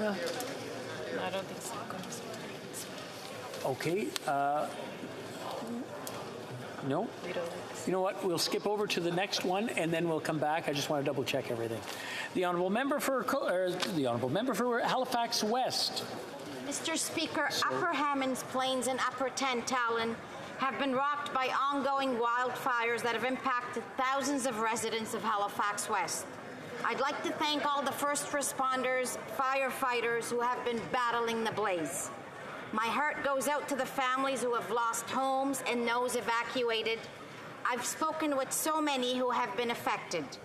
I'm grateful there's been no reports of fatalities. Special thanks to those who have come together to support evacuees, opening up their homes and their hearts. Evacuation centers like the Canada Games Centre have received donations of clothes, diapers, toys, food, so much so that they have asked people to slow down. Thank you to the Red Cross and to the many community groups, legions, churches, restaurants, hotels, pet boarding spaces, Facebook groups, and all those who have stepped up. I want to let residents know that the federal government is ready to support the ongoing response. Our community is strong and resilient, and my heart is with you all. Thank you. Good. The honourable member for Port Moody Coquitlam. Mr. Speaker, this week is National Accessibility Week with the theme From Possibilities to Practice. What a great week to ratify the Canada Disability Benefit Act and move it from possibility to practice. The NDP sees the importance of giving royal assent to this bill right away. For almost 1 million people with a disability living in poverty, there is no time to waste. The government must act immediately so this benefit can move forward and get out to the people who need it. Canadians living with a disability must not be made to wait any longer to finally receive the dignity and the financial supports that uphold their human rights. The Honourable Member for Rivière-du-Nord. Mr. Speaker, this year Saint-Jérôme is celebrating the 150th anniversary of its fire safety service. In 1873, there were volunteer firefighters. At the time, there was no aqueduct and the fire pumps were horse-drawn. In 1885, Saint-Jérôme built its first fire station, still standing today in the town centre and in service until 1989. In 150 years, the brigade has grown from about 15 men, led by Mayor Godefroy Laviolette and his municipal secretary Louis Labelle, replaced the following year by Captain Stanislas Deschambault and his lieutenant Charles Moranville, to a service of more than 60 firefighters, led today by Director Patrice Brunel. At $1 per fire, as our firefighters earned in 1873, that took courage and dedication, Mr. Speaker. And I would be remiss not to mention that our community was stricken by the death of firefighter Jean-Charles Allary on March 27, 1984. Thank you to the firefighters of the past and of the present, and happy 150th anniversary. The honourable member for Saskatoon West. Mr. Speaker, the leader of the NDP talks a big game when it comes to the Liberal government. He loves to criticize the Liberals on Twitter, but in this House, he supports the Liberals every time. This motion today is a good example. Conservatives have been calling for an independent public inquiry for months. All the while, the NDP have supported the Liberals' fake rapporteur. Now, all of a sudden, the NDP are making it look like they support our idea of a public inquiry. But we know that when push comes to shove, they will protect their Liberal coalition partners and allow them to continue with their cover-up. How do I know? This House has already passed a motion months ago asking for a public inquiry, supported by the NDP. Yet, the Liberals have ignored this request, and the NDP have done nothing. If the NDP really wants to prove that they support a public inquiry, they must tell their Liberal bosses that they will pull out of their coalition agreement if they don't call one. I challenge the NDP to do the right thing for Canadians and stand up to their Liberal masters. The honourable member for Leeds, Grenville, Thousand Islands, and Rideau Lakes. Over the last several months, Canadians have seen reports of foreign interference in our democracy by the communist dictatorship in Beijing. And what was the Prime Minister's response? Well, he appointed a member of the Trudeau Foundation to investigate. The same Trudeau Foundation that's been the target of a foreign influence operation which saw them accept $140,000 from the communist dictatorship in Beijing. This House called on the government to hold a public inquiry, but instead, the Prime Minister's ski buddy and Trudeau Foundation board member covered it up for him. Well, when that came to light, you can count on the official opposition, but can you count on the NDP? When the chips are down at committee, they've delayed this for the government's benefit, and they continue to cover up this Prime Minister's inaction to the detriment of our democracy. Canadians deserve a public inquiry now. Right on. The honourable member for Whitby. Mr. Speaker, I'm thrilled to rise in the House today to share some big news for Canada. Yesterday was a watershed moment for social innovation and social finance in Canada. I was happy to join the Minister of Families, Children and Social Development to announce the launch of Canada's Social Finance Fund.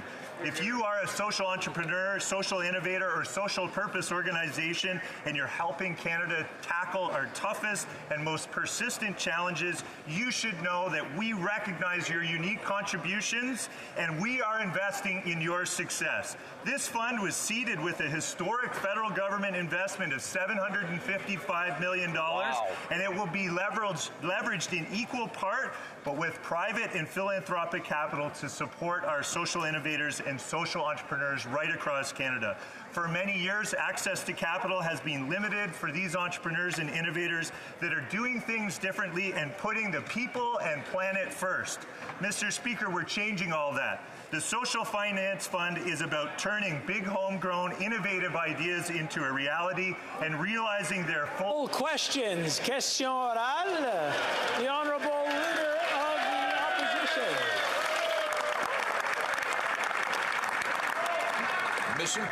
Mr. Speaker,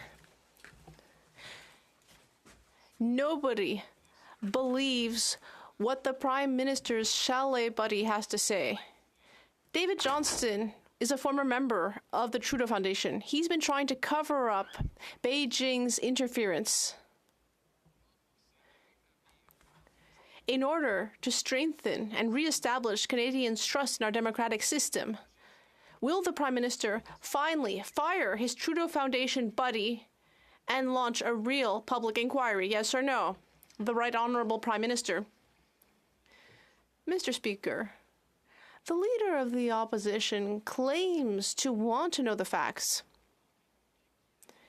He claims that a public inquiry is the only way to learn the truth, but he is refusing to actually learn the truth when intelligence services are offering him a briefing to update him on all the facts, all of the intelligence underlying his concerns about foreign interference. And yet he is wholly refusing. He prefers ignorance so he can continue attacking our former Governor General. It's really an all-in act with this guy. What he wants, what he says is, there's nothing to see here, so why don't you come into a dark room and see it, and then we'll commit you to an oath of secrecy so you can walk out and tell Canadians that you can't tell them anything at all. That's effectively what he's saying. We don't need more people to keep secrets. We need more people telling the truth. Why won't he launch a public inquiry to do that? The Right Honourable Prime Minister. Current Leader of the Opposition was Minister of Elections. Perhaps that is his approach, why he didn't do anything to fight foreign interference that was ongoing in our elections and has been for decades. Mr. Speaker, he chose to cover his ears and not listen to intelligence officials. And now he is not letting the facts get in the way of base partisan attacks. He is choosing to not get briefed up on the actual facts of the matter so that he can continue to attack our democracy, to attack other political parties, to attack esteemed individuals like our former Governor General. The Honourable Leader of the Opposition. Canadians need the facts. Everyday Canadians. They don't need to have just a Prime Minister keeping secrets and then have that same Prime Minister force other people to keep his secrets as well, Mr. Speaker. You know, this Prime Minister said he admires the basic Chinese communist dictatorship. When will you realize that we live in Canada and you can't silence your critics? The Right Honourable Prime Minister. Mr. Speaker, The Leader of the Opposition is entitled to his opinions. He's just not entitled to his facts. That's why the intelligence community has offered, and we actually directed the intelligence community to give him the clearance necessary so that he can find out all the facts, all the information necessary, and he is choosing to hide behind a veil of ignorance so that he doesn't have to allow the facts to get in the way of a good political argument or personal attack, either on me or on a former Governor General or on anyone who seems to stand in his way. Here, here. Before we go to the next question, there's a lot of chattering going on, and I want to make sure that everyone gets to hear the questions and the answers. So I'm going to ask everyone, once again, take a deep breath, and let's listen to both sides. The Honourable Leader of the Opposition. He wants facts. Well, here's a fact. He would have me commit to following Section 12.1 of the National Security and Intelligence Committee Act, which would not only strip away my ability to speak about this matter, but would ban me from doing it right here on the floor of the House of Commons. That is a fact. The real question is, what is he so determined to hide? We know Beijing helped him in 2 elections. We know Beijing gave donations to his Trudeau Foundation. Is that why he's so determined to silence his critics and keep these secrets? The Right Honourable Prime Minister. Speaker, I know it's difficult for some people to remember, but the honourable member was at one point a Minister of the Crown and thereby subject to oaths of secrecy and cabinet confidences, and was able to handle secrets just fine at that point, including when he was Minister for Elections. At the same time, Mr. Speaker, he is choosing now to turn his back on the facts because the facts would be inconvenient to the political argument he's trying to make right now. If that member was serious about this serious issue, he would allow the intelligence agencies to give him the necessary brief. Honourable Leader of the Opposition. This Prime Minister is saying that nothing has been hidden. And yet, actually, come look at everything that's been hidden. And then you can go to the media and tell them, actually, I can't say anything. That's it. No more information for Canadians, for citizens who are worried about losing the independence of our democratic system. When will this Prime Minister finally stop hiding behind his Trudeau Foundation friend and finally launch a public inquiry? The Right Honourable Prime Minister. Mr. Speaker, once again, the Leader of the Opposition is showing that he has no understanding of how our security system works and what our responsibilities are as parliamentarians. For example, the Committee of Parliamentarians on Intelligence and Security see all of the information in full, and then later they draft reports that they share with Parliament to explain how they assess whether things were done right and whether they agree or not. That system already exists. So he's manufacturing reasons for him to remain in ignorance. The Honourable Member for Belleuil-Chambly. Mr. Speaker, the Prime Minister is starting to look pretty alone. He doesn't have a lot of friends, apart from Mr. Johnston, of course. All the other parties want a public independent inquiry. The former Chief Electoral Officer also wants that. Experts are asking for it. Even Morris Rosenberg is asking for that inquiry, but not David Johnston. Who will the Prime Minister listen to? His buddy Johnston or his buddy Rosenberg? The Right Honourable Prime Minister. Mr. Speaker, we asked Mr. Johnston to carry out an in-depth analysis of all of the intelligence and the facts. He looked at the context. He looked at what NSIRA and NSICOP did, and he assessed whether a public inquiry would help to restore the public's trust. He ultimately concluded that no, that is not the best way of proceeding. He will hold public hearings over the summer in order to hear from Canadians, but the public inquiry, in his opinion, is not necessary. The Honourable Member. Appointing a former member of the Trudeau Foundation, a family friend and a friend of China, the appointment of that individual was not legitimate. The conclusions of the report are not legitimate. Mr. Johnston's stubbornness in self-designating himself to continue in this role is not legitimate. If Mr. Johnston refuses to recuse himself, as Parliament will probably ask him to, will this Prime Minister have the statesmanship and dignity to ensure that that happens and to ensure that a public inquiry is held? The Right Honourable Prime Minister. Mr. Speaker, what's interesting here is to see that the leader of the Bloc Québécois, who is so concerned about facts and legitimacy, what's interesting is that he is refusing to be briefed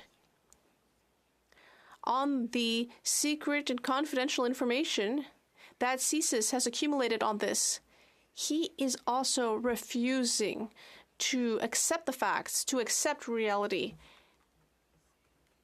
in order to be able to continue with his partisan attacks. The Honourable Member for Burnaby South. This Liberal government's approach to foreign interference has been a failure. The Prime Minister decided to bring in a special rapporteur, which was a mistake. He should have launched a public inquiry. Now the appearance of bias is so strong that the special rapporteur can no longer continue to do his work. So will the Prime Minister do the right thing and remove the special rapporteur from his position and restore Canadians' confidence in our electoral system? The Right Honourable Prime Minister. Mr. Speaker, David Johnston is an eminent Canadian who has served this government and this country for decades. The reality is he was appointed a number of times by former Prime Minister Stephen Harper to important responsibilities, including to be Governor General of this country. And he has undertaken this responsibility and this task of looking at foreign interference and reporting back to Canadians with the seriousness with which one would expect of him. It is unfortunate that the opposition parties are choosing to play politics around this issue instead of actually standing up for the Honourable Member for Burnaby South. The Prime Minister knows that the appearance of bias is so strong in this case that Mr. Johnston cannot continue to do his work to restore confidence in the system. Notre motion demande.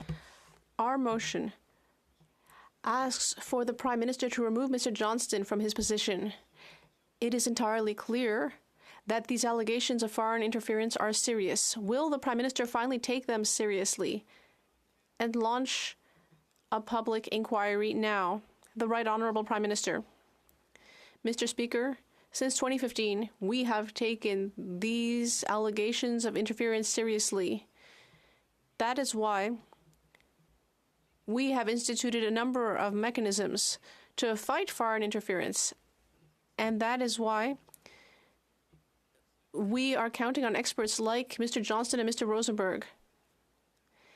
That's what we're doing, and we are producing recommendations moving forward. We are taking this seriously, and we will continue to do so. We will continue to follow the facts and the intelligence that is gathered by our agencies. Thank you. Thornhill. Speaker, the Liberal Prime Minister appointed a member of the Liberal Trudeau Foundation, advised by a Liberal donor, to decide whether to investigate Liberal cabinet ministers and Liberal staff about what they knew and when they knew it. But don't worry, another Liberal Trudeau Foundation member cleared the conflict. That's the story in Ottawa. Canadians say it's not good enough. Conservatives say it's not good enough. Even the NDP is making a half attempt at appearing to say that it's not good enough. It's not good enough. It's a cover-up. How can you not call a public inquiry? The Honourable Minister of Public Safety. Mr. Speaker, the only cover-up that's occurring right now is the leader of the Conservative Party of Canada, who continues to cover his own eyes from the classified briefing that we offer him. And the irony, Mr. Speaker, is that a member of his own Conservative caucus, the member of Durham, at least took a briefing from CSIS. So now I say through you, Mr. Speaker, to him, take the briefing, learn the information, and do the work of fighting foreign interference together. Honourable Member for Thornhill. That minister will be remembered for silencing Canadians, and he will not silence this opposition. David Johnston should not be the special rapporteur there shouldn't be a special rapporteur. There needs to be an independent public inquiry, and it needs to happen today. The only thing that could possibly restore trust in this place is a real investigation into political interference, and the only people who believe that that shouldn't happen are these Liberals. I want to know from the minister, what will it take for him to listen to Canadians being harassed by a dictatorship, listen to the members of this House who were targeted? What will it take for him to end the cover-up? The Honourable Minister. Speaker, if that member opposite had been paying attention, she would have noted that we did a public consultation on the creation of foreign agent registry by listening to Canadians, by working with diaspora communities to make sure that we understand their concerns around marginalization and stigmatization. And the best way forward is for the Conservative Party of Canada to take the briefing. So a simple question, Mr. Speaker, through you to them, when will you take the briefing? The Honourable Member for Edmonton Mill Woods. Mr. Speaker, Beijing interfered in 2 federal elections and helped the Liberals win. They threatened members of Parliament of this House and their families. They donated $140,000 to the Trudeau Foundation to influence the Prime Minister's decisions. These are very serious matters of foreign interference that require a full public inquiry. Unfortunately, the Prime Minister, we all knew that the fix was in when the Prime Minister appointed a member of the Trudeau Foundation who also happens to be his neighbor and a longtime family friend, and then gave him a fake fancy title. Yeah. Why the cover-up? The Honourable Minister for Public Safety. Mr. Speaker, we've been taking the work of fighting against foreign interference very seriously since 2015. And again, the contradiction of the Conservatives who want to say they're taking this seriously, but voted against the new authorities that we granted our national security establishment to fight this scourge. The fact that they do not want to support taking a briefing so that they can equip themselves with the information to have a responsible, thoughtful conversation about this, I think lays to bear that they don't take it seriously. So again, when will you take the briefing? I want to remind the honourable members, we kind of let it slide, doing it indirectly, and it was kind of a gray zone. I'm going to ask the honourable members to ask through the Speaker, not directly to them, even if they put a prefix on it. The honourable member for Edmonton Mill Woods. Mr. Speaker, it's not only concerning that Canadian elected officials are being threatened, but Canadians who disagree with Beijing are also very concerned. The executive director of the Uyghur Rights Advocacy Project said Johnson's recommendations for hearings rather than a formal inquiry was shockingly disappointing. Mabel Tung, chairwoman of the Vancouver Society in support of democratic movement, said it gives us feelings that we are not safe for speaking our minds as Canadians. Mr. Speaker, this government is failing Canadians with their self-serving cover-up. What are they hiding? The Honourable Minister for Public Safety. Mr. Speaker, and I want to be clear that we share the concerns of the diaspora community leadership who is worried about being targeted by foreign interference. That's why we conducted a public consultation on the foreign agent registry, and that's why we think that there are compelling, intelligent reasons why a public hearing will put the community at the center of these conversations so that we can have a thoughtful way forward in the work to protect our democratic institutions and fighting against foreign interference. The Honourable Member for Mégantic-L'Érable. This has gone on long enough, Mr. Speaker. The Prime Minister's schemes to avoid a public inquiry are now very clear to everyone after seeing the report from the Special Rapporteur. What's so special about that Rapporteur? The Trudeau Foundation connection. Liberal donors. He's an old friend of China and the Prime Minister's family. Mr. Speaker, when will the Prime Minister finally put an end to this farce, fire Mr. Johnston, and start a public inquiry? The Honourable Minister of Intergovernmental Affairs. Mr. Speaker, what is actually clear to everyone is the lack of credibility of the Leader of the Opposition when he refused the government's offer to access sensitive information about this. He decided that he prefers to play petty politics on something as important as defending our democratic institutions from foreign interference, instead of accessing the facts and being able to speak publicly in a manner that is consistent with the facts and not just throw around political partisanship. That's what is clear, and my colleague should be disappointed in his leader. The Honourable Member. Well, it's quite the contrary. Let's talk about the credibility of this government. On April 27th, the Minister of Public Safety said that the RCMP had closed Beijing's 2 police stations in Quebec, but then we learned that the RCMP had not asked the stations to close. And one of them, on Montreal's South Shore, received almost $200,000 from this government, Mr. Speaker. Ultimately, Mr. Speaker, is this Minister of Public Safety just a puppet for this Prime Minister's disinformation? Who is pulling the strings of disinformation? The Honourable Minister. Mr. Speaker, as I've said on several occasions, the RCMP has looked into these activities of foreign interference and these alleged police stations.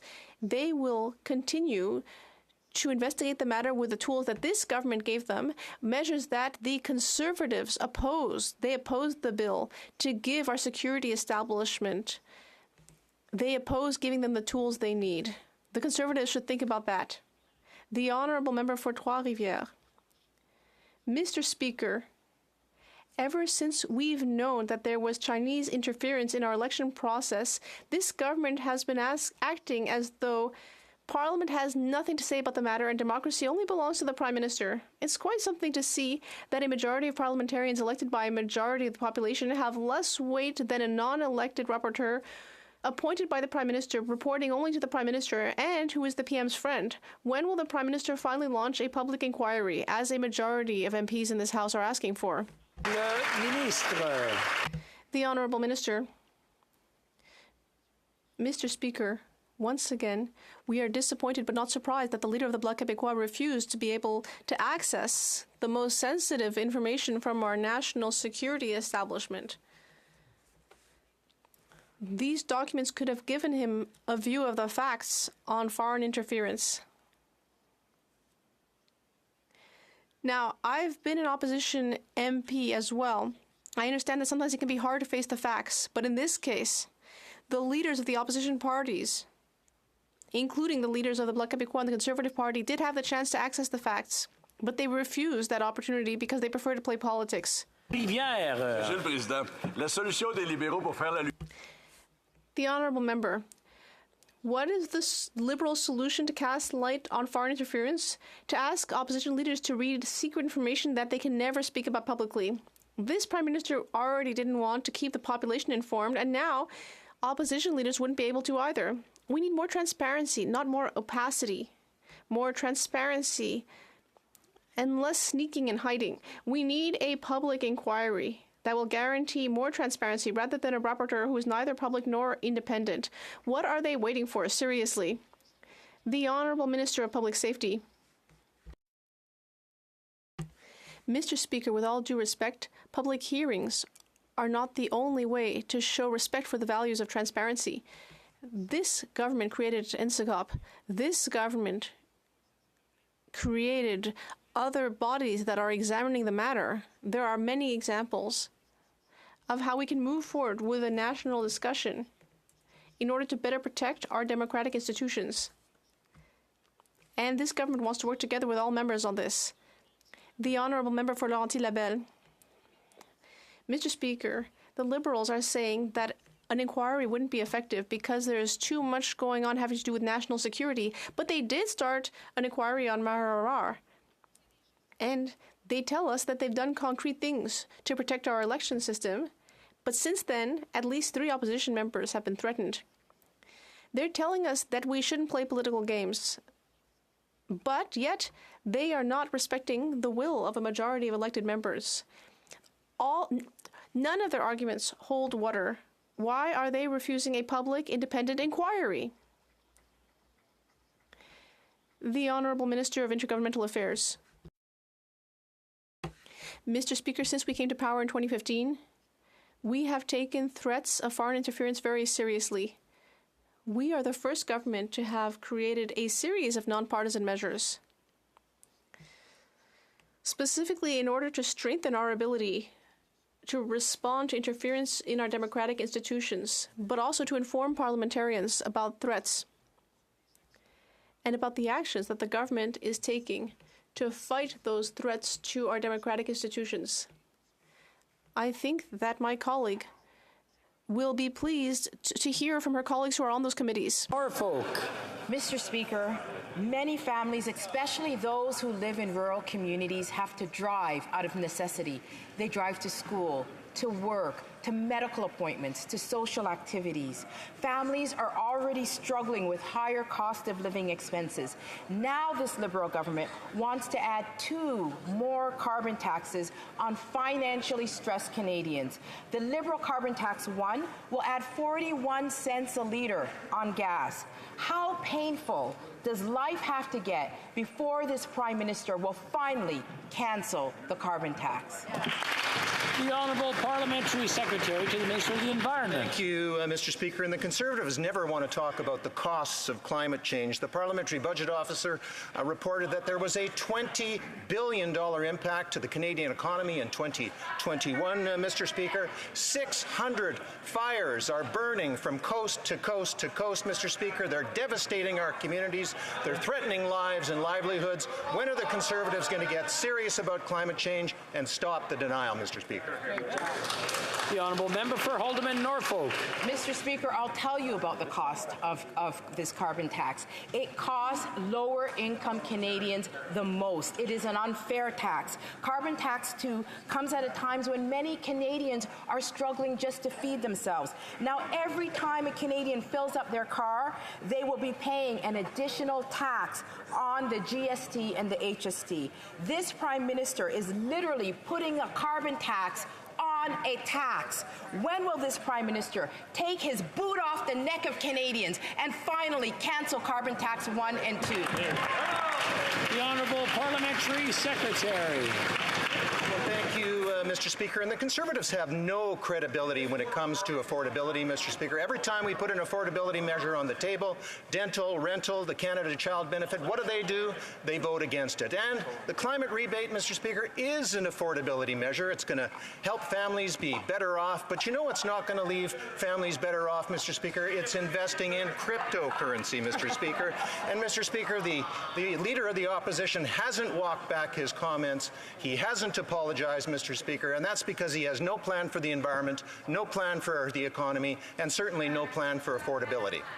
The Honourable Member for Calgary, Rocky Ridge. Well, Mr. Speaker, the Liberals already have one carbon tax that will add 41 cents to the price of a litre of gasoline. Carbon tax 2 will add another 17 cents per litre. GST will, of course, be applied to both. This means that an extra 61 cents on the price of a litre of gas. Since Canadians can't afford higher taxes and the existing carbon tax has not achieved emission reductions, will the Liberals cancel this new carbon tax today? Get rid of it. The Honourable Minister for Immigration. Speaker, I would remind all members of this House that climate change is real. I came to Ottawa this morning from my home province of Nova Scotia, where some of our communities are literally on fire. There are thousands upon thousands of Nova Scotians who have been displaced from their homes, hundreds who are risking... I'm going to interrupt. I'm starting to have a hard time hearing the answers again, and I want to make sure that everyone gets to hear the voice of the person who's speaking and hear the message as well, whether it's from the question or the answer. So I'm going to ask everyone to calm down and not yell at people. Yeah, that's a good... whoever said shh, I agree with them. That's a very good point. The Honourable Minister from the top, please. Mr. Speaker, I know that it is difficult for Conservatives to accept this, but climate change is real. I came to Ottawa this morning from my home province of Nova Scotia, where our communities are literally on fire. Thousands upon thousands of families have been displaced from their homes. Hundreds are watching as their homes may be turned into ashes. 8 months ago, Hurricane Fiona damaged our communities beyond measure, displacing not just homes, but sweeping people out to sea in some instances. Mr. Speaker, the Conservatives are peddling policies that they know will increase the level of pollution that is causing these severe weather events. We have one planet, Mr. Speaker. It is my home. It is yours. I will not stand idly by and watch it burn. The Honourable Member for Simcoe Grey. Mr. Speaker, the number one thing that people in my community contact me about is the cost of living. High inflation, mortgage renewal increases, and the carbon tax are punishing Canadians. In rural ridings like mine, there isn't a subway. People need to drive. A good government makes life more affordable. This government institutes a COVID second tax instead, or a carbon. Carbon tax 1 will add 41 cents a litre. Carbon tax 2 will add 17 cents. And because they are Liberals, they'll tax the taxes and add GST. Is 61 cents a litre enough, or is there a third carbon tax? The Honourable Minister for Natural Resources.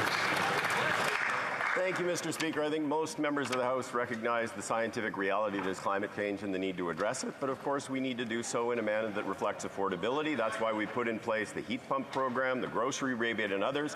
I must say, though, that I find the positions being taken by the Conservatives to be increasingly bizarre. First, they run and are elected as MPs on a platform that acknowledges that the pricing of pollution is the most efficient way to reduce emissions, and now they repudiate their own platform. Now they criticize the Clean Fuels Regulation, a policy very similar to the Renewable Fuels Regulation that was introduced in 2010 by none other than Stephen Harper. Mr. Speaker, the Conservatives should start being honest with the Canadian public. The only thing they presently do that is constant is that they ignore the scientific reality of climate change and have no plan to build an economy for the future. The Honourable Member for North Island, Powell River. Mr. Speaker, Canadians are worried about the state of our democracy. Diaspora communities have been sounding the alarm for decades on this issue of foreign interference. This government is clearly not listening to them, and the official opposition is more interested in making political points. New Democrats are listening. We know 72% of Canadians want a public inquiry. They need to trust our democratic institutions. Will the Prime Ministers put the interest of Canadians first and call a public inquiry? The Honourable Minister for Public Safety. Mr. Speaker, we are confident that Mr. Johnston has laid a path forward in holding public hearings that will put communities at the center of a conversation in the way in which we can fight against foreign interference and protect our democratic institutions. And it is encouraging, Mr. Speaker, that at least the NDP are prepared to take the briefing. It is simply up to the Conservatives now, if they are serious, to roll up their sleeves, get a seat at the table, take a briefing so that we can fight foreign interference together. Before going to the next question, I just want to remind the Honourable Member for Lees Grenville, Thousand Islands and Rideau Lakes that he has a very strong voice and it carries very well. So if he's speaking to anyone, I'm sure he's only talking to the people around him, maybe just whisper to the best of his ability. The Honourable Member for Vancouver East. Foreign interference is real. It is happening here in Canada, and this Prime Minister has failed to address it. By refusing to implement an independent public inquiry into foreign interference, the Liberals are hurting people and our democracy. Their appointed rapporteur, David Johnston, does not have the confidence of this House. He must go. The Prime Minister needs to listen and do the right thing. Will he remove David Johnston and immediately launch an independent public inquiry? The Honourable Minister of Public Safety. Mr. Speaker, I share my colleagues' concerns about the threats that are posed by foreign interference, which is why this government has been acting concretely by introducing new powers for the national security establishment, by creating new mechanisms of transparency. Most recently, I signed off on a ministerial directive to ensure that I'm getting briefed, the Prime Minister is getting briefed, and we now have a public hearings process which we hope to start in earnest so that we can bring Canadians along as we equip our establishment with new tools, but to do so in the right way. And that is something that we are all committed to doing. Member for Vancouver Grenville. Mr. Speaker, the overdose and toxic drug supply crisis is having a devastating impact on Canadian communities and families of all backgrounds from all walks of life.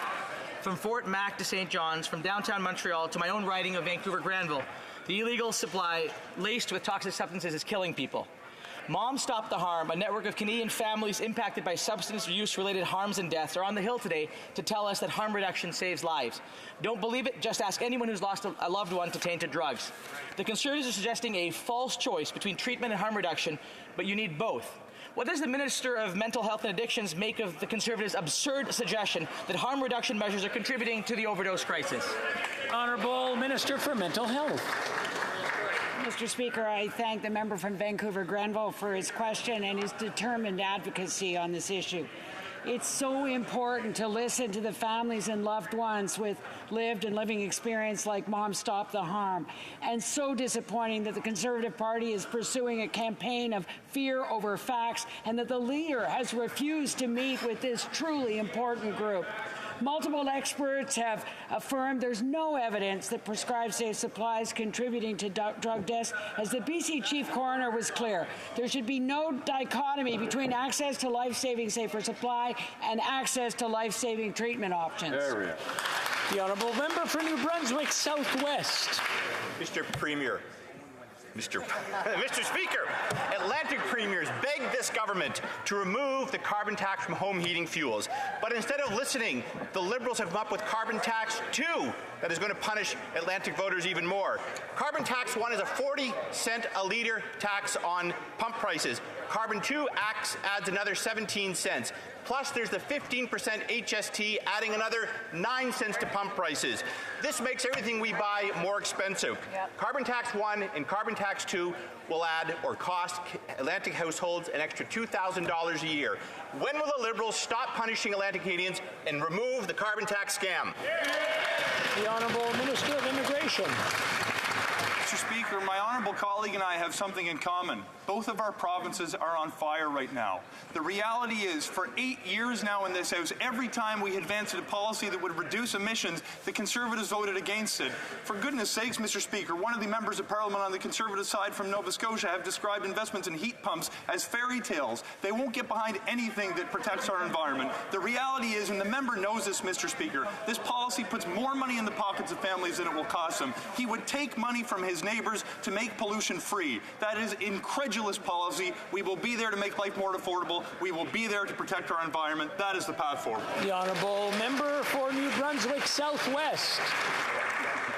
Mr. Speaker, it is absolute rubbish that a carbon tax is going to control the weather or control or bring down national disasters. This government is not serious about an environmental policy. It has a tax policy. 67 cents is what it's going to cost motorists in Atlantic Canada to fill up their pumps because of Carbon Tax 1 and 2. And it is the Parliamentary Budget Officer who says the net cost to Canadian families in Atlantic Canada is over $2,000 a month. So I ask again, when is this government going to do what Atlantic premiers have asked and to cancel the Carbon Tax 2 to give all Atlantic Canadians the break they deserve? The Honourable Minister for Families. You know what's costing Atlantic Canadian families right now? Are the forest fires in New Brunswick and Nova Scotia. It's the fact that there are thousands of families across this country that have had to flee their homes. And instead of putting policies on the table that would help fight climate change, they're obsessed with trying to deny it and trying to ensure that Canadians don't have the tools that they need to fight climate change. Mr. Speaker, it's no wonder that the members opposite yesterday accused us of putting them on a guilt trip. They feel guilty for the fact that they're not doing anything to support Canadians in fighting climate change. Thank you, Mr. Speaker. L'honorable député de Louis Saint-Laurent. The honourable member for Louis Saint-Laurent.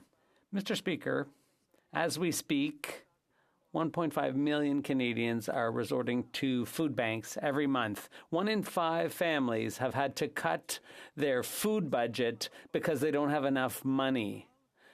As we speak, in order to help Canadians, this Liberal government decided to come up with another tax, the Liberal Carbon Tax 2.0. It's going to cost each family in Quebec $436 more, according to the PBO. Why is the Finance Minister imposing a new tax on Canadians? The Honourable Deputy Prime Minister. Mr. Speaker, we understand that for everyday people, for all Canadians, things are tough these days. And that's why our government has implemented programs to help Canadians with affordability. For example, the grocery rebate. And that money will be available to Canadians on July 5th. So I'm happy that altogether we managed to stand together and pass that measure. Now we need to do it with other measures to help Canadians. The honourable member for Louis Saint Laurent.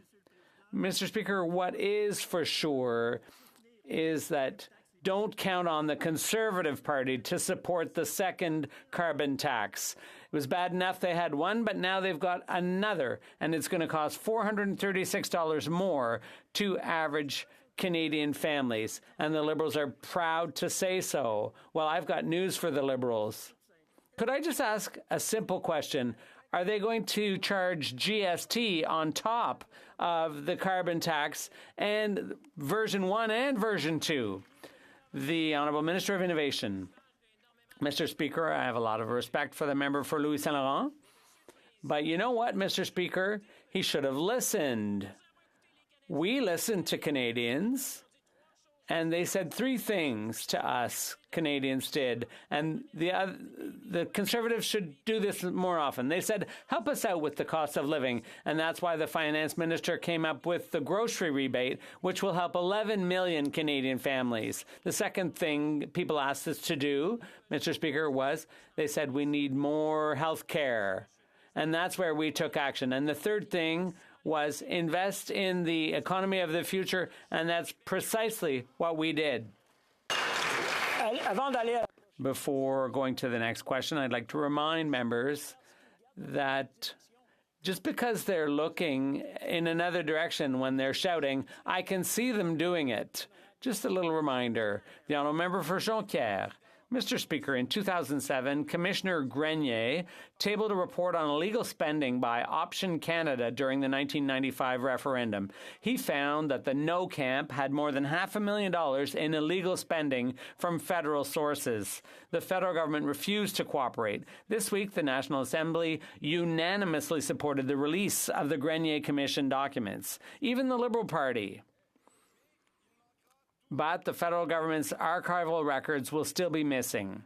Will the government now commit to full cooperation with the unanimous National Assembly? The Honourable Minister of Canadian Heritage.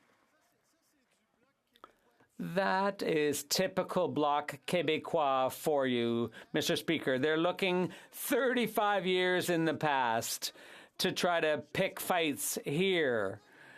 But this is the government of Canada. But they're using squabbles, provincial squabbles, to try to pick a fight with the federal government. Could they just be a bit serious here? The honourable member for Jonquière. Mr. Speaker. Mr. Speaker, this is not picking. We're not looking to pick a fight. This is. Brings us back to official languages in the member for Mount Royal. Mr. Speaker, the $500,000 in illegal spending revealed by the Grenier report is believed to have come from Heritage Canada. We'll never get to the bottom of this without Ottawa's cooperation. Almost 30 years after the fact, the National Assembly is of the unanimous opinion that that's enough water under the bridge. Today, all the information about the referendum can be released without damaging the reputations of those involved. Quebecers and Canadians, too, for that matter, have a right to know the truth. Will the government cooperate with the unanimous National Assembly? The Honourable Minister. They want the truth. Well, the truth is that the Bloc has both feet planted firmly in the past. They can't look forward. They can't look to the future. All they can do is look behind them. They're focused on other things while we're focused on the economy, our seniors, and so on. We're not backward looking, Mr. Speaker. For Foothills. They're doubling down on their failed scam with the second carbon tax, and Canadians are paying the price. In Carbon Tax 1 drove up the cost of feed, fuel, and fertilizer, driving up the cost of food more than $1,000 per family. And higher carbon taxes means higher food bank use. Last year, more than 5 million families were using a food bank every month. With a higher carbon tax, the use of food banks has gone up a staggering 60%. Wow. More than 8 million Canadians are using a food bank every single month. To the Prime Minister, how many Canadians are going to use a food bank when you implement Carbon Tax 2.0? The Honourable Deputy Prime Minister. Mr. Speaker, during this question period, we have heard a price on pollution described by Conservatives as rubbish and just now as a failed scam. Now that's astonishing because every single Conservative MP was elected on a promise to introduce a price on pollution. This is what their platform said. We will assess progress so carbon prices can be on a path to $170 a ton. So when were Conservatives telling the truth? When they were asking for votes or in the House today? The honourable member for Chatham, Kent Leamington. Mr. Speaker, it seems that the Prime Minister likes the carbon tax so much that he created a second one. Carbon tax 1 is already inflating the price of groceries, so it's going to cost a family of 4 more than $1,000 more for this coming year. Carbon tax 2 is only going to make that worse. Food bank use is already at record highs, with 1 in 5 families already skipping meals. And now, a family farm will face up to $150,000 more in taxes by the time this carbon tax is through. When will this Prime Minister get the facts and stop the tax? The Honourable Minister of Sport. We've done what a responsible government does. We've reduced pollution at the same time as we helped Canadians the most in need. That's what a responsible government does. They build the economy of the future while helping industry and Canadians deal with the higher costs, for example, with the grocery rebate. But the Conservatives are acting wholly unresponsibility, not only by voting against the budget with its specific supports for Canadians, but when are they going to be a bit more responsible on behalf of Canadians? Thank you, Mr. Speaker. Now, Louvain. Carbon tax 1 is inflating the price of groceries, making it more expensive for families to put food on the table. Food bank use is at record high, and 1 in 5 Canadians are skipping meals. The average farm of 5,000 acres is going to be paying up to $150,000 for his first failed carbon tax. Wow. Carbon tax 2 is only going to make things that much worse, Mr. Speaker. Families cannot afford food. When will this jet-setting, out-of-touch Prime Minister finally realize the more he goes woke, the faster Canadians are going broke? The Honourable Minister of Agriculture.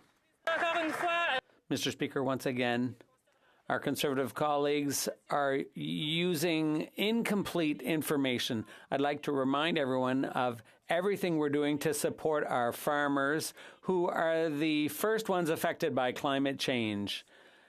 We have a clean technology program for agriculture, which is about to open up in June. So I would encourage farmers who are about to purchase equipment, who are to dry their grain and so on, I encourage them to make use of that program. Thank you. The Honourable Member for Châteauguay-Lacolle. Thank you, Mr. Speaker. Quebec's cultural community is in mourning. Yesterday, actor Michel Côté passed away. For decades, Quebecers have enjoyed his tremendous talent. He left his mark on many generations and achieved the remarkable feat of starring in television, theatre, and film. On behalf of the Government of Canada, could the Minister of Canadian Heritage share a few words with us and remind us of Mr. Côté's impact on our culture? The Honourable Minister of Canadian Heritage. Our sincerest condolences to the friends and family of Michel Côté. He was known for his humor, his sensitivity, his sincerity, and his incredible talent with roles in Brew, Cruising Bar, Crazy, and so on. He marked generations of Quebecers. When you saw his name in the credits, you knew it was going to be a good show. So, on behalf of all Quebecers, I'll be having a beer in your memory. Lake Country. Mr. Speaker, after 8 years of this Liberal government, violent crime is up 32%. And just 3 days ago in my community, a notorious and violent repeat offender was arrested for a break-in just hours after his release from court. Wow. The RCMP revealed this man has generated 421 police files and has been charged with 64 offenses since 2016, including assault. Our streets are more dangerous, and the Liberal bail legislation will still allow many repeat violent offenders to be released. So will this government take bail reform seriously and keep violent repeat offenders out of our communities? The Honourable Minister of Justice. Mr. Speaker, Bill C-48 targets precisely repeat violent offenders with weapons. Mr. Speaker, we've been working in close collaboration with the provinces since last October in order to come up with a bill that is not only charter compliant, Mr. Speaker, but also listen to concerns raised by police associations, raised by provincial ministers of justice and public safety ministers. And we've come up with a bill, Mr. Speaker, that addresses those. Mr. Speaker, here's what the Canadian Police Association had to say with respect to that bill. We appreciate the ministers have worked collaboratively with stakeholders and introduced this common sense legislation that responds to our concerns. The Honourable Member for Saskatoon University. This Liberal government has increased violent crime by 32% in Canada. Last Wednesday, I had a ride along with the City of Saskatoon Police to see firsthand the mess that these guys have created in our streets. That night, I witnessed an arrest of an individual that had almost a dozen warrants out for her. It's happening, and it's happening now on one side, then on the other side. I'm going to ask the Honourable Member to restart his question, and I want everybody to listen. And earlier there was something that was very sensitive, and I saw some people laughing out there, and I just want to point that out because it's very insensitive to do that. So please, pay attention to what's being said so that we all react appropriately. And by appropriately, I mean parliamentary appropriately, not what you might think is the proper response in your mind. The Honourable Member for Saskatoon University from the top, please. This Liberal government over the last 8 years have driven up violent crime by over 32%.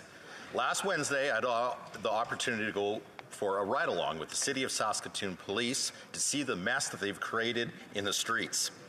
That night, I witnessed the arrest of an individual that had over a dozen warrants out for her arrest. Her most recent charge happened at a safe injection site where she took a utility knife to another addict and cut him from his ear to his mouth. Violent criminals should not be on bail.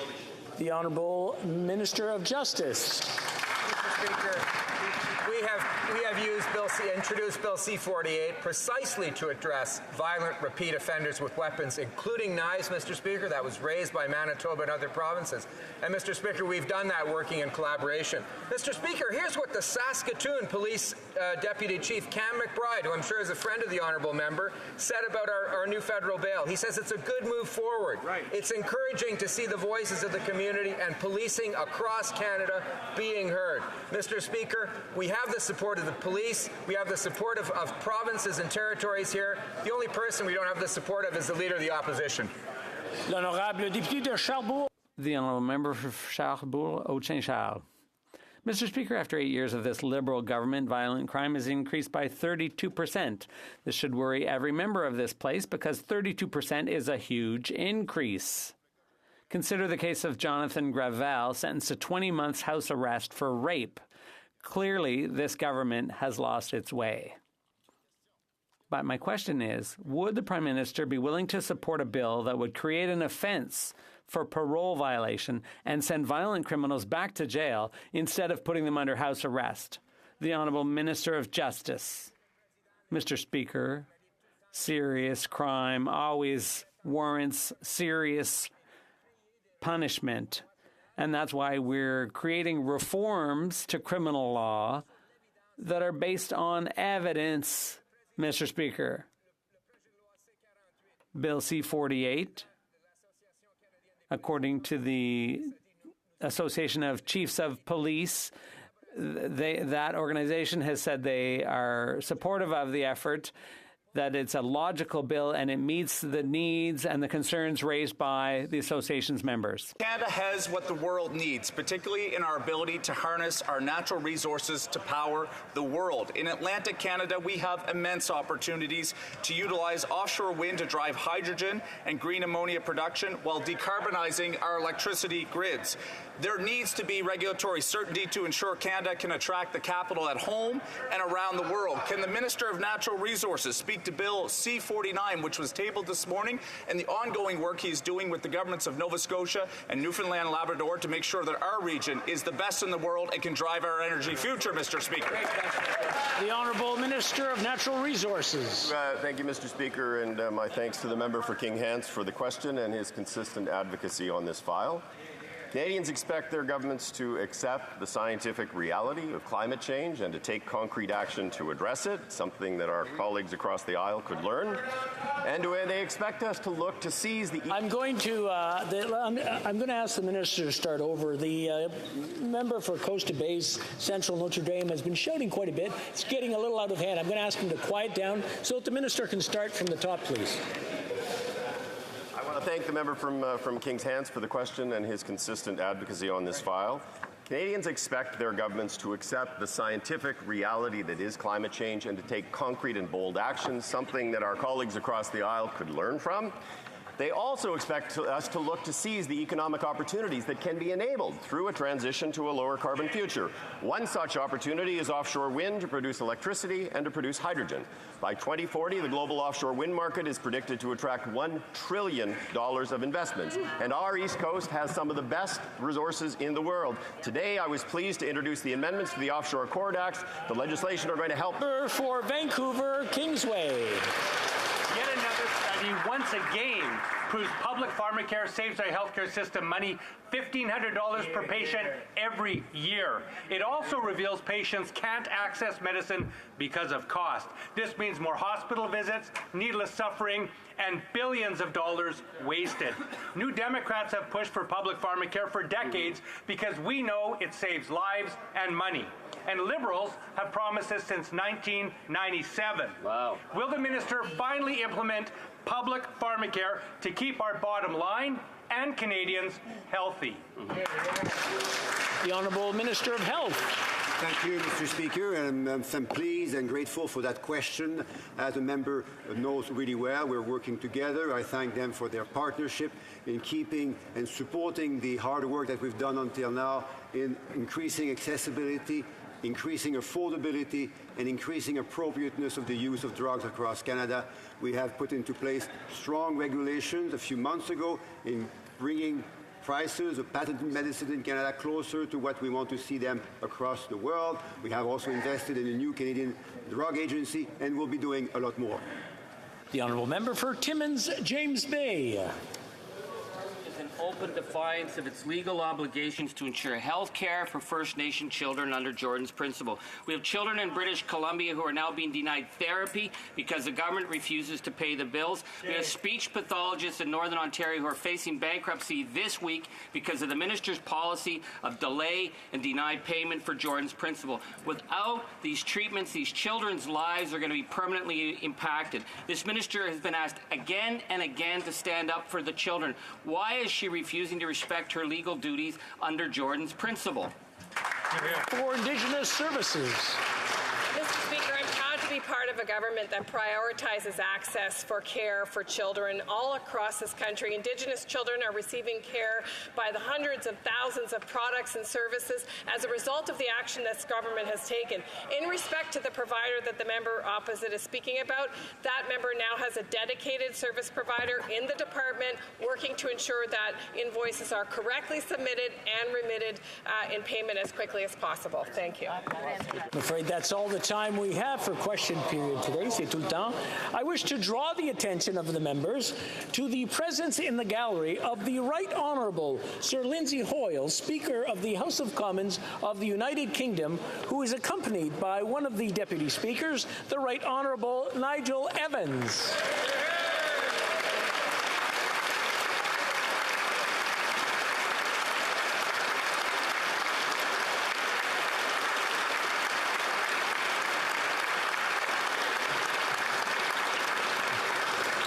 also want to draw attention of the members to the presence in the gallery of the Honourable Timothy Hullman, Minister of Environment and Climate Change for the province of Nova Scotia.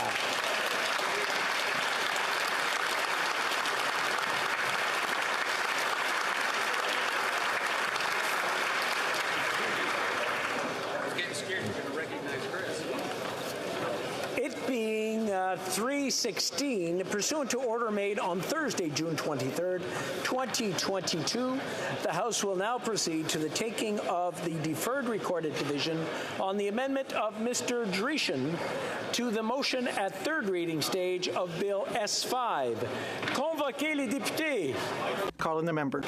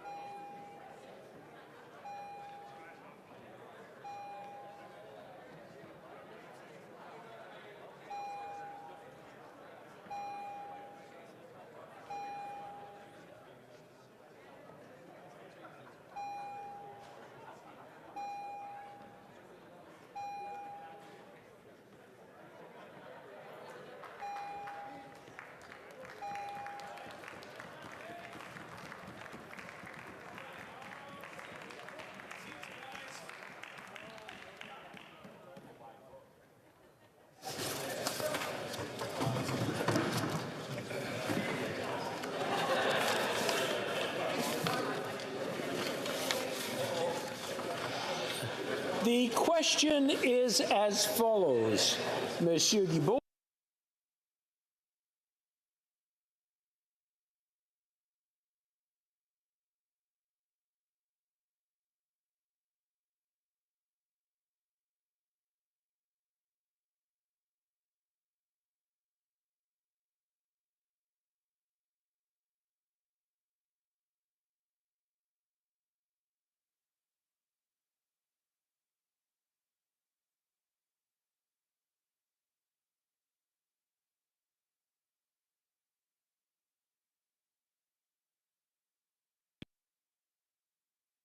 We will have both versions read in. Mr. Guilbeault, seconded by Mrs. Fortier, moved that Bill S5, an act to amend the Canadian Environment Protection Act, 1999, to make related amendments to the Food and Drug Act and to repeal the perfluorooctane sulfonate Virtual Elimination Act, be now read a third time and do pass.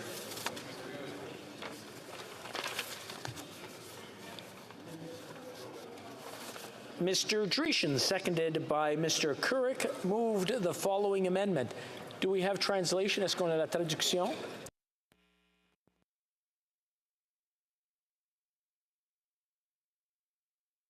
Should be amended by deleting the words after the word that and substituting the following.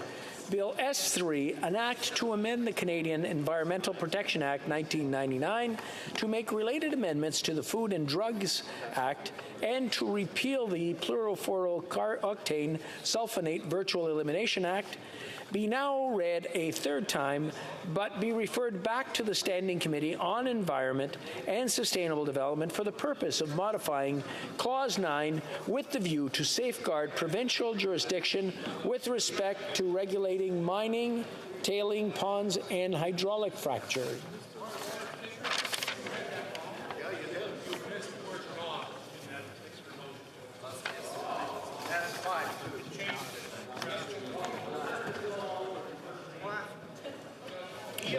Where did we see this?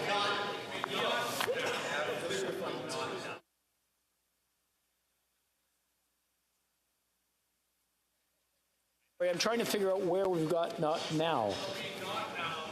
Line 3.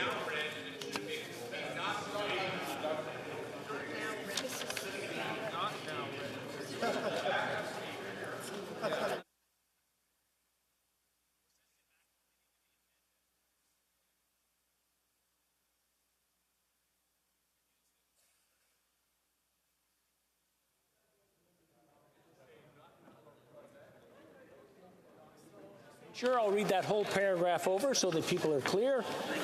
Bill S5, an act to amend the Canadian Environmental Protection Act, 1999, to make related amendments to the Food and Drugs Act and to repeal the perfluorooctane sulfonate Virtual Elimination Act, be not now read a third time, but be referred back to the Standing Committee on Environment and Sustainable Development for the purpose of modifying Clause 9 with the view to safeguard provincial jurisdiction with respect to regulating mining, tailing ponds, and hydraulic fracturing. La période de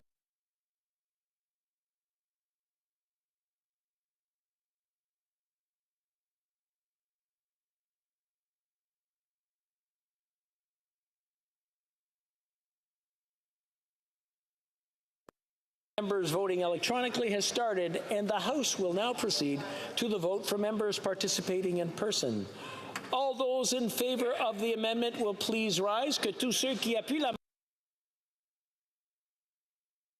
Scheer. Mr. Bazan. Mr. Bazan. Mr. Kimmich. Mr. Kimmich. Mr. Deltel. Mr. Deltel. Mrs. Stubbs. Mr. Stubbs. Mr. Paulus. Mr. Paulus. Mr. Warkentin. Mr. Warkentin. Mr. Barlow. Mr. Barlow. Mrs. Gray. Mrs. Gray. Mr. Moore. Mr. Moore. Mr. Baldinelli. Mr. Baldinelli. Mr. Mazer. Mr. Mazer. Mr. Lewis Essex. Mr. Lewis Essex. Mr. Seaback. Mr. Seaback. Mr. Small. Mr. Small. Mr. Williamson. Mr. Williamson. Mr. Berthold. Monsieur Berthold. Mr. Abultaif. Mr. Abultaif. Mr. Chong. Mr. Chong. Mr. Caputo. Mr. Caputo. Miss Ferrari. Ms. Ferrari. Mr. Schmale. Mr. Schmale. Mr. Kelly. Mr. Kelly. Mr. Lloyd. Mr. Lloyd. Mr. Cooper. Mr. Cooper. Monsieur Martel. Mr. Martel. Monsieur Godin. Mr. Godin. Miss Gladue. Ms. Gladue. Mrs. Roberts. Mrs. Roberts. Mr. Malillo. Mr. Malillo. Mrs. Kramp-Nyman. Mrs. Kramp-Nyman. Mrs. Block. Mrs. Block. Mr. Van Popta. Mr. Van Popka. Mr. Muse. Mr. Muse. Mr. Redekop. Mr. Redekop. Mr. Waugh. Mr. Waugh. Monsieur Lehoux. Monsieur Lehoux. Monsieur Généreux. Monsieur Généreux. Mr. Tucker. Mr. Tucker. Mrs. Falk, Battlefords Lloydminster. Mrs. Falk, Battlefords Lloydminster. Mr. Zimmer. Mr. Zimmer. Madame Vien. Madame Vien. Monsieur Gould. Monsieur Gould. Mr. Arnold. Mr. Arnold. Monsieur Brassard. Mr. Brassard. Mr. Maguire. Mr. Maguire. Mr. Cram. Mr. Crown. Mr. Dreeshen. Mr. Dreeshen. Mr. Albus. Correction, Mr. Currick. Mr. Currick. Mr. Albus. Mr. Albus. Mr. Tolmie. Mr. Tolmie. Mr. Allison. Mr. Allison. Mr. Carey. Mr. Carey. Mr. McLean. Mr. McLean. Mrs. Gallant. Mrs. Gallant. Mr. Shipley. Mr. Shipley. Mr. Patzer. Mr. Patzer. Mr. Macaulay, Edmonton West. Mr. Macaulay, Edmonton West. Mr. Falk, Provencher. Mr. Falk, Provencher. Mr. Morrison. Mr. Morrison. Mr. Dalton. Mr. Dalton. Mr. Bragdon. Mr. Bragdon. Mr. Epp. Mr. Epp. Mr. Motts. Mr. Motts. Mr. Soroka. Mr. Soroka. Mr. Vierson. Mr. Vierson. Mr. Shields. Mr. Shields. Mr. Fast. Mr. Fast.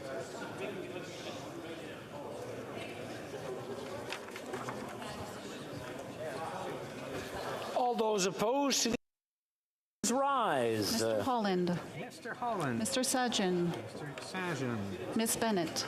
Ms. Bennett. Monsieur Guilbeault. Monsieur Guibault. Miss Tassi. Ms. Tassi. Madame Pittspa-Taylor. Madame Pittspa-Taylor. Miss Jazek. Ms. Jazek. Miss Groh.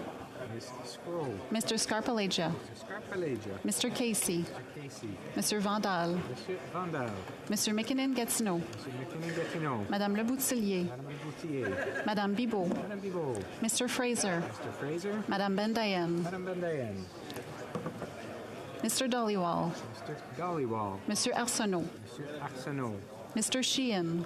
Mr. Sheehan. Madame Brière. Madame Brière. Mr. Gerritsen. Mr. Garrison. Mrs. Romanado. Mrs. Romanado. Mr. Lamoureux. Mr. Lamoureux. Miss Sahota. Sahota. Mr. Verani. Mr. Varani. Madame Koutrakis. Madame Koutrakis. Mr. Duguid. Duguid. Miss de Brusen. Mr. Bruson. Monsieur Lauzon. Mr. Lozon. Madame Lalonde. Madame Lalonde. Miss Dillon. Dillon. Monsieur El Khoury. Monsieur El Khoury. Monsieur Yacono. Mr. Yacono. Mr. Johari. Mr. Johari. Mr. Vancouverdin. Mr. Vancouverdin. Mr. Fisher. Mr. Fisher. Mr. Kuzmerichek. Mr. Kuzmerichek. Miss O'Connell. O'Connell. Mr. Kellaway. Mr. Callaway. Mr. May Cambridge. Cambridge. Mr. Badaway. Mr. Badaway. Mr. Baptiste. Mr. Baptiste. Mr. Fragascados. Mr. Fragascato. Mr. Chang. Mr. Chang. Madame Martinez Ferrada. Madame Martinez Ferrada. Mr. Long. Mr. Long. Mr. Longfield. Mr. Longfield. Mr. McDonald Avalon. McDonald Avalon. Mr. McLeod. Mr. McLeod. Mr. Sarai. Mr. Sarai. Madame Shanahan. Shanahan. Miss Sidhu Brampton South. Cedar Brompton South. Mrs. Zaid. Mrs. Zaid. Mr. Rogers. Mr. Rogers. Miss Yip. Yip. Mrs. Atwin. Mrs. Atwin. Miss Latanzio. Mr. Panzio. Mr. Pulowski. Pulowski. Mr. Turnbull. Turnbull. Mr. Van Bynen. Mr. Van Bynen. Monsieur Zuberi. Monsieur Zuberi. Miss Bradford. Bradford. Madame Diab. Madame Diab. Mr. Gahir. Mr. Gahir. Miss Hepfner. Hefner. Miss Kayabaga. Kayabaga. Miss Taylor Roy. Taylor Roy. Mrs. Valdez. Valdez. Mr. Sousa. Mr. Sousa. Monsieur Terrien. Monsieur Terrien. Madame Normandin. Madame Normandin. Monsieur Bergeron. Monsieur Bergeron. Madame de Bellefeuille. Madame de Bellefeuille. Madame Michaud. Madame Michaud. Madame Larouche. Madame Larouche. Madame Posé. Madame Posé. Monsieur Lemire. Monsieur Lemire. Monsieur Trudel. Monsieur Trudel. Madame Desbiens. Madame Desbiens. Madame Bérubé. Madame Bérubé. Monsieur Désilet. Monsieur Désilet. Mr. Singh. Mr. Singh. Mr. Julian. Mr. Julian. Miss Kwan. Kwan. Miss Ashton. Mr. Garrison. Miss Blaney. Miss Idlout. Mr. Cannings. Mr. Johns. Mr. McGregor. Miss Barron. Mr. Backrack. Miss Hughes. Mr. Angus. Mr. Davies. Miss Matheson. Miss May, Sanish Gulf Islands. Mr. Morris.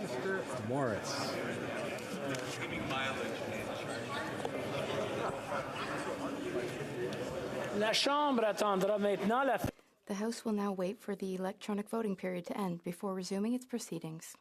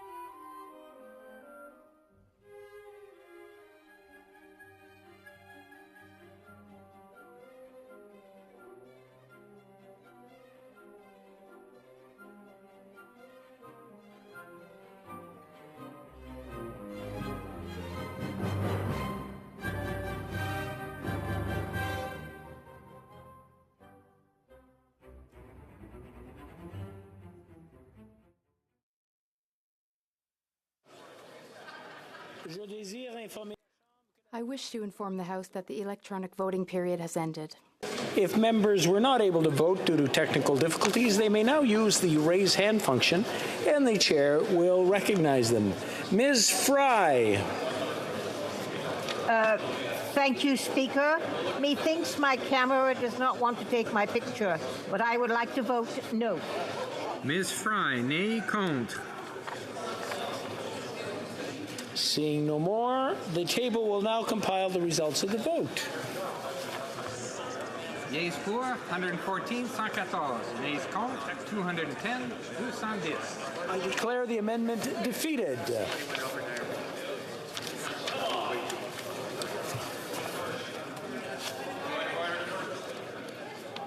Yes, the honourable member for Kingston. It's a technical matter with regard to the vote that just took place. Mr. Speaker, I was attempting to vote using the app. I received a notice on my phone saying that my vote had been flagged and may not have gone through. So I've rushed down here both to participate in the new vote in person, but also to confirm that my vote, yay, was in fact recorded. Go by, but let me double. Yes, it did go by. And which way was the vote? It was a yes. Yes, good. Thank you.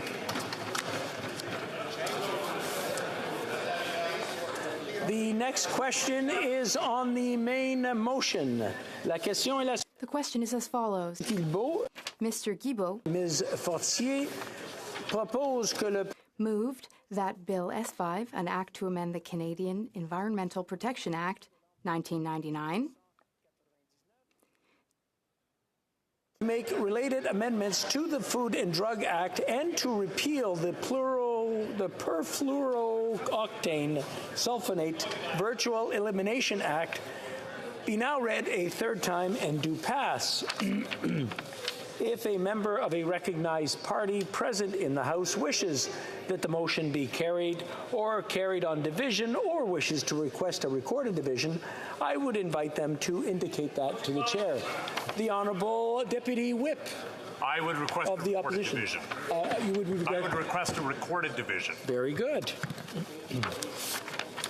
La période de 10 minutes pour... The 10-minute electronic voting period has begun. The House will now proceed to the vote for members participating in person. Those in favor of the motion will please rise. Mr. Holland. Mr. Sajjan. Mr. Sajjan.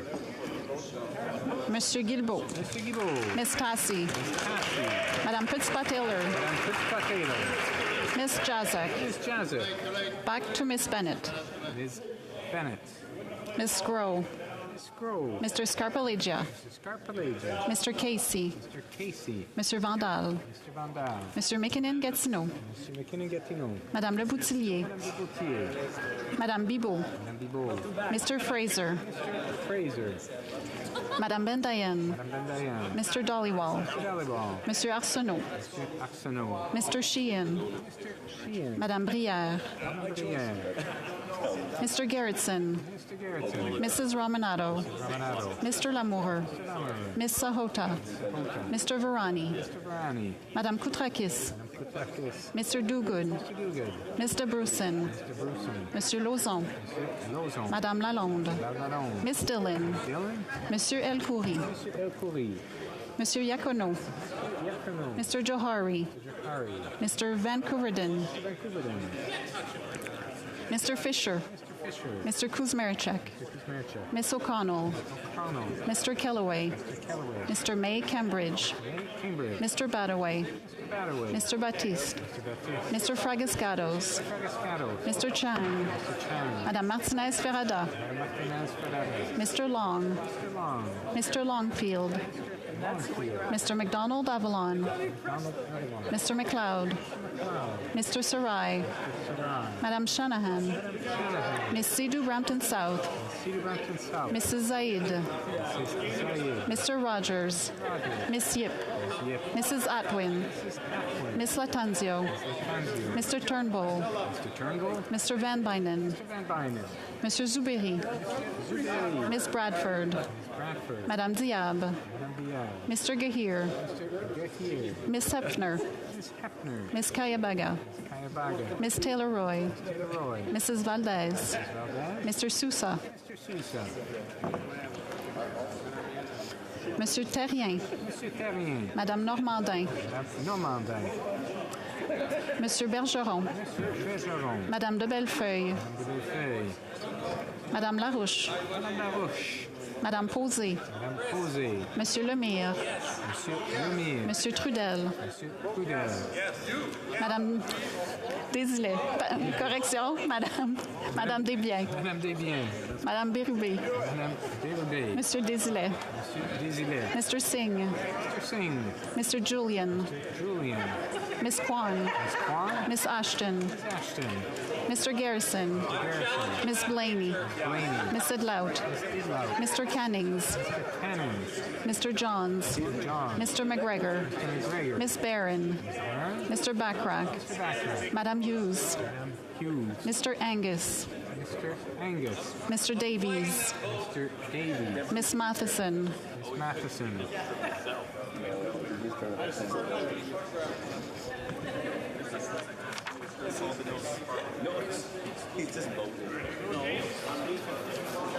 Nays. All those opposed to the motion will please rise. Mr. Bazan. Mr. Bazan. Mr. Kimmich. Mr. Kimmich. Mr. Deltel. Mr. Deltel. Mrs. Stubbs. Mr. Paulus. Mr. Workington. Mr. Workington. Mr. Barlow. Mr. Barlow. Mrs. Gray. Mrs. Gray. Mr. Moore. Mr. Moore. Mr. Baldinelli. Mr. Baldinelli. Mr. Mazer. Mr. Mazer. Mr. Seaback. Mr. Seaback. Mr. Small. Mr. Small. Mr. Williamson. Mr. Williamson. Mr. Berthold. Mr. Berthold. Mr. Abul Taif. Mr. Abul Taif. Mr. Chong. Mr. Chong. Mr. Caputo. Mr. Caputo. Ms. Ferreri. Mr. Ferreri. Mr. Schmale. Mr. Schmale. Mr. Kelly. Mr. Kelly. Mr. Lloyd. Mr. Lloyd. Mr. Cooper. Mr. Cooper. Mr. Martel. Mr. Martel. Monsieur Godin. Monsieur Godin. Ms. Gladue. Ms. Gladue. Mrs. Roberts. Mrs. Roberts. Mr. Patzer. Mr. Malillo. Correction, Mr. Malillo. Mr. Malillo. Mrs. Kramp-Nyman. Mrs. Kramp-Nyman. Mrs. Block. Mrs. Block. Mr. Van Papta. Mr. Van Papta. Mr. Muse. Mr. Muse. Mr. Redekop. Mr. Redekop. Mr. Waugh. Mr. Waugh. Mr. Steinley. Mr. Steinley. Monsieur Lehoux. Mr. Lehoux.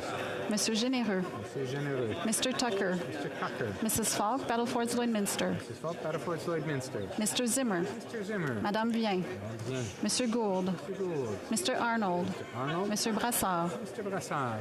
Mr. McGuire. Mr. McGuire. Mr. Cram. Mr. Cram. Mr. Dreeshen. Mr. Dreeshen. Mr. Currick. Mr. Currick. Mr. Albus. Mr. Albus. Mr. Tolmie. Mr. Tolman. Mr. Allison. Allison. Mr. Carey. Mr. Carey. Mr. McLean. Mr. McLean. Mrs. Gallant. Mrs. Gallant. Mr. Shipley. Mr. Shipley. Mr. Reed. Mr. Reed. Mr. Patzer. Mr. Patzer. Mr. Macaulay and Minton West. Mr. Macaulay of Minton West. Mr. Falk Provencher. Mr. Falk Provencher. Mr. Morrison. Mr. Morrison. Mr. Dalton. Mr. Dalton. Mr. Bragdon. Mr. Bragdon. Mr. Epp. Mr. F. Mr. Motts. Mr. Motts. Mr. Soroka. Mr. Soroka. Mr. Vierson. Mr. Vierson. Mr. Shields. Mr. Shields. Mr. Fast. Mr. Fast. Mrs. May, Sanish Gulf Islands. May, Sanish Gulf Islands. Mr. Morris. Mr. Morris. I wish to inform the House that the electronic voting period has ended. Oh, sorry. Yes,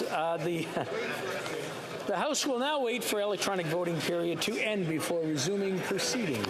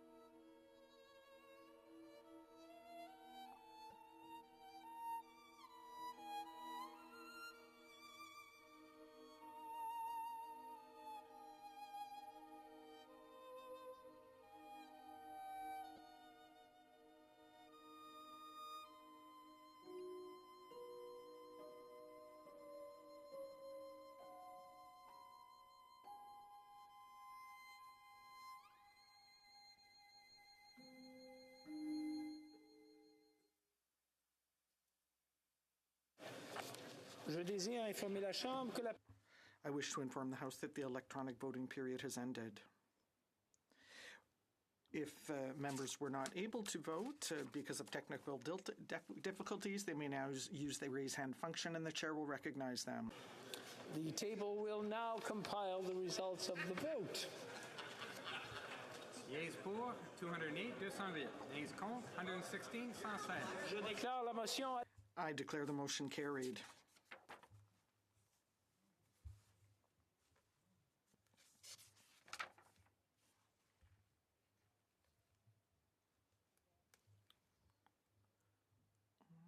That's what I want. Okay, 29 minutes.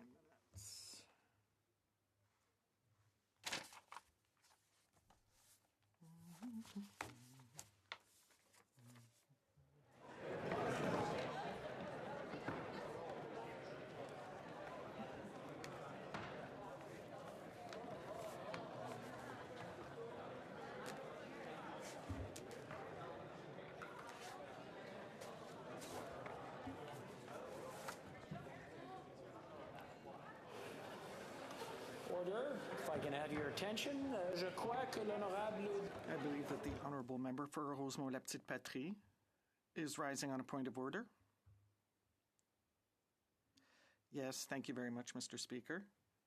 Mr. Speaker, I'm intervening on behalf of the NDP concerning the question of privilege presented by the member for Durham this morning. We in the NDP are very concerned about what the member for Durham has gone through, as did the member for Wellington Halton Hills.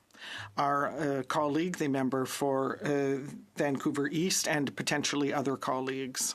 In a decision handed down in September 73, Speaker Lamoureux at the time stated on page, within the House of Commons debates, quote, I do not hesitate to reaffirm that parliamentary privilege includes the right of members to carry out their tasks as elected representatives without having to undergo any threat or bullying. End of quote. As for the question of privilege raised by the member for Wellington Halton Hills, we believe that these threats and intimidations are breaches of parliamentary rights and privileges and of our democratic House. This is a question of privilege based prima facie, and whether this is part of the work that is done by committees or by elected officials, further to the motion presented by the member for Wellington Halton Hills, or as a separate motion. Thank you, Mr. Speaker. Merci. Je vais prendre ça en considération. Thank you. I will be taking this under advisement, and I will come back with a decision. Oh, sorry. Orders of the day.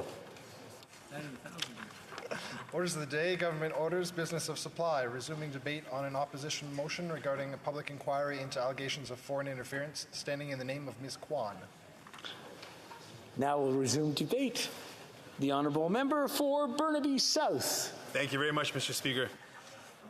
I want to begin my speech by talking about the impact of foreign interference on people.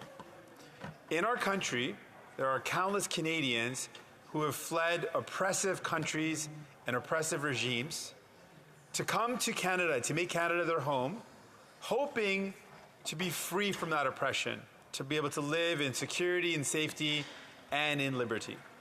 Sadly, that same oppression that they fled often follows these Canadians to their new home country. And I want to talk about some of the communities that are impacted. Many of us have heard from members of the Iranian community who continue to be targeted by the Iranian government for raising concerns about the human rights violations going on in Iran. We hear from activists in Canada of Iranian descent who took up the call of the woman, life, and liberty chants of revolution and of justice, only to find out that they're being targeted here in Canada and their family members are being targeted. We know people who leave India to come to Canada who are also being targeted. People from Muslim communities are targeted for being outspoken about the treatment of minority Muslim communities. women activists who raise the concerns of the systemic oppression of women in India, Christians and other minority religions, as well as activists fighting the caste system who are targeted and whose family members are targeted. We know of many members of the Sikh community who are specifically targeted for their activism, raising questions of human rights violations, systemic violations of human rights perpetrated by the Indian state against Sikhs as well, who are targeted with visa denial, with threats to their family.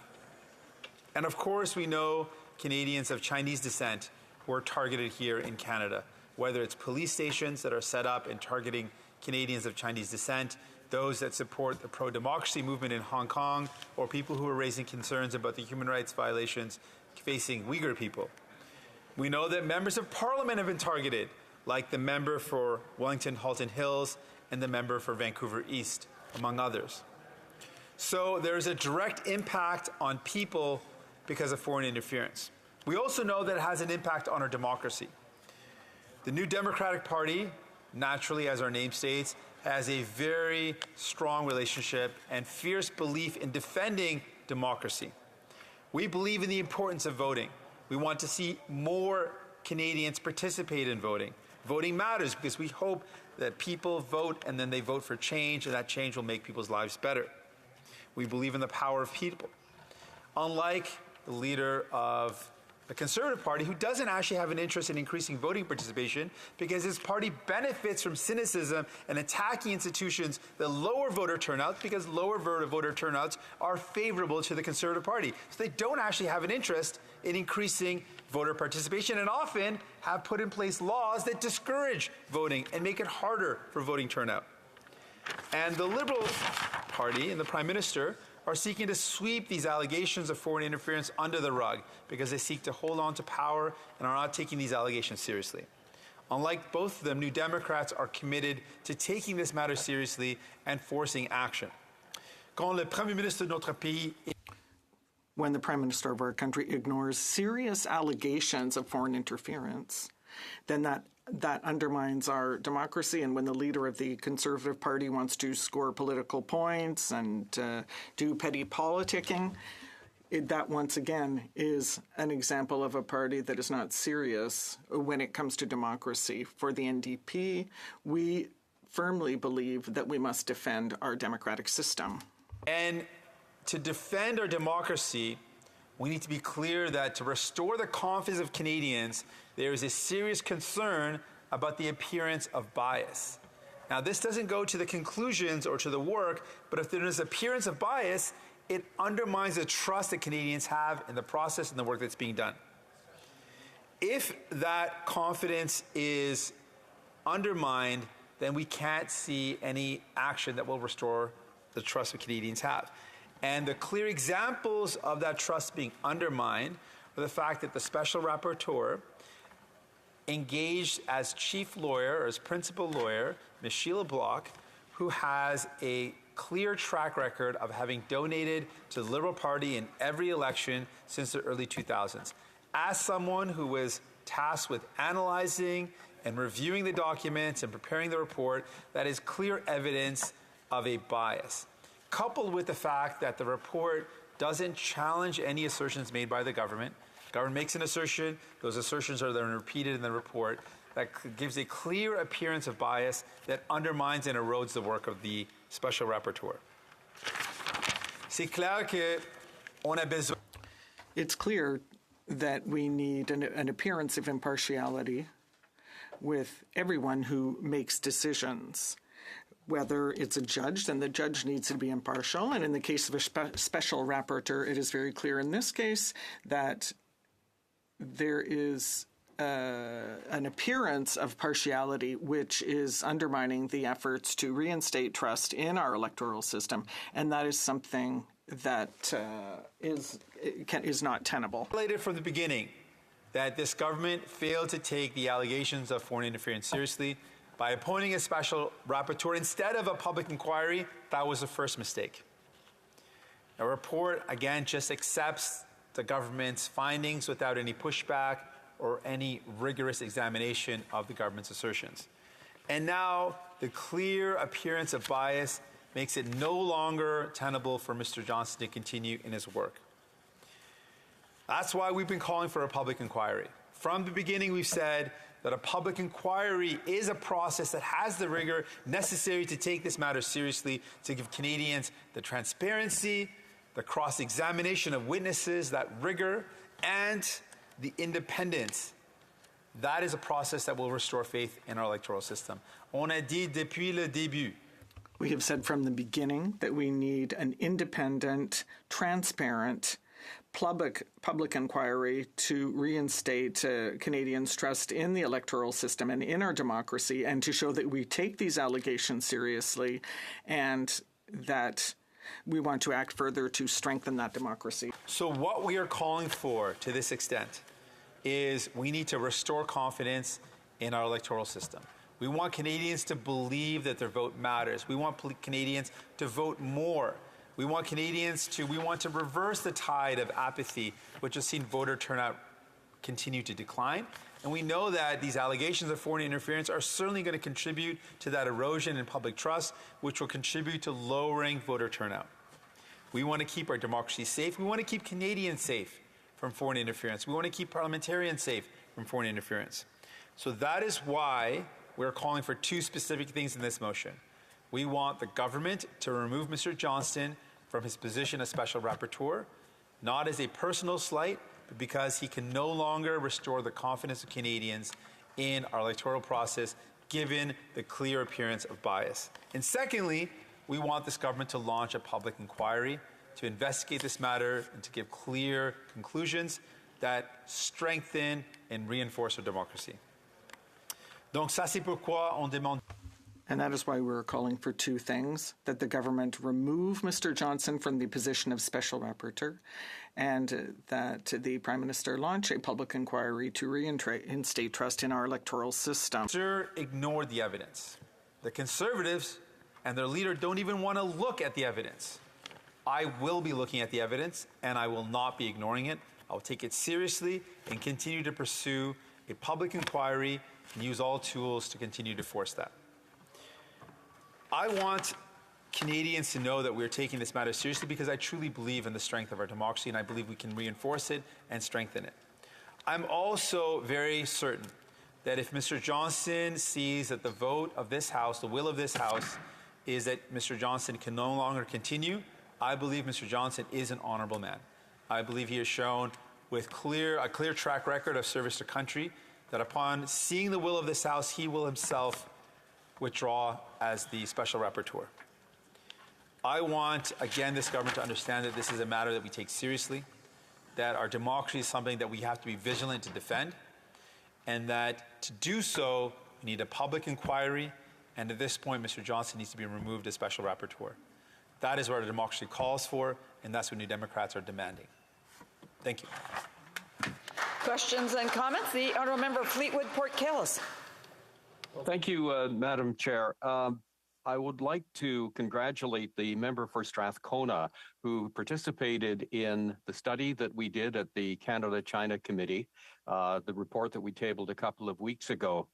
In that regard, and in those recommendations, is the call for a registry, a foreign agents registry.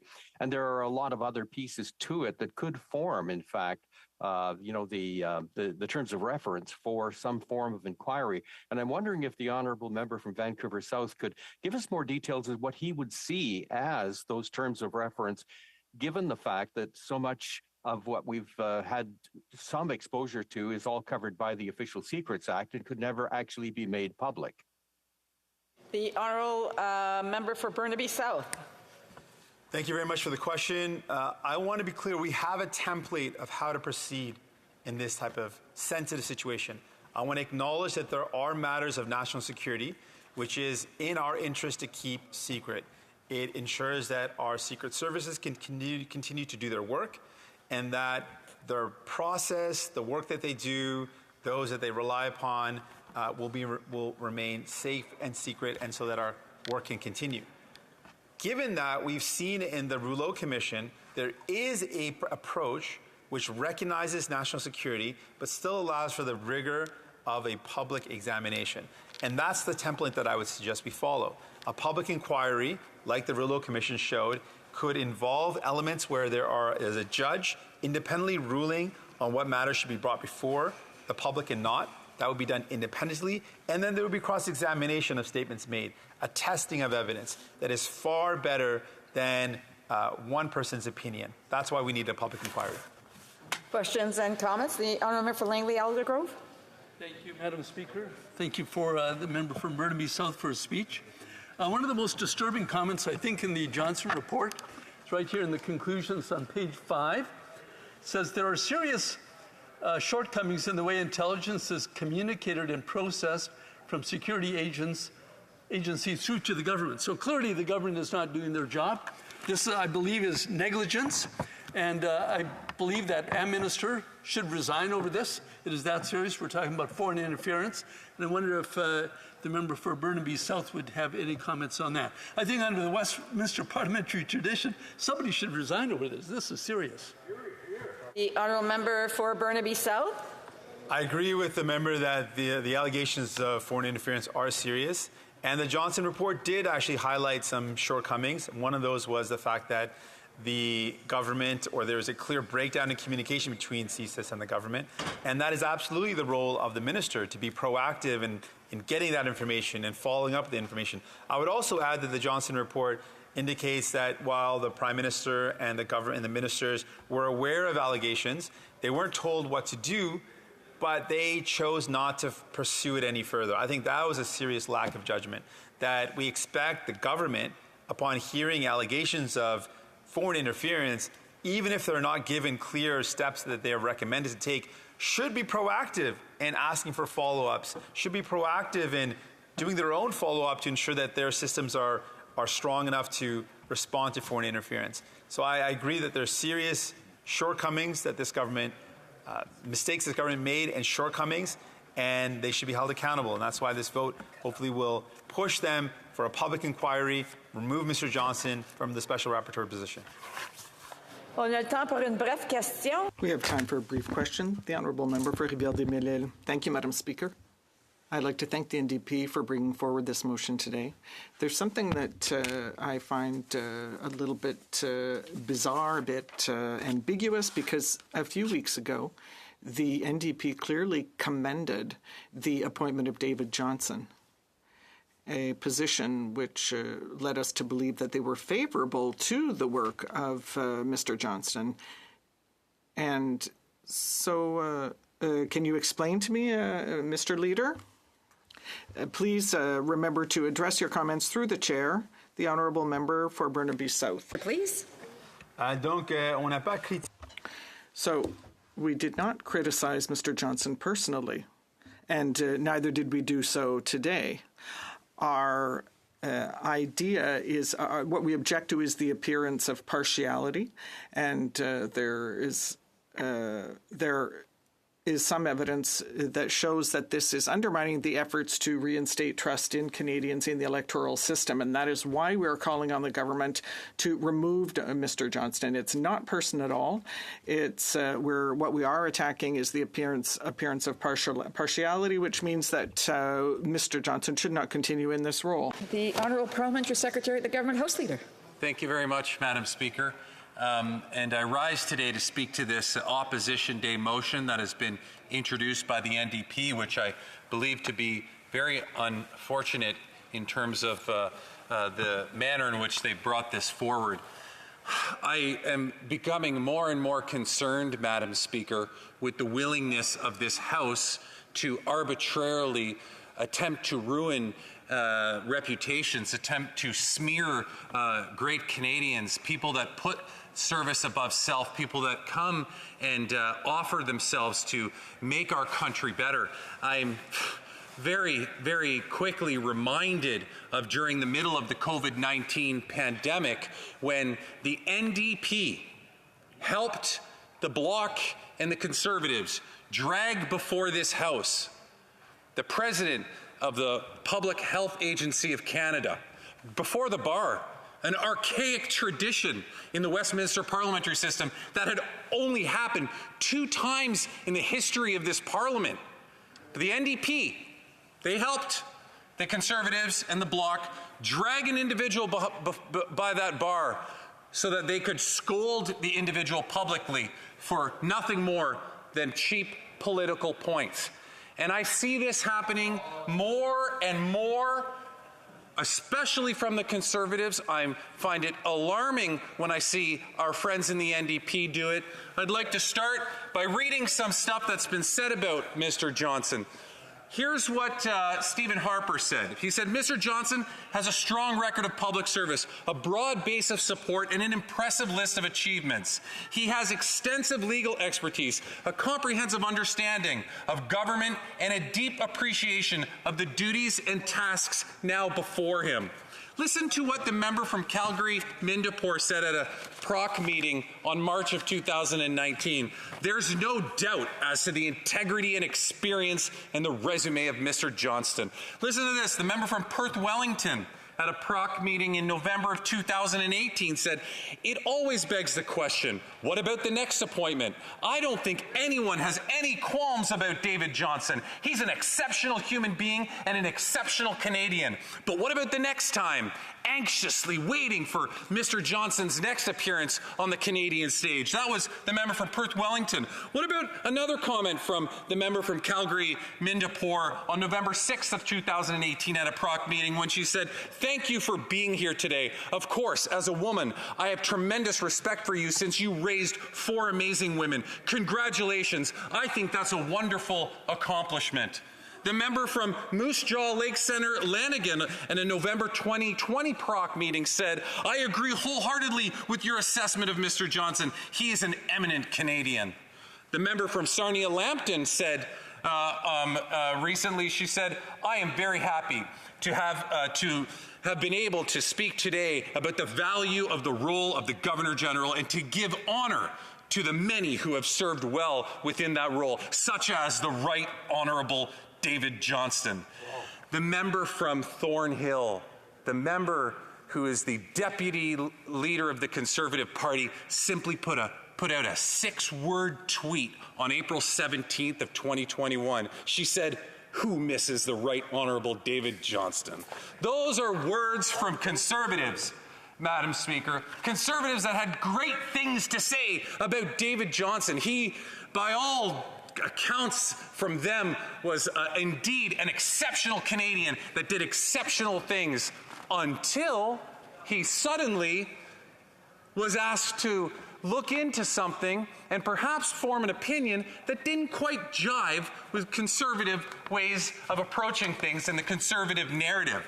Flash forward to today. This is what Conservatives are now suddenly saying about David Johnston. The member from Calgary Forest Lawn, quote, another random Liberal tasked by the Prime Minister to support his corruption and scandals. Nothing to see here, folks.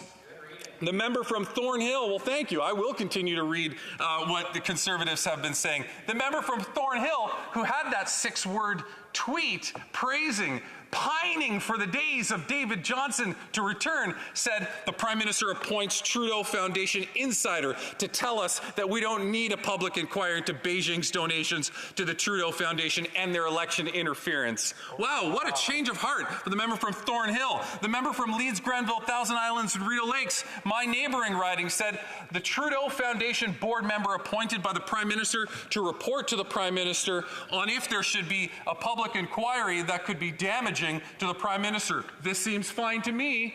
Of course, in his sarcastic tone that we're also used to seeing in this House, the member from Regina Capel said, the Prime Minister names another Trudeau Foundation insider to tell us we don't need an inquiry into Beijing's interference. The Leader of the Opposition himself said in a tweet just days ago, we see today that his ski buddy, cottage neighbor, family friend, and member of the Beijing Finance Trudeau Foundation came out and did exactly what I predicted. What a bunch of hypocrites, Madam Speaker. The gall, the audacity. Like, I guess I might be able to wrap my head around it if it was different Conservatives that were saying one thing a couple years ago and now suddenly taking a new approach. But it's the exact same people. It's the exact same people. The member from Thornhill that longed for the days of David Johnston is now suddenly accusing him of being an insider. I just can't wrap my head around it. Well, I can when you look at the way that conservatives routinely will trample on anybody's reputation, will trample on anything that they absolutely see as being an opportunity to squeeze out a tiny, tiny little bit of political gain. And of course, the gravy would be the fundraising that they make off that, because we know they use all of this for their fundraising purposes. You can only imagine how many times, I'd love to have the analytics on how many times David Johnston's been used in fundraising email blasts that come from the Conservatives. I'm sure it's way up there. The member from Abbotsford is agreeing with me. It looks like he agrees that they do. Okay, I guess they do use him in fundraising. See, that's what we're talking about here, Madam Speaker. You know, the Leader of the Opposition, he has a job to do. He has a job to do as His Majesty's loyal opposition. He's supposed to hold the government account, and that's completely understandable, completely acceptable, and absolutely within the realm of what he's supposed to do. The problem is, Madam Speaker, is that he's not interested in that.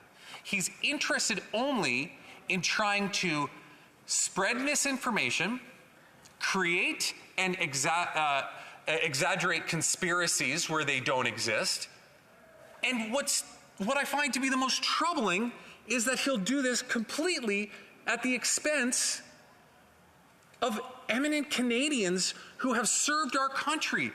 An individual like David Johnston, who was appointed Governor General by Stephen Harper, the same time when the member from Carleton, the Leader of the Opposition, sat in that government. And they just don't seem to have any regard at all, no shame at all, in just trampling over top of people if they think they can just get an ounce of political gain out of it. You know, I find it very interesting that the leader of, and I'm glad, the member from Burnaby South got... There seems to be individuals who are really anxious to ask questions, but now's not the time, so I would ask them to wait until such time as I call for questions and comments. In the meantime, they might want to jot them down so they don't forget them. The Honourable Parliamentary Secretary. Thank you, Madam Speaker, and I appreciate the opportunity to pause and reflect on what I was going to say. You know, the Leader of the Opposition has recently said that he doesn't want to be silenced. He doesn't want to take a briefing.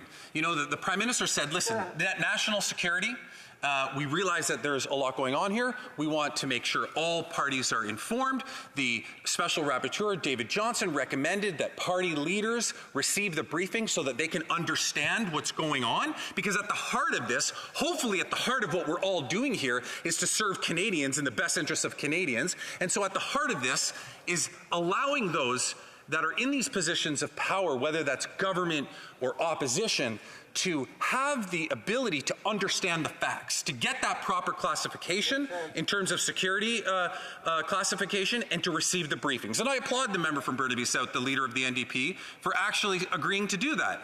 I disagree with this motion that they've brought forward, but what I find remarkable is how the Leader of the Opposition and the Leader of the Bloc just brush it off. They say, no, I don't want to be silenced.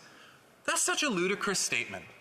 My colleague, the member from Pickering, stood in this House, gave a 20-minute speech earlier, replied to questions for 10 minutes, and she full-on told us during her intervention today that she was a member of NSICOP, she has the security clearances, she receives briefings, but she's capable of deciphering between what's classified and what's not.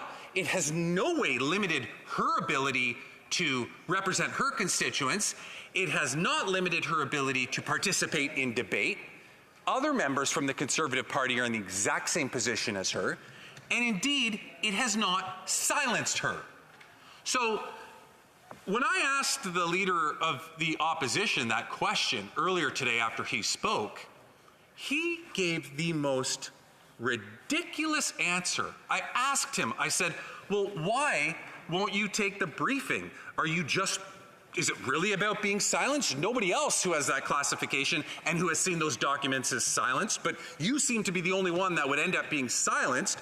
Or is it that you just want to be willfully ignorant so that you don't have to be responsible. And his response to me was, well, I know the way this would work. I would go into the Prime Minister's office, he'd throw a bunch of papers on the desk, he'd blah, blah, blah, and then put a big stamp on them and saying, I can't say a word when I leave. This is an individual who wants to be the leader of the country, and this is the manner in which he thinks security, intelligence is shared in a G7 country, a Five Eyes alliance partner. This is the way that he thinks confidential information is shared. He just go on up to the Prime Minister's office in West Block, he'll throw down some papers on the table and say, read these, and then don't say anything when you leave.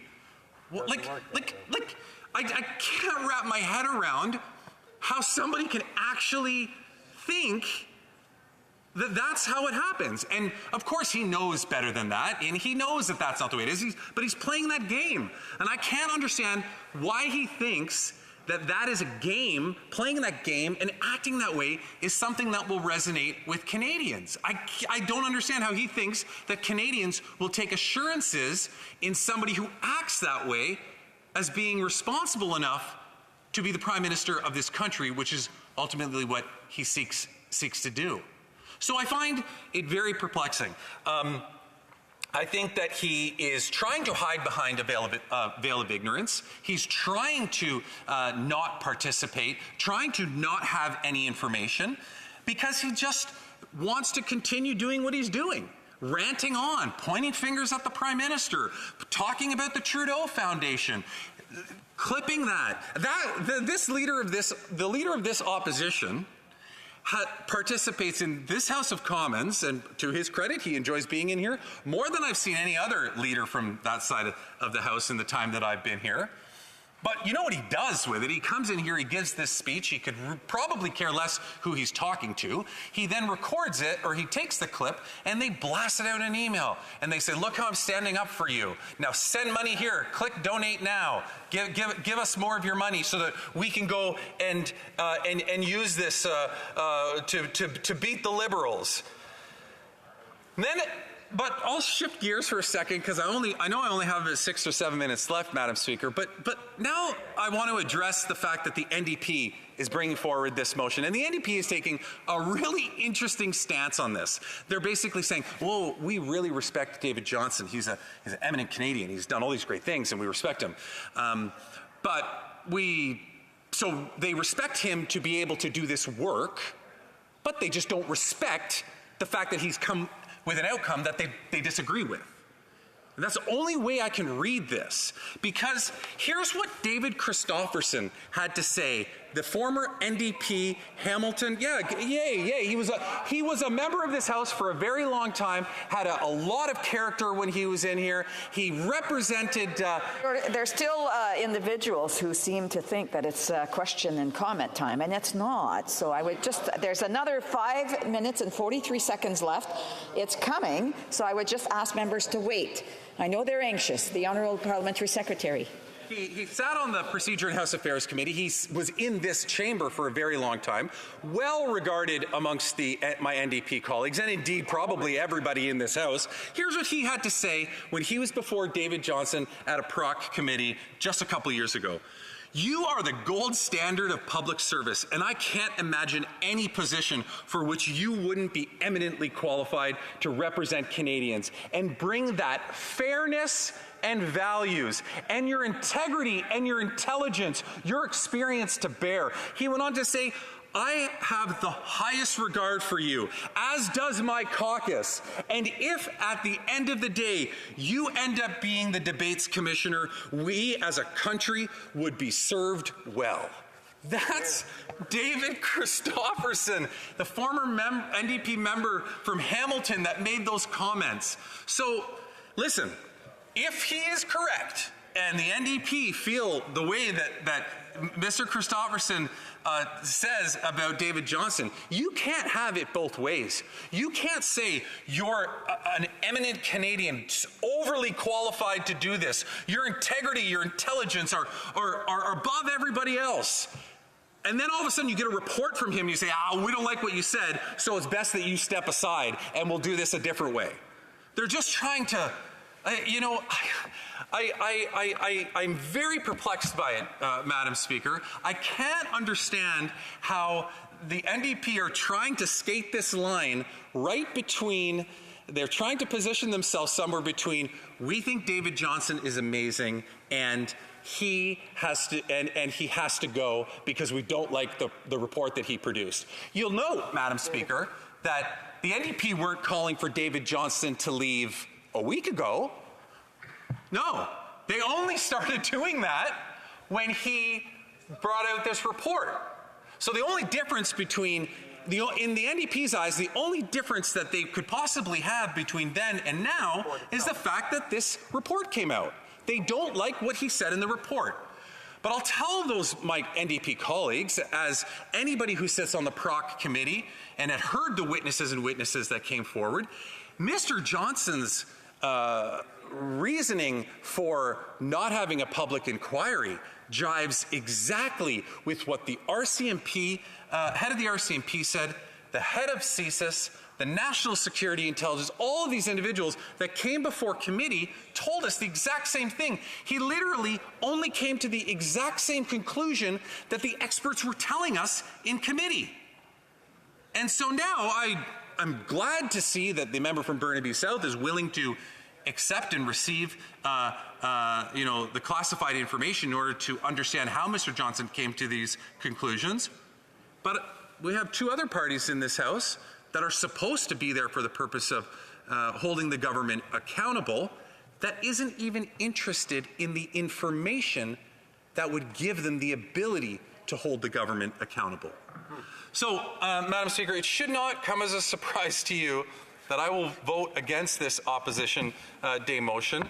I think that there's a lot of talk. I find it very unfortunate that we seem to be on this crusade of trampling over the reputations of Canadians, a willingness to just do whatever is possible for a little bit of political gain.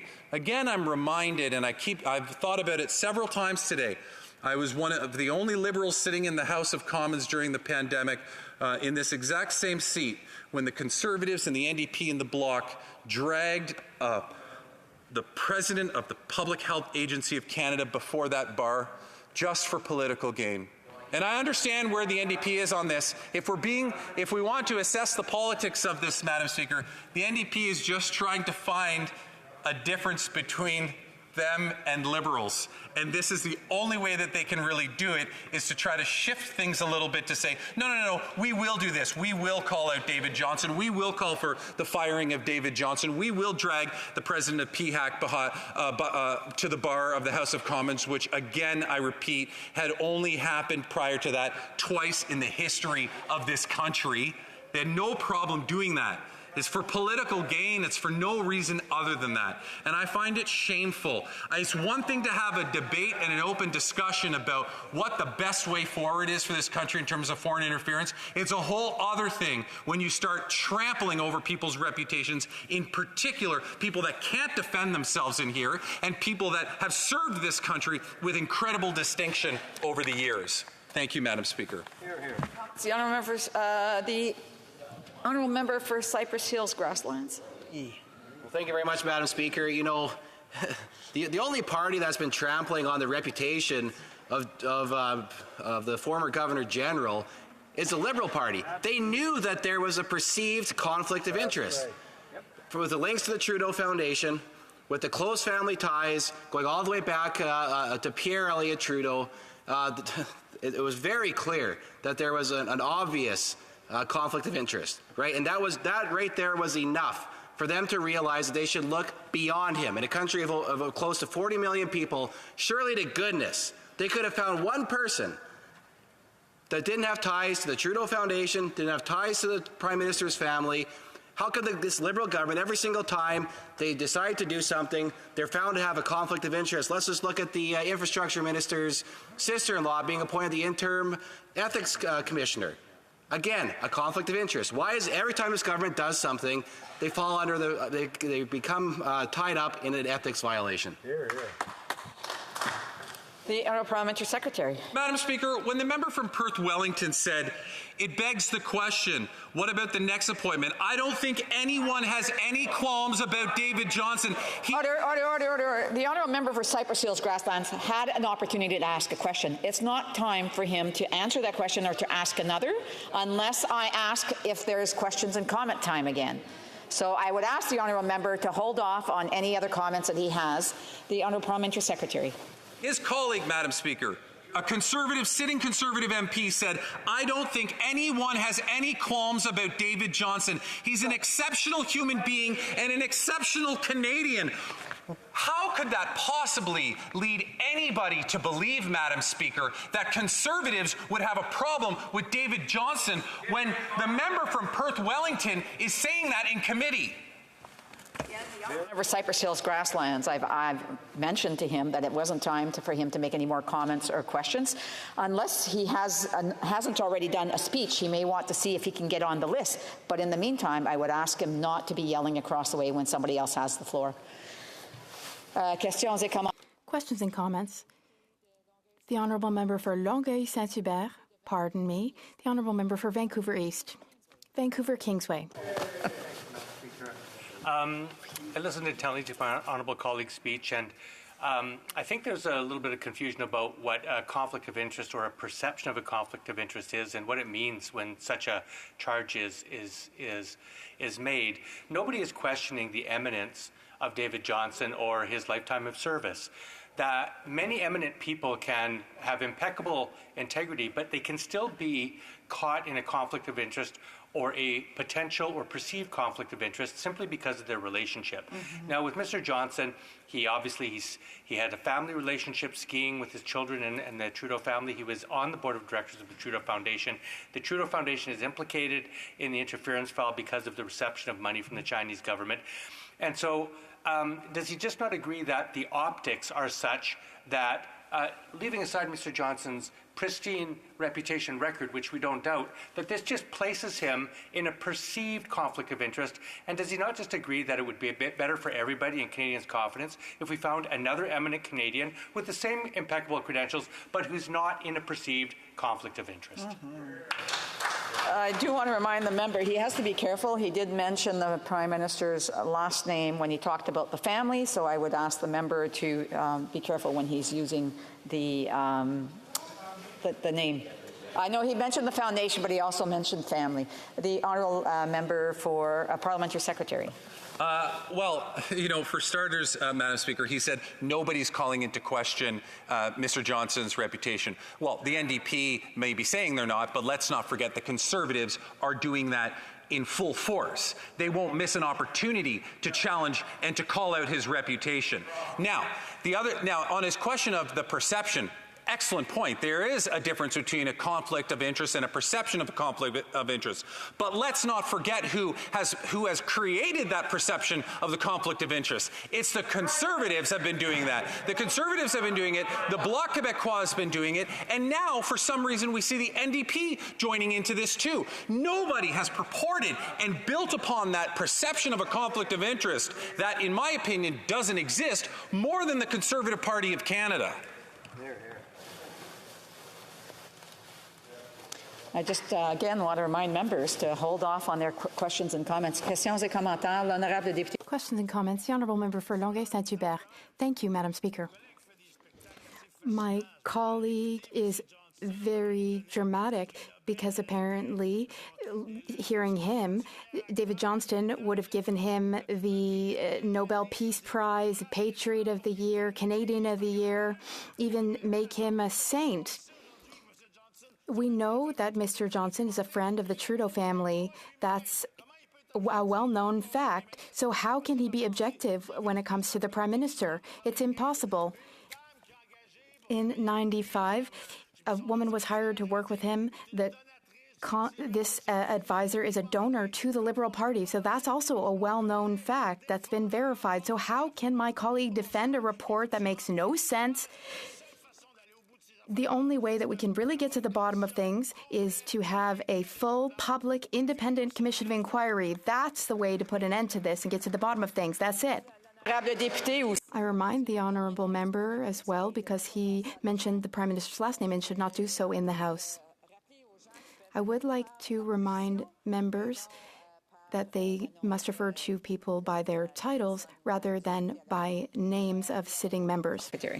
It's incredibly flattering, Madam Speaker, when a former entertainer and actor himself refers to you as a very dramatic person. I take that as a compliment, and I appreciate that. I don't think that the former Governor General David Johnston has a conflict of interest. I think the fact that he happened to live on the same street or was a neighbor or one thing or another, I can't understand how that is going to impact how he does his work. It certainly didn't impact it in any way that prevented Stephen Harper from appointing David Johnston as a Governor General. It certainly didn't impact it in the manner in which so many Conservatives referred to David Johnston as an eminent Conservative that I read out during my speech. So this is what I'm talking about. Back to the NDP's previous question. This right here, what we're seeing, this display, this is where the perception of conflict of interest comes from. This is where it comes from. It comes from Conservatives, the Bloc, getting up and repeatedly saying there's a conflict of interest there. Just because you say it doesn't mean it's true. Questions and comments. The Honourable Parliamentary Secretary, the Government House Leader in the House. Thank you, Madam Speaker. I'm wondering if my colleague could expand on his comments when he talked about the fact that the Commissioner, David Johnston, made it very clear that there's an annex component to the report, and that annex component does have a security-related issue. And he has really encouraged all three leaders of opposition parties to listen to the briefing, to read, participate, so they'll have a better understanding as to why there's no need for a public inquiry. I'm wondering if he could provide his thoughts in regards to that issue. Parliamentary Secretary. Imagine this, Madam Speaker. The individual who the Conservatives and the Bloc want to jump all over and be so incredibly critical of delivers a report and says, here's my report, this is what I can make public. Now there's an annex to this. I really encourage you to get the security clearances so you can see the rest of it. And they, the leader of the Bloc and the leader of the Conservative Party are like, no, I've seen enough, I know what I want to say. And then they just jump up and start fundraising and accusing the government and character assassinations of a former Governor General that Stephen Harper appointed. You know, this is the reality of the situation. I mean, if it's nothing else says it to Canadians, this is it. They're not even interested. The member from Carleton, the leader of the opposition, is not even interested in looking at the classified information. It wouldn't prevent him from talking about the rest of the report and the public report. He could go on just as he is right now with also having that knowledge. Now, why would he want to have that? Why would he want to have that knowledge, Madam Speaker? To properly inform himself to represent Canadians. Questions and comments? Questions et commentaires? L'honorable, the honourable member for Langley-Aldergrove. Madam Speaker, so we just listened to a 20-minute speech from the member for Kingston and the Islands, and unfortunately was more heat than light. And now he's accusing us, all the opposition parties, of creating this conflict of interest that David Johnston finds himself in. We're not creating it. We're just the ones who uncovered it. And it was a pretty easy job to do. Just the fact that he's a member of the Trudeau Foundation, which had become part of the story. Clearly, it's a conflict of interest. And that's why we're so, I had a lot of respect for David Johnston, and that's, as do all my colleagues, and that's why we're so disappointed that he accepted the appointment when he knew that he was in a conflict of interest. We're also, I said, not surprised that the Prime Minister actually made the appointment, because we're used to bad judgment there. But here's my question. Didn't nobody on the government side of this House advise the Prime Minister that this might turn out badly? The Honourable Parliamentary Secretary has 55 seconds to respond. Well, when Conservatives say things like, I don't think anyone has any qualms about David Johnston, he's an exceptional human being and an exceptional Canadian. When Conservatives say stuff like, I agree wholeheartedly with your assessment that Mr. Johnston is an eminent Canadian. When Conservatives say things like, there's no doubt as to the integrity and experience and resume of Mr. Johnston, how is anybody supposed to believe, based on those comments, that Conservatives would have any problem with David Johnston? They don't. And you know why they know, Madam Speaker? Because their own former Prime Minister, Stephen Harper, appointed him as Governor General. What they do want, Madam Speaker, is to score cheap political points for political gain, for fundraising opportunities, and that's all that they're doing with this. That's what this entire exercise is about, and they're smearing an individual's reputation, an individual that has served this country extremely well, and I find it absolutely disgraceful. Alors, conformément à l'article 38 du règlement. Pursuant to Standing Order 38, it's my duty to inform the House of the questions to be raised tonight. Carbon pricing. Resuming debate, the honourable member for London Fanshawe. Thank you, Madam Speaker. And before I start, I would like to inform you that I'll be sharing my time with the member for North Island Powell River. I want to thank members of this House for providing me with the opportunity to talk today about this motion. New Democrats, of course, are disappointed by the recommendations from the Special Rapporteur. So, in order to move forward in that proactive and productive way, we are calling for the House of Commons to support our motion once again for a public inquiry. Canadians deserve better than a process that raises doubts about the independence and impartiality of its conclusions. The integrity of our democratic institutions and protection of the diaspora communities is of paramount importance. It is essential that we address the allegations and concerns and restore the confidence of Canadians in our democratic processes. That is what New Democrats are trying to do through this motion today. The NDP leader was the first leader to call for a public inquiry on foreign interference. The NDP moved a proc motion calling for the inquiry, forced debate, and a vote in this House in March. Now the NDP has put forward this motion and will continue to use every tool we have as parliamentarians on this issue. And I am proud that we're not afraid to do the real work, to dig into this issue, unlike past consecutive governments. Unfortunately, the Liberals have rejected our calls from the very beginning. They had an opportunity to show that they take this issue seriously at the Standing Committee for Procedure and House Affairs, where the NDP were pushing for that public inquiry. But instead, they decided to filibuster our motion. The Liberals' failure to call a public inquiry, and they are now hiding behind the recommendations of the Special Rapporteur that they appointed, it undermines public confidence in the electoral process. And this is part of a bigger pattern, and one that worries me greatly. Now, my colleagues and I, we have a great deal of respect for the former Governor General. We've been very clear about that. Today, a lot. But on this report, we disagree. And again, I reference that the majority of members from this House disagree with him. I know that some folks have forgotten this in this place, but it is possible to disagree with someone, still respect them, and still treat them with respect. Now, I disagree with Mr. Johnson's findings and the report. And I reference the fact that when he was investigating about whether the leak that China preferred a minority Liberal government was true or not, he wrote, I asked the Prime Minister and ministers if they were aware of any orchestrated effort to elect a Liberal Party minority. They were not. So Mr. Johnson dismissed this allegation simply because the Prime Minister and members of Cabinet told him that wasn't true. I don't believe that this is sufficient reason. Mr. Johnson also retained a lawyer to assist him in obtaining, reviewing, and analyzing the materials for interviews. The same lawyer was a donor to the Liberal Party of Canada between 2006 and 2022. Why wasn't this flagged as a conflict of interest? Years of entitlement has skewed this government's perspective, and at a time that we need them to step up for the health of our democracy, they seem to want to say instead, everything's fine, nothing to see here. Now, the longer they refuse to step up, the longer they refuse to call for that full public inquiry, the more Canadians are losing trust in the Liberals, but more worrisomely, Canadians are losing faith in the institutions that are in place to serve them. More and more Canadians are disenfranchised and divided. But we need all parliamentarians to come together to protect our democratic institutions and our diaspora communities. While Liberals are focusing on avoiding the headlines, the Conservatives are only interested in flinging mud and scoring those political points. They are not interested in finding solutions. At committee, they filibustered and used bad faith tactics against the NDP motion on a public inquiry.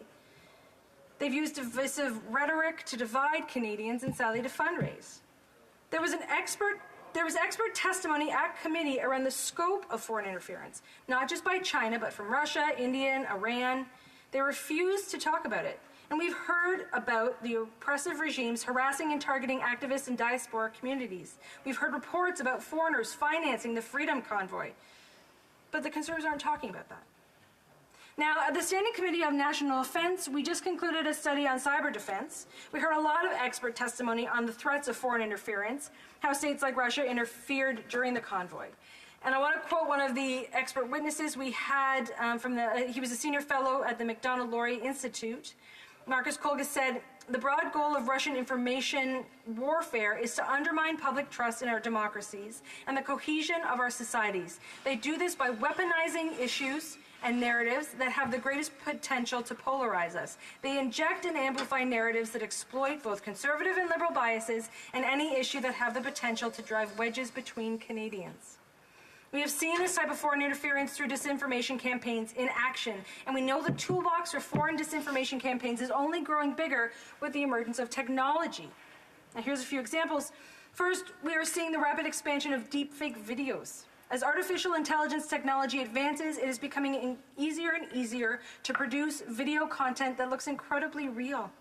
They can create videos of politicians, newsmakers making announcements, those news anchors breaking stories on major world events. These videos are completely fake and generated by a computer, but will be a powerful tool for disinformation campaigns. Second, artificial intelligence is driving massive innovations in social media bots. Bad faith actors will be able to create fake social media accounts. They already do, but they will be able to engage with real Canadians and have full conversations. It'll become increasingly difficult for everyday Canadians to tell the difference. Third, the social media algorithms and data mining are always innovating. Big tech executives are finding new ways to get Canadians to increase their social media activity, and that has led to the proliferation of divisive content. These will be the new tools for foreign actors to drive wedges between Canadians. And if we don't get over the partisan and political games and mudslinging, if we don't get to the bottom of foreign interference through this public inquiry, those divisions and polarization for Canadians will get worse. Now, we want to work together to find a solution, a well-informed, facts-based solution. In closing, Madam Speaker, I want to remind all sides in this House of why foreign interference is occurring. Oppressive regimes are harassing, intimidating, and silencing Canadians that are speaking out.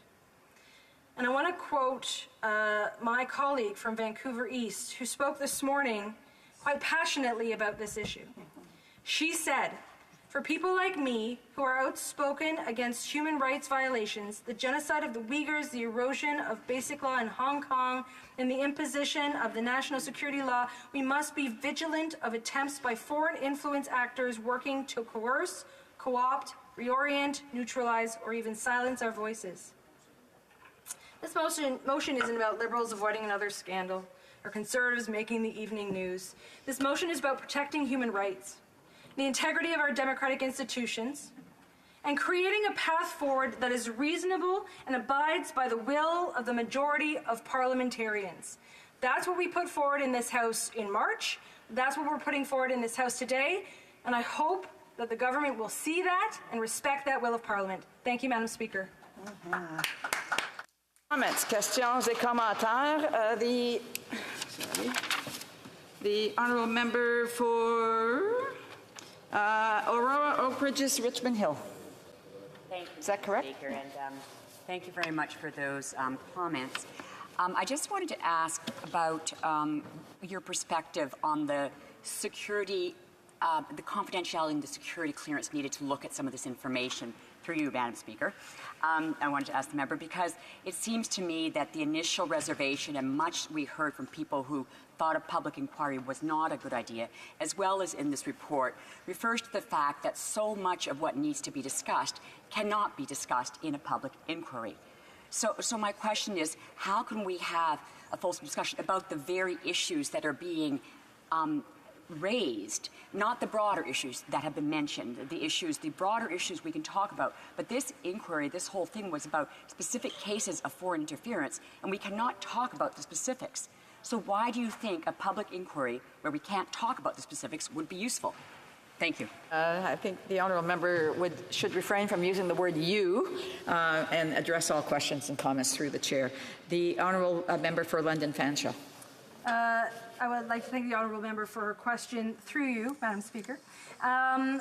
So the last point that we have in our motion is to instruct the Standing Committee on Procedure on House Affairs to report back to this House, to create recommendations on who should lead the commission, to put the terms of reference that need to be included in that study forward.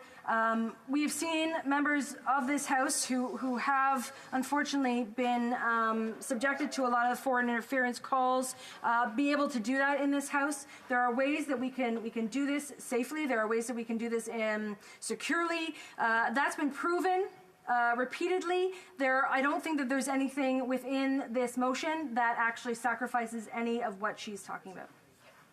Questions and comments? The Honourable Member Kamloops Thompson Caribou. Thank you, Madam Speaker. It's always a pleasure to rise on behalf of the people from Kamloops Thompson Caribou. Before I begin my question, I just want to recognize the birth of one of our newest constituents. Her name is Leonie Angelina Potestio, daughter to Camille Cook and Oliver Potestio. I want to welcome her to this world here a few minutes later, from a few days ago. Thank you to all who are applauding. My question for my honourable colleague is this. She talked about human rights and the importance of human rights, and I think we can all agree that democracy is incredibly important, so much so that we should be looking at this in the most serious manner possible. Is she therefore, on behalf of the NDP, prepared to commit that we either have an inquiry or have an election? Thank you. The Honourable Member for London Fanshawe. Thank you so much to the Honourable Member for allowing me actually to bring forward one of the points that my brilliant colleague from Esquimalt and Suk had raised earlier, in that we are asking for the government and for a committee of this Parliament to do the work that is necessary. If we were to call an election right now, we would be going in with the exact same rules that we have now, potentially with the exact same problems that we have now. So if we are able to come together to do the work that is necessary to ensure that our institutions are in fact protected, that those democratic processes are protected, then we can have the faith of Canadians of this place to go forward with an election free from that interference. Thank you, Madam Speaker. Questions and comments? The Honourable Member from Mirabel. Thank you, Madam Speaker. I'd like to read an excerpt that was published by a professor from Laval University. The Prime Minister is master at managing controversy. He always uses the same strategy. He talks about the scope of the scandal, then he waits till it passes. And so in terms of foreign interference, the political science professor continues by saying, The Honourable Member for Kamloops Thompson Caribou. I apologize for interrupting my honourable colleague, but I don't believe we have English translation at this time. Okay, so alors on va vérifier. We're going to check. We're just going to see whether there is English interpretation. Is it working right now? Is the English interpretation working? Is the English interpretation working? So rising? So it is for me the whole time, so I wonder if the member just has a problem with his hearing piece. Alors, est-ce que ça fonctionne? Is the interpretation working now? For the Honourable Member from Thompson Caribou. The Honourable Member from Mirabel, you may start again. He only has 1 minute, so please, if you could get it done in 30 seconds. Madam Speaker, point of order, Madam Speaker. The Honourable Member for Lac-Saint-Jean. Madam Speaker, I just want to be very sure he will be able to have all his time before the point of order, so he will able to be start over. Is that right? He had 1 minute 25 seconds for everything. So I was going to tell him that I forgot to say that it was a brief question, so I would ask the member to be brief because we don't have much time. The Honourable Member, he can start from the beginning. Point of order, Madam Speaker. The Honourable Member for Lac-Saint-Jean. I understand that he had almost finished, Madam Speaker, but there was a problem with the interpretation that has nothing to do with the time that was left in his question. You didn't say that he had to have to ask a brief question at the beginning, so regardless of the time he took, there was no interpretation. He gets to start over. We're not going to start squabbling about official languages. What I had just said to the member is that he had 1 minute 25 seconds for the question and the answer. So he has 1 minute and 2 seconds left, but the honourable member may absolutely begin at the beginning, and I will let him go, but I just want to advise him that he must try and shorten his questions, not shorten, but finish his question. Madam Speaker, point of order. Yes, I will let him ask his question, but he can't go beyond 1 minute. He wouldn't have had more than 1 minute in any case. No, it's done. We're done. The honourable member for Mirabel. Madam Speaker, the Éric Montigny, a professor from University of Laval, in an open letter is calling for a public inquiry. He says using a public inquiry into foreign interference is to seek to protect the trust of voters in Canadian democracy. And what the Liberals are doing by accusing the Conservatives and the Bloc, then what are they doing is further undermining our democracy and the trust of voters in Canadian government. Doesn't my colleague think that the Liberals' attitude today is highly irresponsible and that they should take the high moral ground and recognize that we need a public inquiry to restore Canadians' trust? I think that the majority of my speech today, and I hope that this was recognized, was about us all coming together, doing what's best for democracy, putting that first above all of the bickering and squabbling, and to deliver what Canadians have asked for and what the will of this Parliament has asked for. Thank you, Madam Speaker. Bon, puis ça a tout été fait en dedans d'une... Now, that was done within 1 minute. Reprise le débat. The honourable member for North Island Powell River. Well, thank you, Madam Speaker. And I'm here today to speak on an NDP opposite motion. And I'm a little disappointed that this is what we have to do at this point. It is something that matters greatly to me. I'm a member of the Committee of Procedure and House Affairs, and we've been working very hard and diligently for quite a while on the issue of foreign interference in our Canadian elections. And so here we are today to discuss this yet again, and hopefully we're going to get to a place where we really do what I think is fundamentally the most important, which is assure Canadians that our democracy is being cared for and that we should have trust in those systems that provide us with the ability to allow people to govern and be our voice for every region of across Canada. So today the NDP is asking for a few things. The first is that the independent special rapporteur, the Right Honourable David Johnston, step aside. Madam Speaker, I don't take this lightly. I think this is an unfortunate situation that we're in, and I think that when I listen to some of the discussion and debate in this House, it is amplifying the reason that I think this is so important. The discussion is becoming about whether or not this human being is a good person or not a good person, when really the focus should be, do Canadians have trust in our democratic institutions? Are they concerned, and how do we address that in a meaningful way that makes Canadians feel heard and feels transparent and accountable to them? And at this point, we're simply not in that position. And in fact, the Special Rapporteur has lost that confidence across this country. We can blame the Conservatives for it. I've heard the Liberals do that. They've said that, it's their fault. We can spend a lot of time having that discussion. I hope we get to the next step of the conversation, which is our duty is to Canadians. And how do we make sure that this process that happens assures Canadians to have faith in our systems? So perception matters, Madam Speaker. I think all of us know that. And so this really addresses this. It says there's a perception, we need to deal with it, and we need to make sure that we have a process that's accountable. The second part of this is that the government launch a public inquiry on election interference by foreign governments. There are multiple countries of concern. And I heard a question earlier today from a Liberal member that asked, this is a public inquiry. A lot of this is top secret information. We shouldn't have a public inquiry because of this. Well, Madam Speaker, there's a very long list of very important issues that were dealt with, where there were aspects of those issues that were held in confidence. But again, the process was clear enough that Canadians had trust that the people doing the work, seeing the information, would report back to them in a way that they could have confidence and faith. We are also asking that the commissioner of the public inquiry be selected by all parties. One of the things that concerns me, it has concerned me in this House and it concerns me in the committee of where we're studying foreign interference, is that these issues are becoming increasingly partisan. You know, it's very unfortunate that we hear the Conservative leader keep talking about how everything is broken. I know Canadians. There are hard things that we're struggling right now, but Canadians are not broken. Because it isn't us that make this country. It is Canadians collectively who make this country. So there may be things that we don't like. There may be things that we're really concerned about. But I don't believe in any way that the Canadians of this country are broken.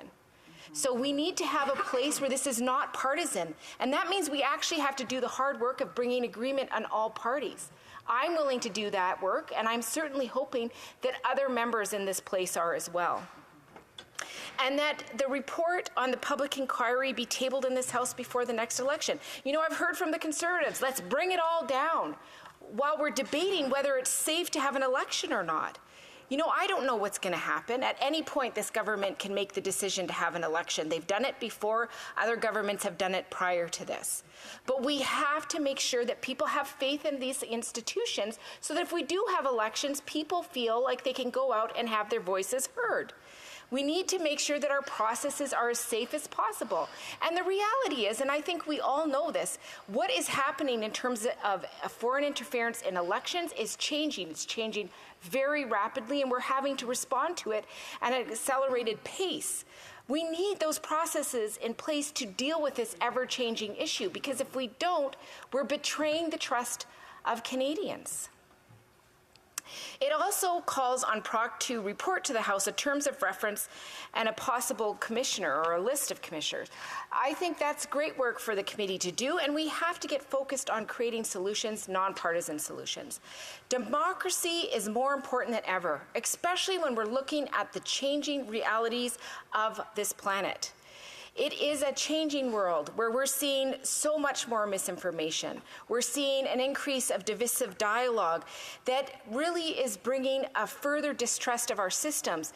We need to do things collectively in this House that pull Canadians together, that bring them together and say we're going to focus on the outcome, which is making sure our elections are safe, and that when there is foreign interference, our methods are accountable and they are transparent. That's what we need to do. So we're asking this place, we're asking every party in this place really to take that leadership. And that is what we need to see. Canadians need to see collective leadership, a focus on bringing us together and creating solutions. And I believe it can only be done through a public inquiry. Now, Mr. Johnston wrote in his report that he could not support the idea of a recommendation around a public inquiry. I think that's really unfortunate, and I think at this point there's so much concern about his capacity to do this job, regardless of who has made them Canadians feel that way, that we have to bring this forward. And I will say that today in committee, Mr. Stanton, former executive manager of Canadian Security Intelligence, and Mr. Walczynski, former Assistant Deputy Minister and Director General Intelligent Operations and Communications Security Establishment, spoke in our committee today about this issue, saying they believe fundamentally there needs to be a public inquiry. Mr. Stanton even said if you'd asked him a couple of months ago, he would have said there doesn't need to be one. But at this point, the way that this has happened, it's in the place where it just absolutely needs to be an inquiry. And I focus on their intentions, their expertise, and I think we need to also focus on that. The trust that Canadians have in our democratic institutions matter. It should matter more than our partisan rhetoric. It should matter more than anything. So hopefully people will take this seriously in this place and understand that until we take this out of the political partisanship, we are just in a place where we're debating opinions on things that are drip-dropping through the system, through the media. They're unclear, doesn't provide enough information for clarity, and it makes Canadians not feel trust. So we've been studying this issue, and I can tell you, Madam Speaker, that I've heard very clearly One of the things we need to do is update our legislation. We need a higher level of accountability, particularly in the role of the National Security and Intelligence Advisory. Because what we've heard, and was in that report as well, is information was shared with different ministries and nobody knew how to open the email, and so nothing got dealt with. We need more accountability so things don't get lost. You know, it was quite shocking to read in Mr. Johnston's report, well, if somebody's sick that day and they don't bring the binder to the appropriate person, that can't be our system. Our system cannot hope that somebody knows the password or somebody remembers to bring a binder. This is serious. This is about national security. It's about foreign interference in our elections. We need to have a better system to let MPs know if they are being targeted by a foreign entity. You know, we have a point of privilege too now that is talking about this information. What we know is the system is simply not working, so we need to see that fixed. We need to focus on diaspora communities. They need more protection. Madam Speaker, we've been hearing in the committee of people who are being targeted by authoritarian governments across the planet, who have families in different countries, who are from those communities, and they are going to their local police and RCMP and saying, please help. I'm very concerned about this. This is what's happening to me. And unfortunately, we don't have anything strong enough to support those folks as they go through that situation. And often they have a file number and nobody ever gets back to them. So that tells us the system is broken, it's not working. Canada's not broken. The people of Canada are not broken, but we do have systems with significant challenges that we need to address. Or we look at things like disinformation. We know, for example, a part of the country or the world that I've been watching is Finland, who's doing a lot of education, not only in elementary and middle school and high school, but all into college, university. Even if you're learning how to be a carpenter, you're also learning how to develop your critical mind and understand what disinformation. They have kids making fake videos so that they can show just how realistic they look. There are some amazing things out there that could really provide guidance for us. This is why we have put forward this motion, because we care about Canada, we care about the systems, and we care that Canadians have trust in our democratic institutions, Madam Speaker. So I hope that everybody will support this. It's certainly time for that to happen. Thank you. And comments, the Honourable Parliamentary Secretary, the Government House Leader. Yes, thank you very much, Madam Speaker. And, you know, in my comments earlier, I made reference to the Ottawa bubble. And I really do believe there's an Ottawa bubble on this particular situation. You know, we had the Prime Minister, we had the Constituents Week last week. Prime Minister was in Winnipeg, did a town hall. I had, you know, hundreds of people showed up for it. No one's talking about it in the community. And I think that's something that we should at least bring to the attention, that Canadians are concerned about a wide variety of other issues. And on this specific issue, Madam Speaker, you'll know that it has been there for over 10 years. It's only in the last couple of years in which we have seen more attention being given to it. There are other mechanisms that are there, and I'm wondering if the member can just provide her thoughts in regards to what sort of feedback she's getting from her constituents in terms of priorities of issues. The Honourable Member for North Island Powell River.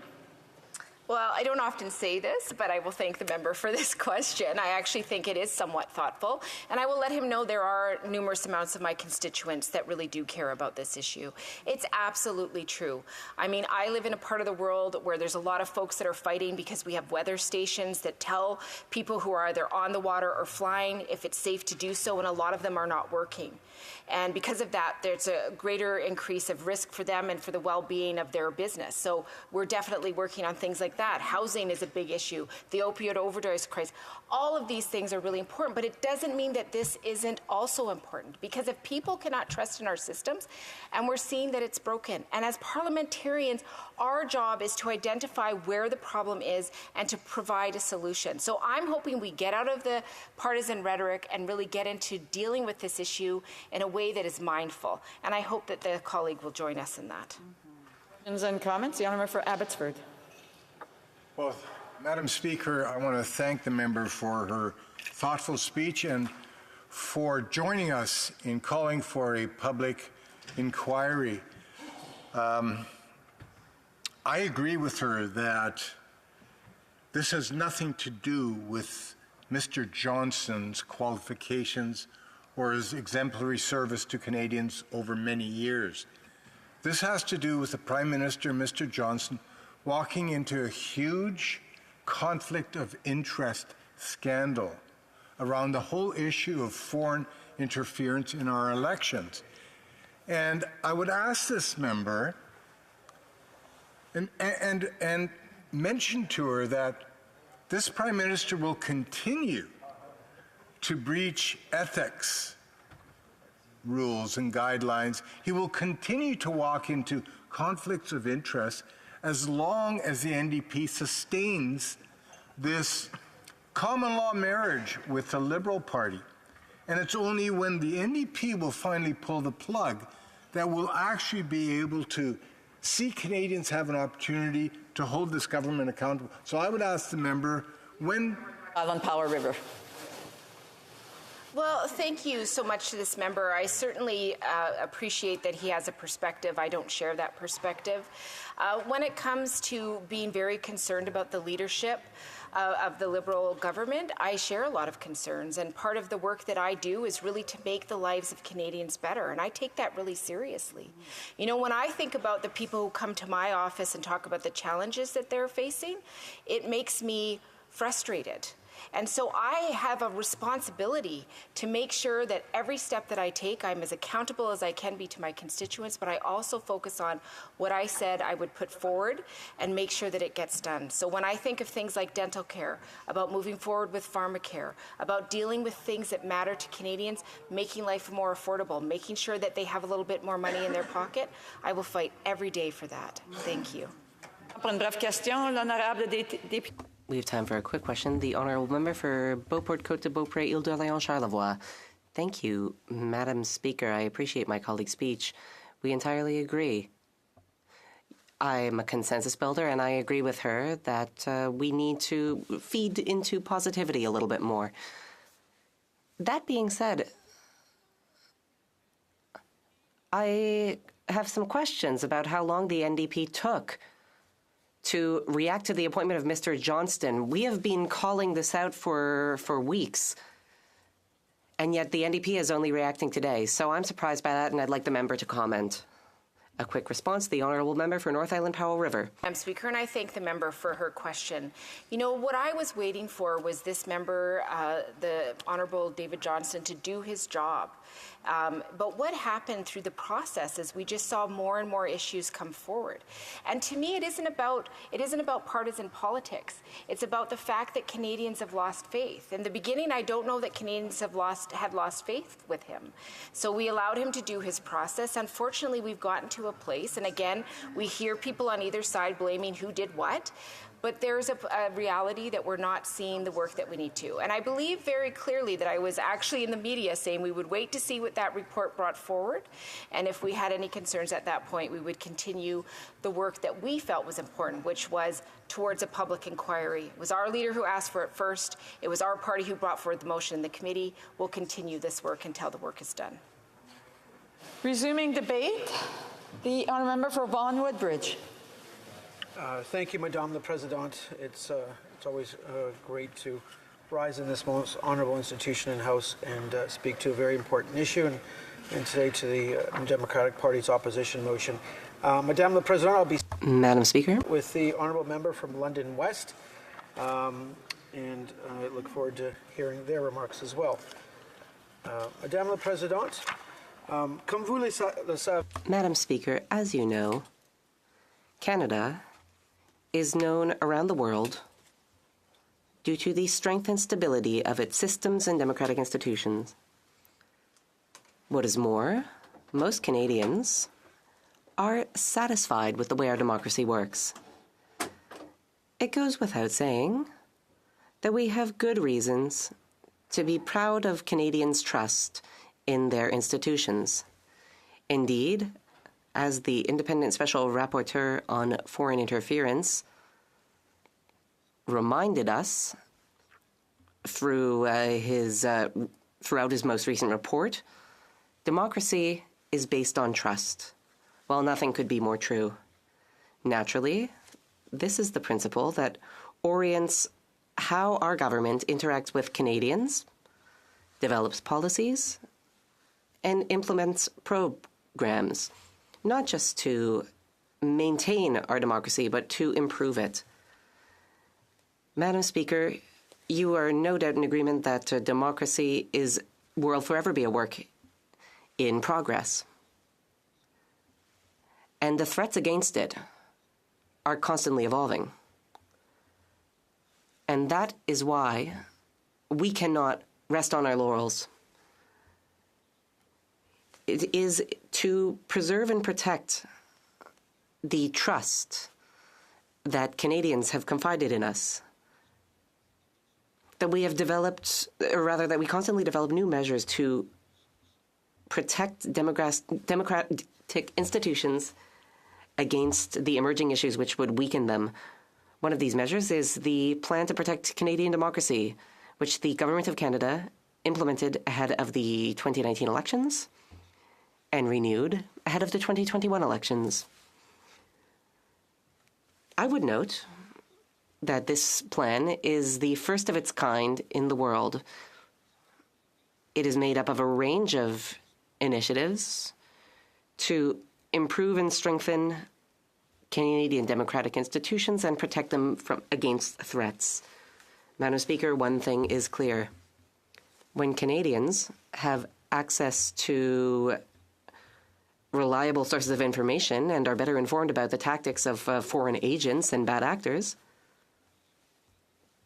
it is them who represent the best line of defense in our efforts to safeguard our democracy and combat foreign interference. This is one of the key ideas underlying the Plan to Protect Canadian Democracy, and that is why the plan seeks to improve public awareness, among other goals. This is why it includes the Critical Election Incident Public Protocol. The protocol allows senior public servants to communicate with the Canadian public clearly, transparently, and impartially during federal elections if ever there is an incident jeopardizing the integrity of the election. Madam Speaker, the protocol represents an information-sharing success.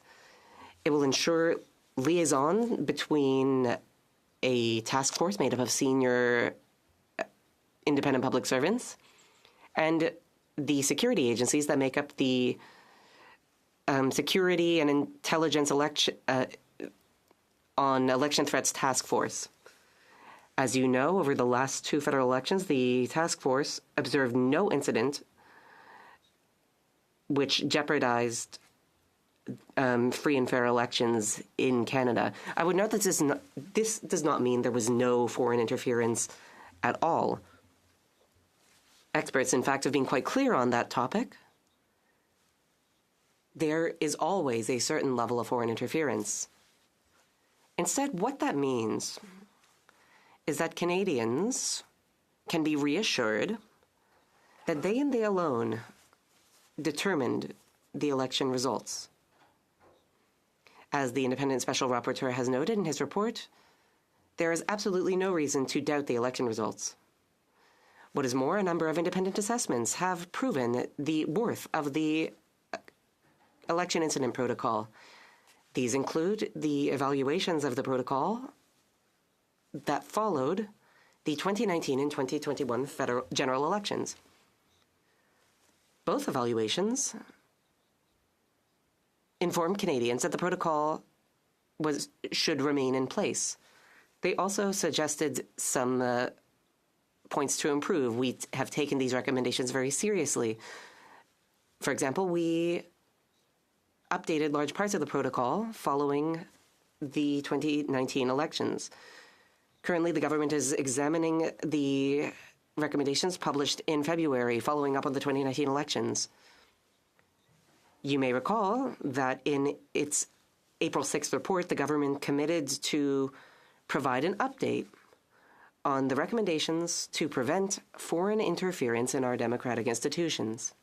More recently, the Independent Special Rapporteur described the mechanisms that safeguarded the 2019 and 2021 elections as sophisticated. It is thus clear to us that the protocol is one of those very mechanisms. The Special Rapporteur also noted that the steps taken thus far have allowed Canada to counter threats of foreign interference and minimize their impact on Canadian democracy.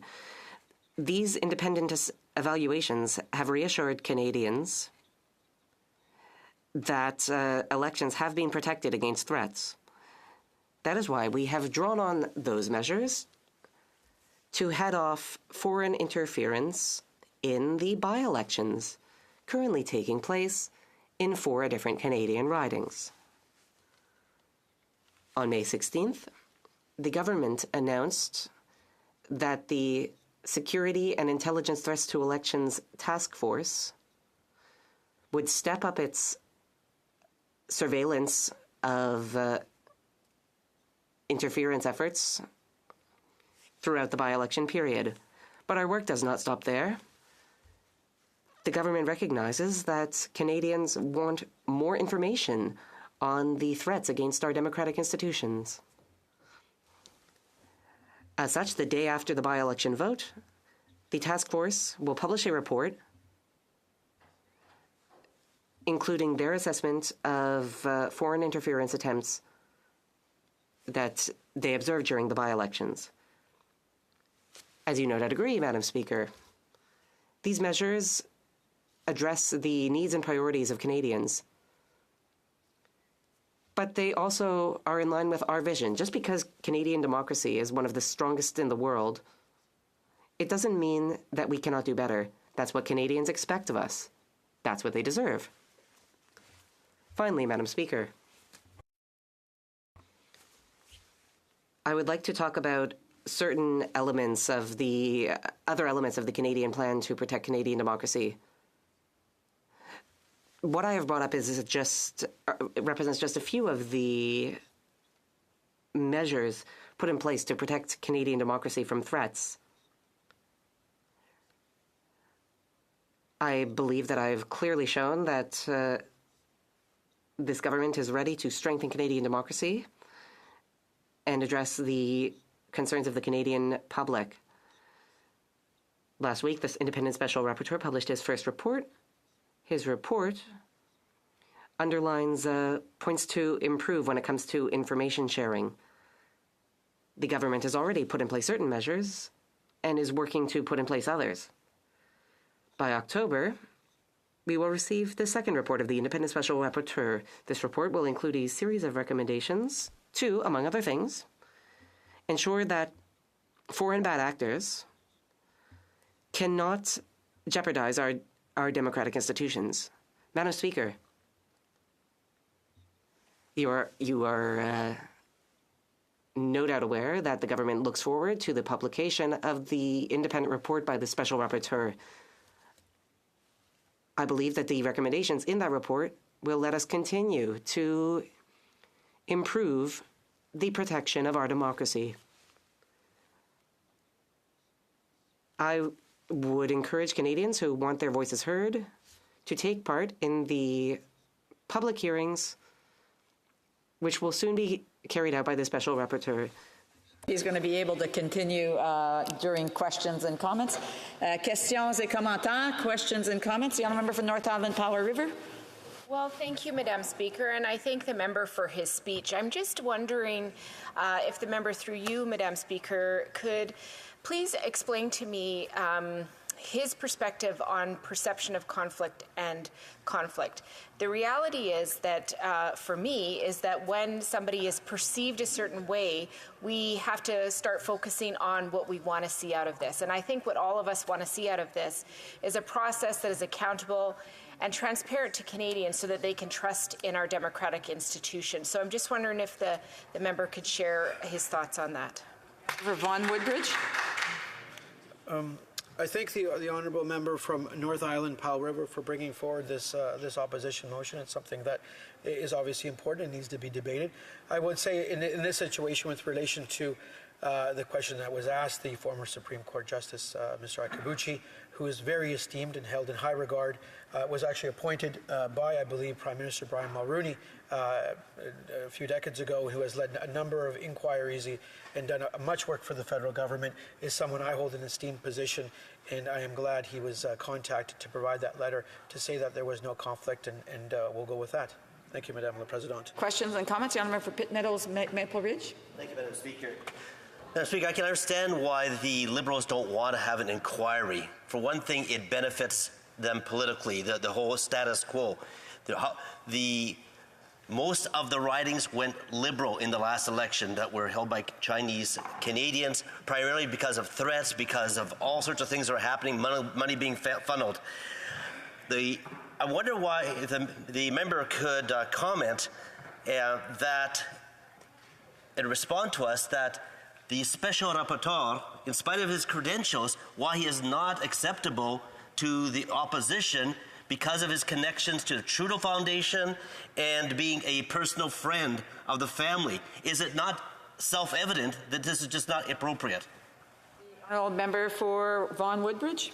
I thank the honourable member from British Columbia for their question. It's a very sincere question and very substantive.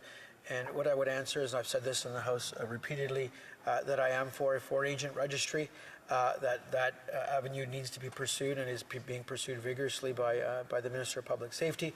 I think we need to put that in place with the proper guardrails and due diligence. I also believe that we have committees, NCCOP and INSERA, that do their good work, and one of those committees has members of Parliament there. We do have the institutions in place. We must always maintain the confidence in our electoral institutions, in our democracy. We will continue to do so, no matter which government is in power. That must be a priority for all governments. Thank you, Madame la Présidente. The Honourable Member for Mirabel. Well, Madam Speaker, I'm stunned by the convoluted logic of my colleague across the way. He started by saying that Canada is recognized around the world for its democracy, that people trust in our democracy. Then he filled the speech with 10 minutes of fluff just to say there shouldn't be a public hearing. Canadian democracy is like good wine, but even good wine can be poisoned or made worse if you put vinegar in it. The member says that we need to do better as a country. Well, a majority of parliamentarians are calling for an independent public inquiry. Wouldn't that allow us to do better? I would like to thank my colleague for his question. It was a very important question. I understand what he was saying. Put in place a special independent rapporteur, someone who is very distinguished. He did deliver, the independent rapporteur did deliver a report. There is a second report to follow. At the same time, we as a government must act. We must put in place a foreign agent registry that with the proper guardrails, as I stated in my prior answer. We do have committees, NCCOP and INSERA, that they're doing their good work. There's a number of other initiatives that are going forward that we must ensure that Canadians have the confidence and trust in their democracy. We do know that the 2019 and 2021 elections were not impacted by foreign interference. Those have been ruled by in reports, and that have been stated. The outcome was a fair outcome, and it was an outcome that was decided upon only by Canadians. Thank you, Madame la Présidente. Resuming debate, the honourable member for London West. Thank you, Madam Speaker. Today I rise to address the House of Commons on a matter with the utmost importance, the protection of our democracy and the institutions that uphold it. Madam Speaker, democracies in Canada and around the world are facing a pivotal moment. Malicious foreign state actors are eager to cast doubt on the strength and integrity of our democratic institutions. Their aim is clear. It is to erode the trust we maintain in our democratic institutions and weaken the very essence of our democracy. Fortunately, despite being challenged, Canada's electoral system stands strong, and reports continue to demonstrate that we rank among the world's healthiest democracies. Yet, we cannot afford to be complacent. We must confront the evolving threats to our democracy and guarantee that our infrastructures remain robust and impervious to attack. More importantly, we must continue to deliver on our promises of protecting Canada's democracy through clear and ongoing concrete actions. This is precisely what the government has done and continues to do, Madam Speaker. We've led the way among our international partners, by spearheading the implementation of the Plan to Protect Canada's Democracy. This plan represents a government-wide strategy comprised of 4 key pillars: enhancing citizen preparedness, improving organizational readiness, combating foreign interference, and building a healthy information ecosystem. Following a series of independent assessments reaffirming the utility and relevance of the 4 pillars, the plan it was renewed again in 2021, helping protect our electoral system against the evolving threats of landscape.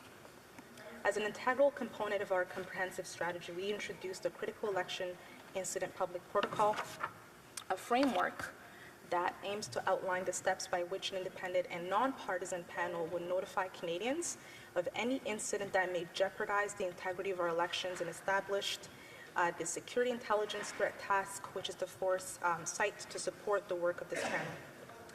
So to ensure accountability to Canadians, we included a mandatory provision for independent evaluation of the mechanism in addressing elections threats. And this serves as a critical measure in maintaining public trust in panel's ability to safeguard our democratic process during the caretaker period, and that is during a federal election, general election. The reviews, but more importantly, the insights that they yield, ensure that we remain focused on continually improving our systems. Independent evaluators were provided with access to a wide range of materials that included classified and unclassified documents prepared to support the work of panel, access to interviews with representatives from national security agencies, government officials, security-cleared members of political parties, and of course the members of the panel itself. And this access ensures a thorough examination of the relevant information and perspective essential for a comprehensive evaluation. These independent reviews have resulted in the publication of 2 reports. In 2019, the first independent assessment on the Critical Election Incident Public Protocol was conducted by former director of CIS, who found the implementation of the protocol successful. And similarly, in 2021, the general election, the independent assessment of the protocol was undertaken by former federal deputy minister under governments of differing partisan stripes. The assessments found that elements of protocol worked well and recommended suggested improvements. Madam Speaker, we know that democracy is not a static entity. It requires our constant attention, particularly as the threats continue to evolve. So for this reason, as allegations of Chinese interference in Canadian elections flooded the media cycles on March 6th, the Prime Minister tasked the minister responsible for democratic institutions with developing a plan within 30 days to address any outstanding recommendations stemming from the 2019 and 2021 assessments.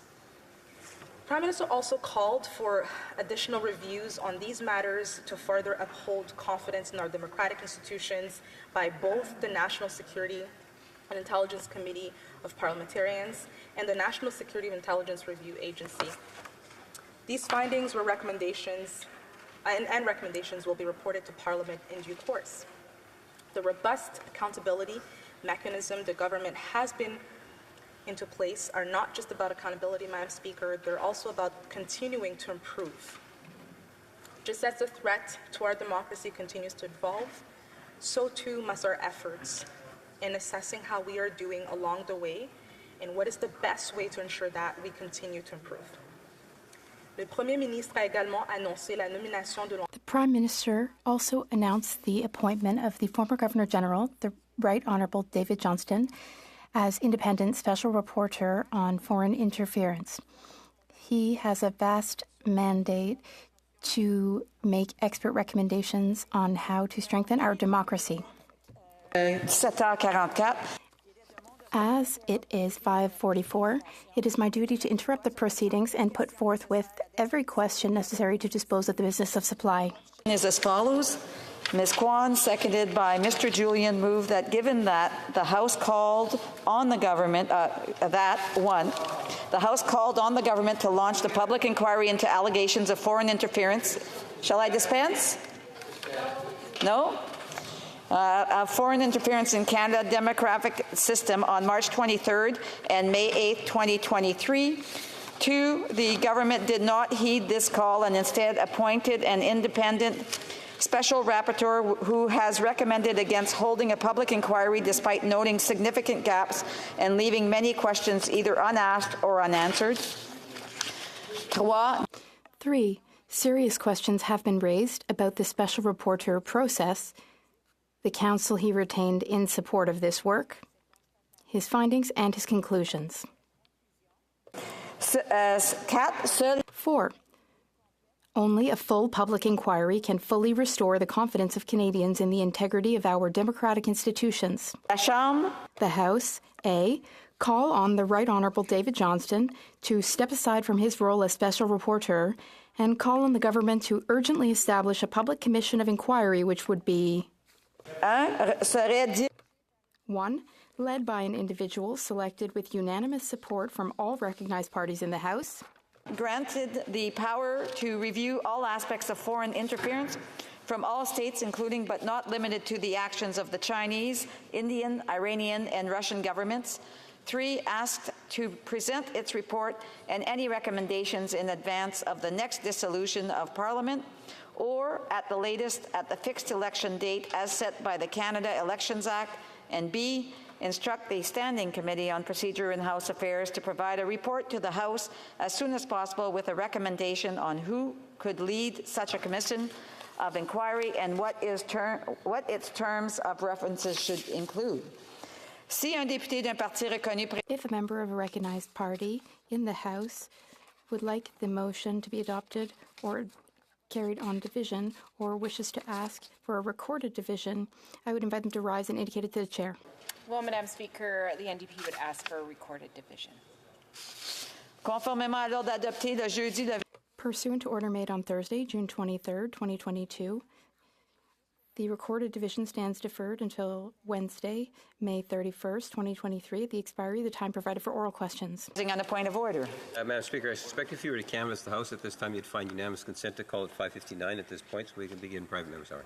Does the honourable member have unanimous consent to see the clock at 5:59? Agreed?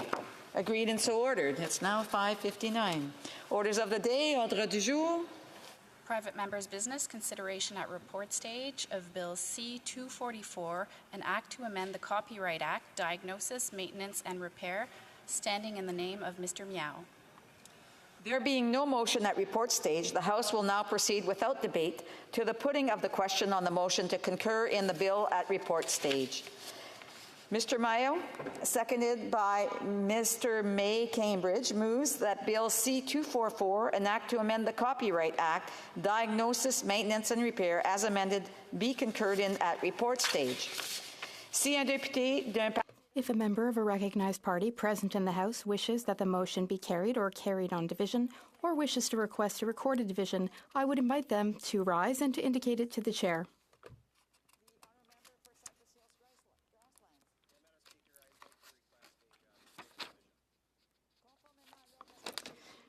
Pursuant to order made on Thursday, June 23, 2022, the division stands deferred until Wednesday, May 31, 2023, at the expiry of the time provided for oral questions.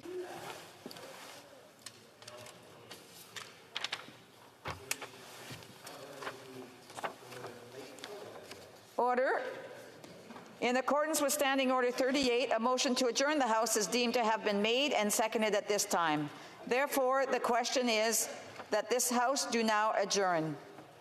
The Honourable Member for Dufferin-Caledon. Well, thank you very much, Madam Speaker. 2 weeks ago, I had an opportunity to ask the government about whether or not the carbon tax causes food inflation. And the point of my question was that all throughout the food chain, the carbon tax is charged.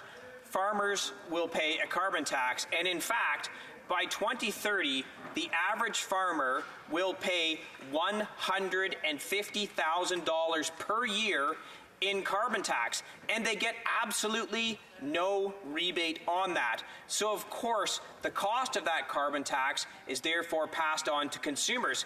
But, Madam Speaker, it's worse, because the truck that comes to pick up the farm product from the farm to take it to a processor pays a carbon tax. The processor is then going to pay a carbon tax on the heat or the air conditioning or the operation of their machinery. The truck that picks it up from the processor is going to pay a carbon tax. When it gets to the grocery store, of course, the grocery store is going to pay carbon tax because of heating and cooling, etc., etc. So in the end, the people that suffer are Canadians who are trying to feed their families. And what we know unequivocally is that food inflation is causing Canadian families to go hungry. 1 in 5 Canadians are skipping meals to make ends meet. If we look at my riding of Dufferin-Caledon in the town of Orangeville, seniors' usage of the food bank, think of this, seniors who have worked their entire lives are now resorting to going to the food bank to be able to eat. Why? Because the cost of the carbon tax has so driven up the cost of food, they can no longer afford to feed themselves. It's up over 80% in the town of Orangeville. And these are the statistics from the food bank itself. So all I've been asking the government to do is admit the carbon tax is causing food inflation. And it gets worse, Madam Speaker. The CFIB has now said that in 2023 alone, the carbon tax is going to cost small business $8 billion. That's in 2023. What they will get back in rebates is a mere $35 million. Many of these small businesses are also in the food industry. They are your small restaurants. They are your small grocery stores. They are also getting pounded with a carbon tax. And all of this drives up the cost of food, which is spurring the crisis that we have in affordability. Seniors using the food bank, 1 in 5 Canadians skipping meals. It's a very simple question. I've asked it many times. And Madam Speaker, I say this with all seriousness, confession is good for the soul. Why won't the government just admit the carbon tax is causing food inflation? Mr. Secretary, to the Minister of Environment and Climate Change. Thank you, Madam Speakers. And Canadians know that climate change is real, Madam Speaker, and is an urgent threat that requires significant, decisive action. And Madam Speaker, we see the 1,600 fires that are burning across Canada. Canadians are being evacuated from their homes in Halifax, Madam Speaker, and the opposition just doesn't take climate seriously, Madam Speaker. But, Madam Speaker, I'd like to emphasize that Canada has a strong climate plan to address the issue I've just described. Last year, we released the 2030 Emissions Reduction Plan. This plan describes in detail the many actions we are taking to support the global efforts to combat climate change and to meet Canada's 2030 emissions reduction target. Carbon pricing is central to our plan because it is effective, it costs less than any other climate policy. Canadians want the government to act, and carbon pricing is the most affordable way to do it. The federal approach to carbon pricing puts money back in the pockets of Canadians. In fact, most households come out ahead, Madam Speaker. Low-income households in particular do much better. The average household receives more in climate action incentive payments than they face in direct costs due to carbon pricing. This has been confirmed repeatedly in independent studies. Let's not be nearsighted, Madam Speaker.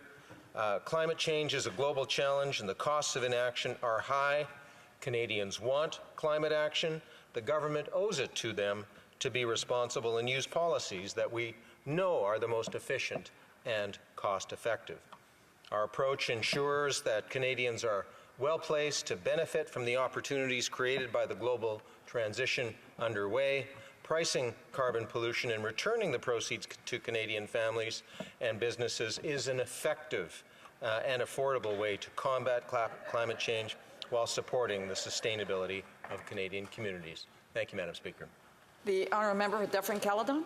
Well, if he means the carbon tax is effective by driving people into food poverty, I'm going to agree with the member because that's what's happening. If it's effective to stop forest fires that he alleges are as a result of climate change, why do we have the fires? At what level of carbon tax will the forest fires stop? Every time there's any kind of a weather incident, whether it's too much rain, too little rain, it's too hot, it's too cold, the government trots out the specter that this is all as a result of climate change, as if none of these things ever happened before in the history of the planet. And what makes matters worse is, why hasn't their carbon tax stopped it? It absolutely hasn't, because it's not a climate plan, it's a tax plan. So why don't they finally admit it's a tax plan, it's causing food inflation, and it's impoverishing Canadians, so they have to go to the food bank? The Honourable Parliamentary Secretary to the Minister of Environment and Climate Change. Well, thank you, Madam Speaker. And just responding to the Honourable Member, you know, every time we put forward an affordability measure, dental support, rental support, the Canada Child Benefit, a middle-class tax cut, Madam Speaker, the Conservatives vote against it. Madam Speaker, they are incredibly hypocritical when it comes to the affordability challenges of Canadians. And Madam Speaker, just closing down, evidence confirms that putting a price on carbon pollution works. It spurs clean growth, supports jobs, and cuts the pollution causing climate change. The federal carbon pollution pricing system is not about raising revenues. It's about recognizing that pollution has a cost, empowering Canadians, and encouraging cleaner growth and a more sustainable future. Thank you, Madam Speaker. Thank you. The motion to adjourn the House is now deemed to have been adopted. Accordingly, this House stands adjourned until tomorrow at 2 p.m. pursuant to Standing Order 24-1.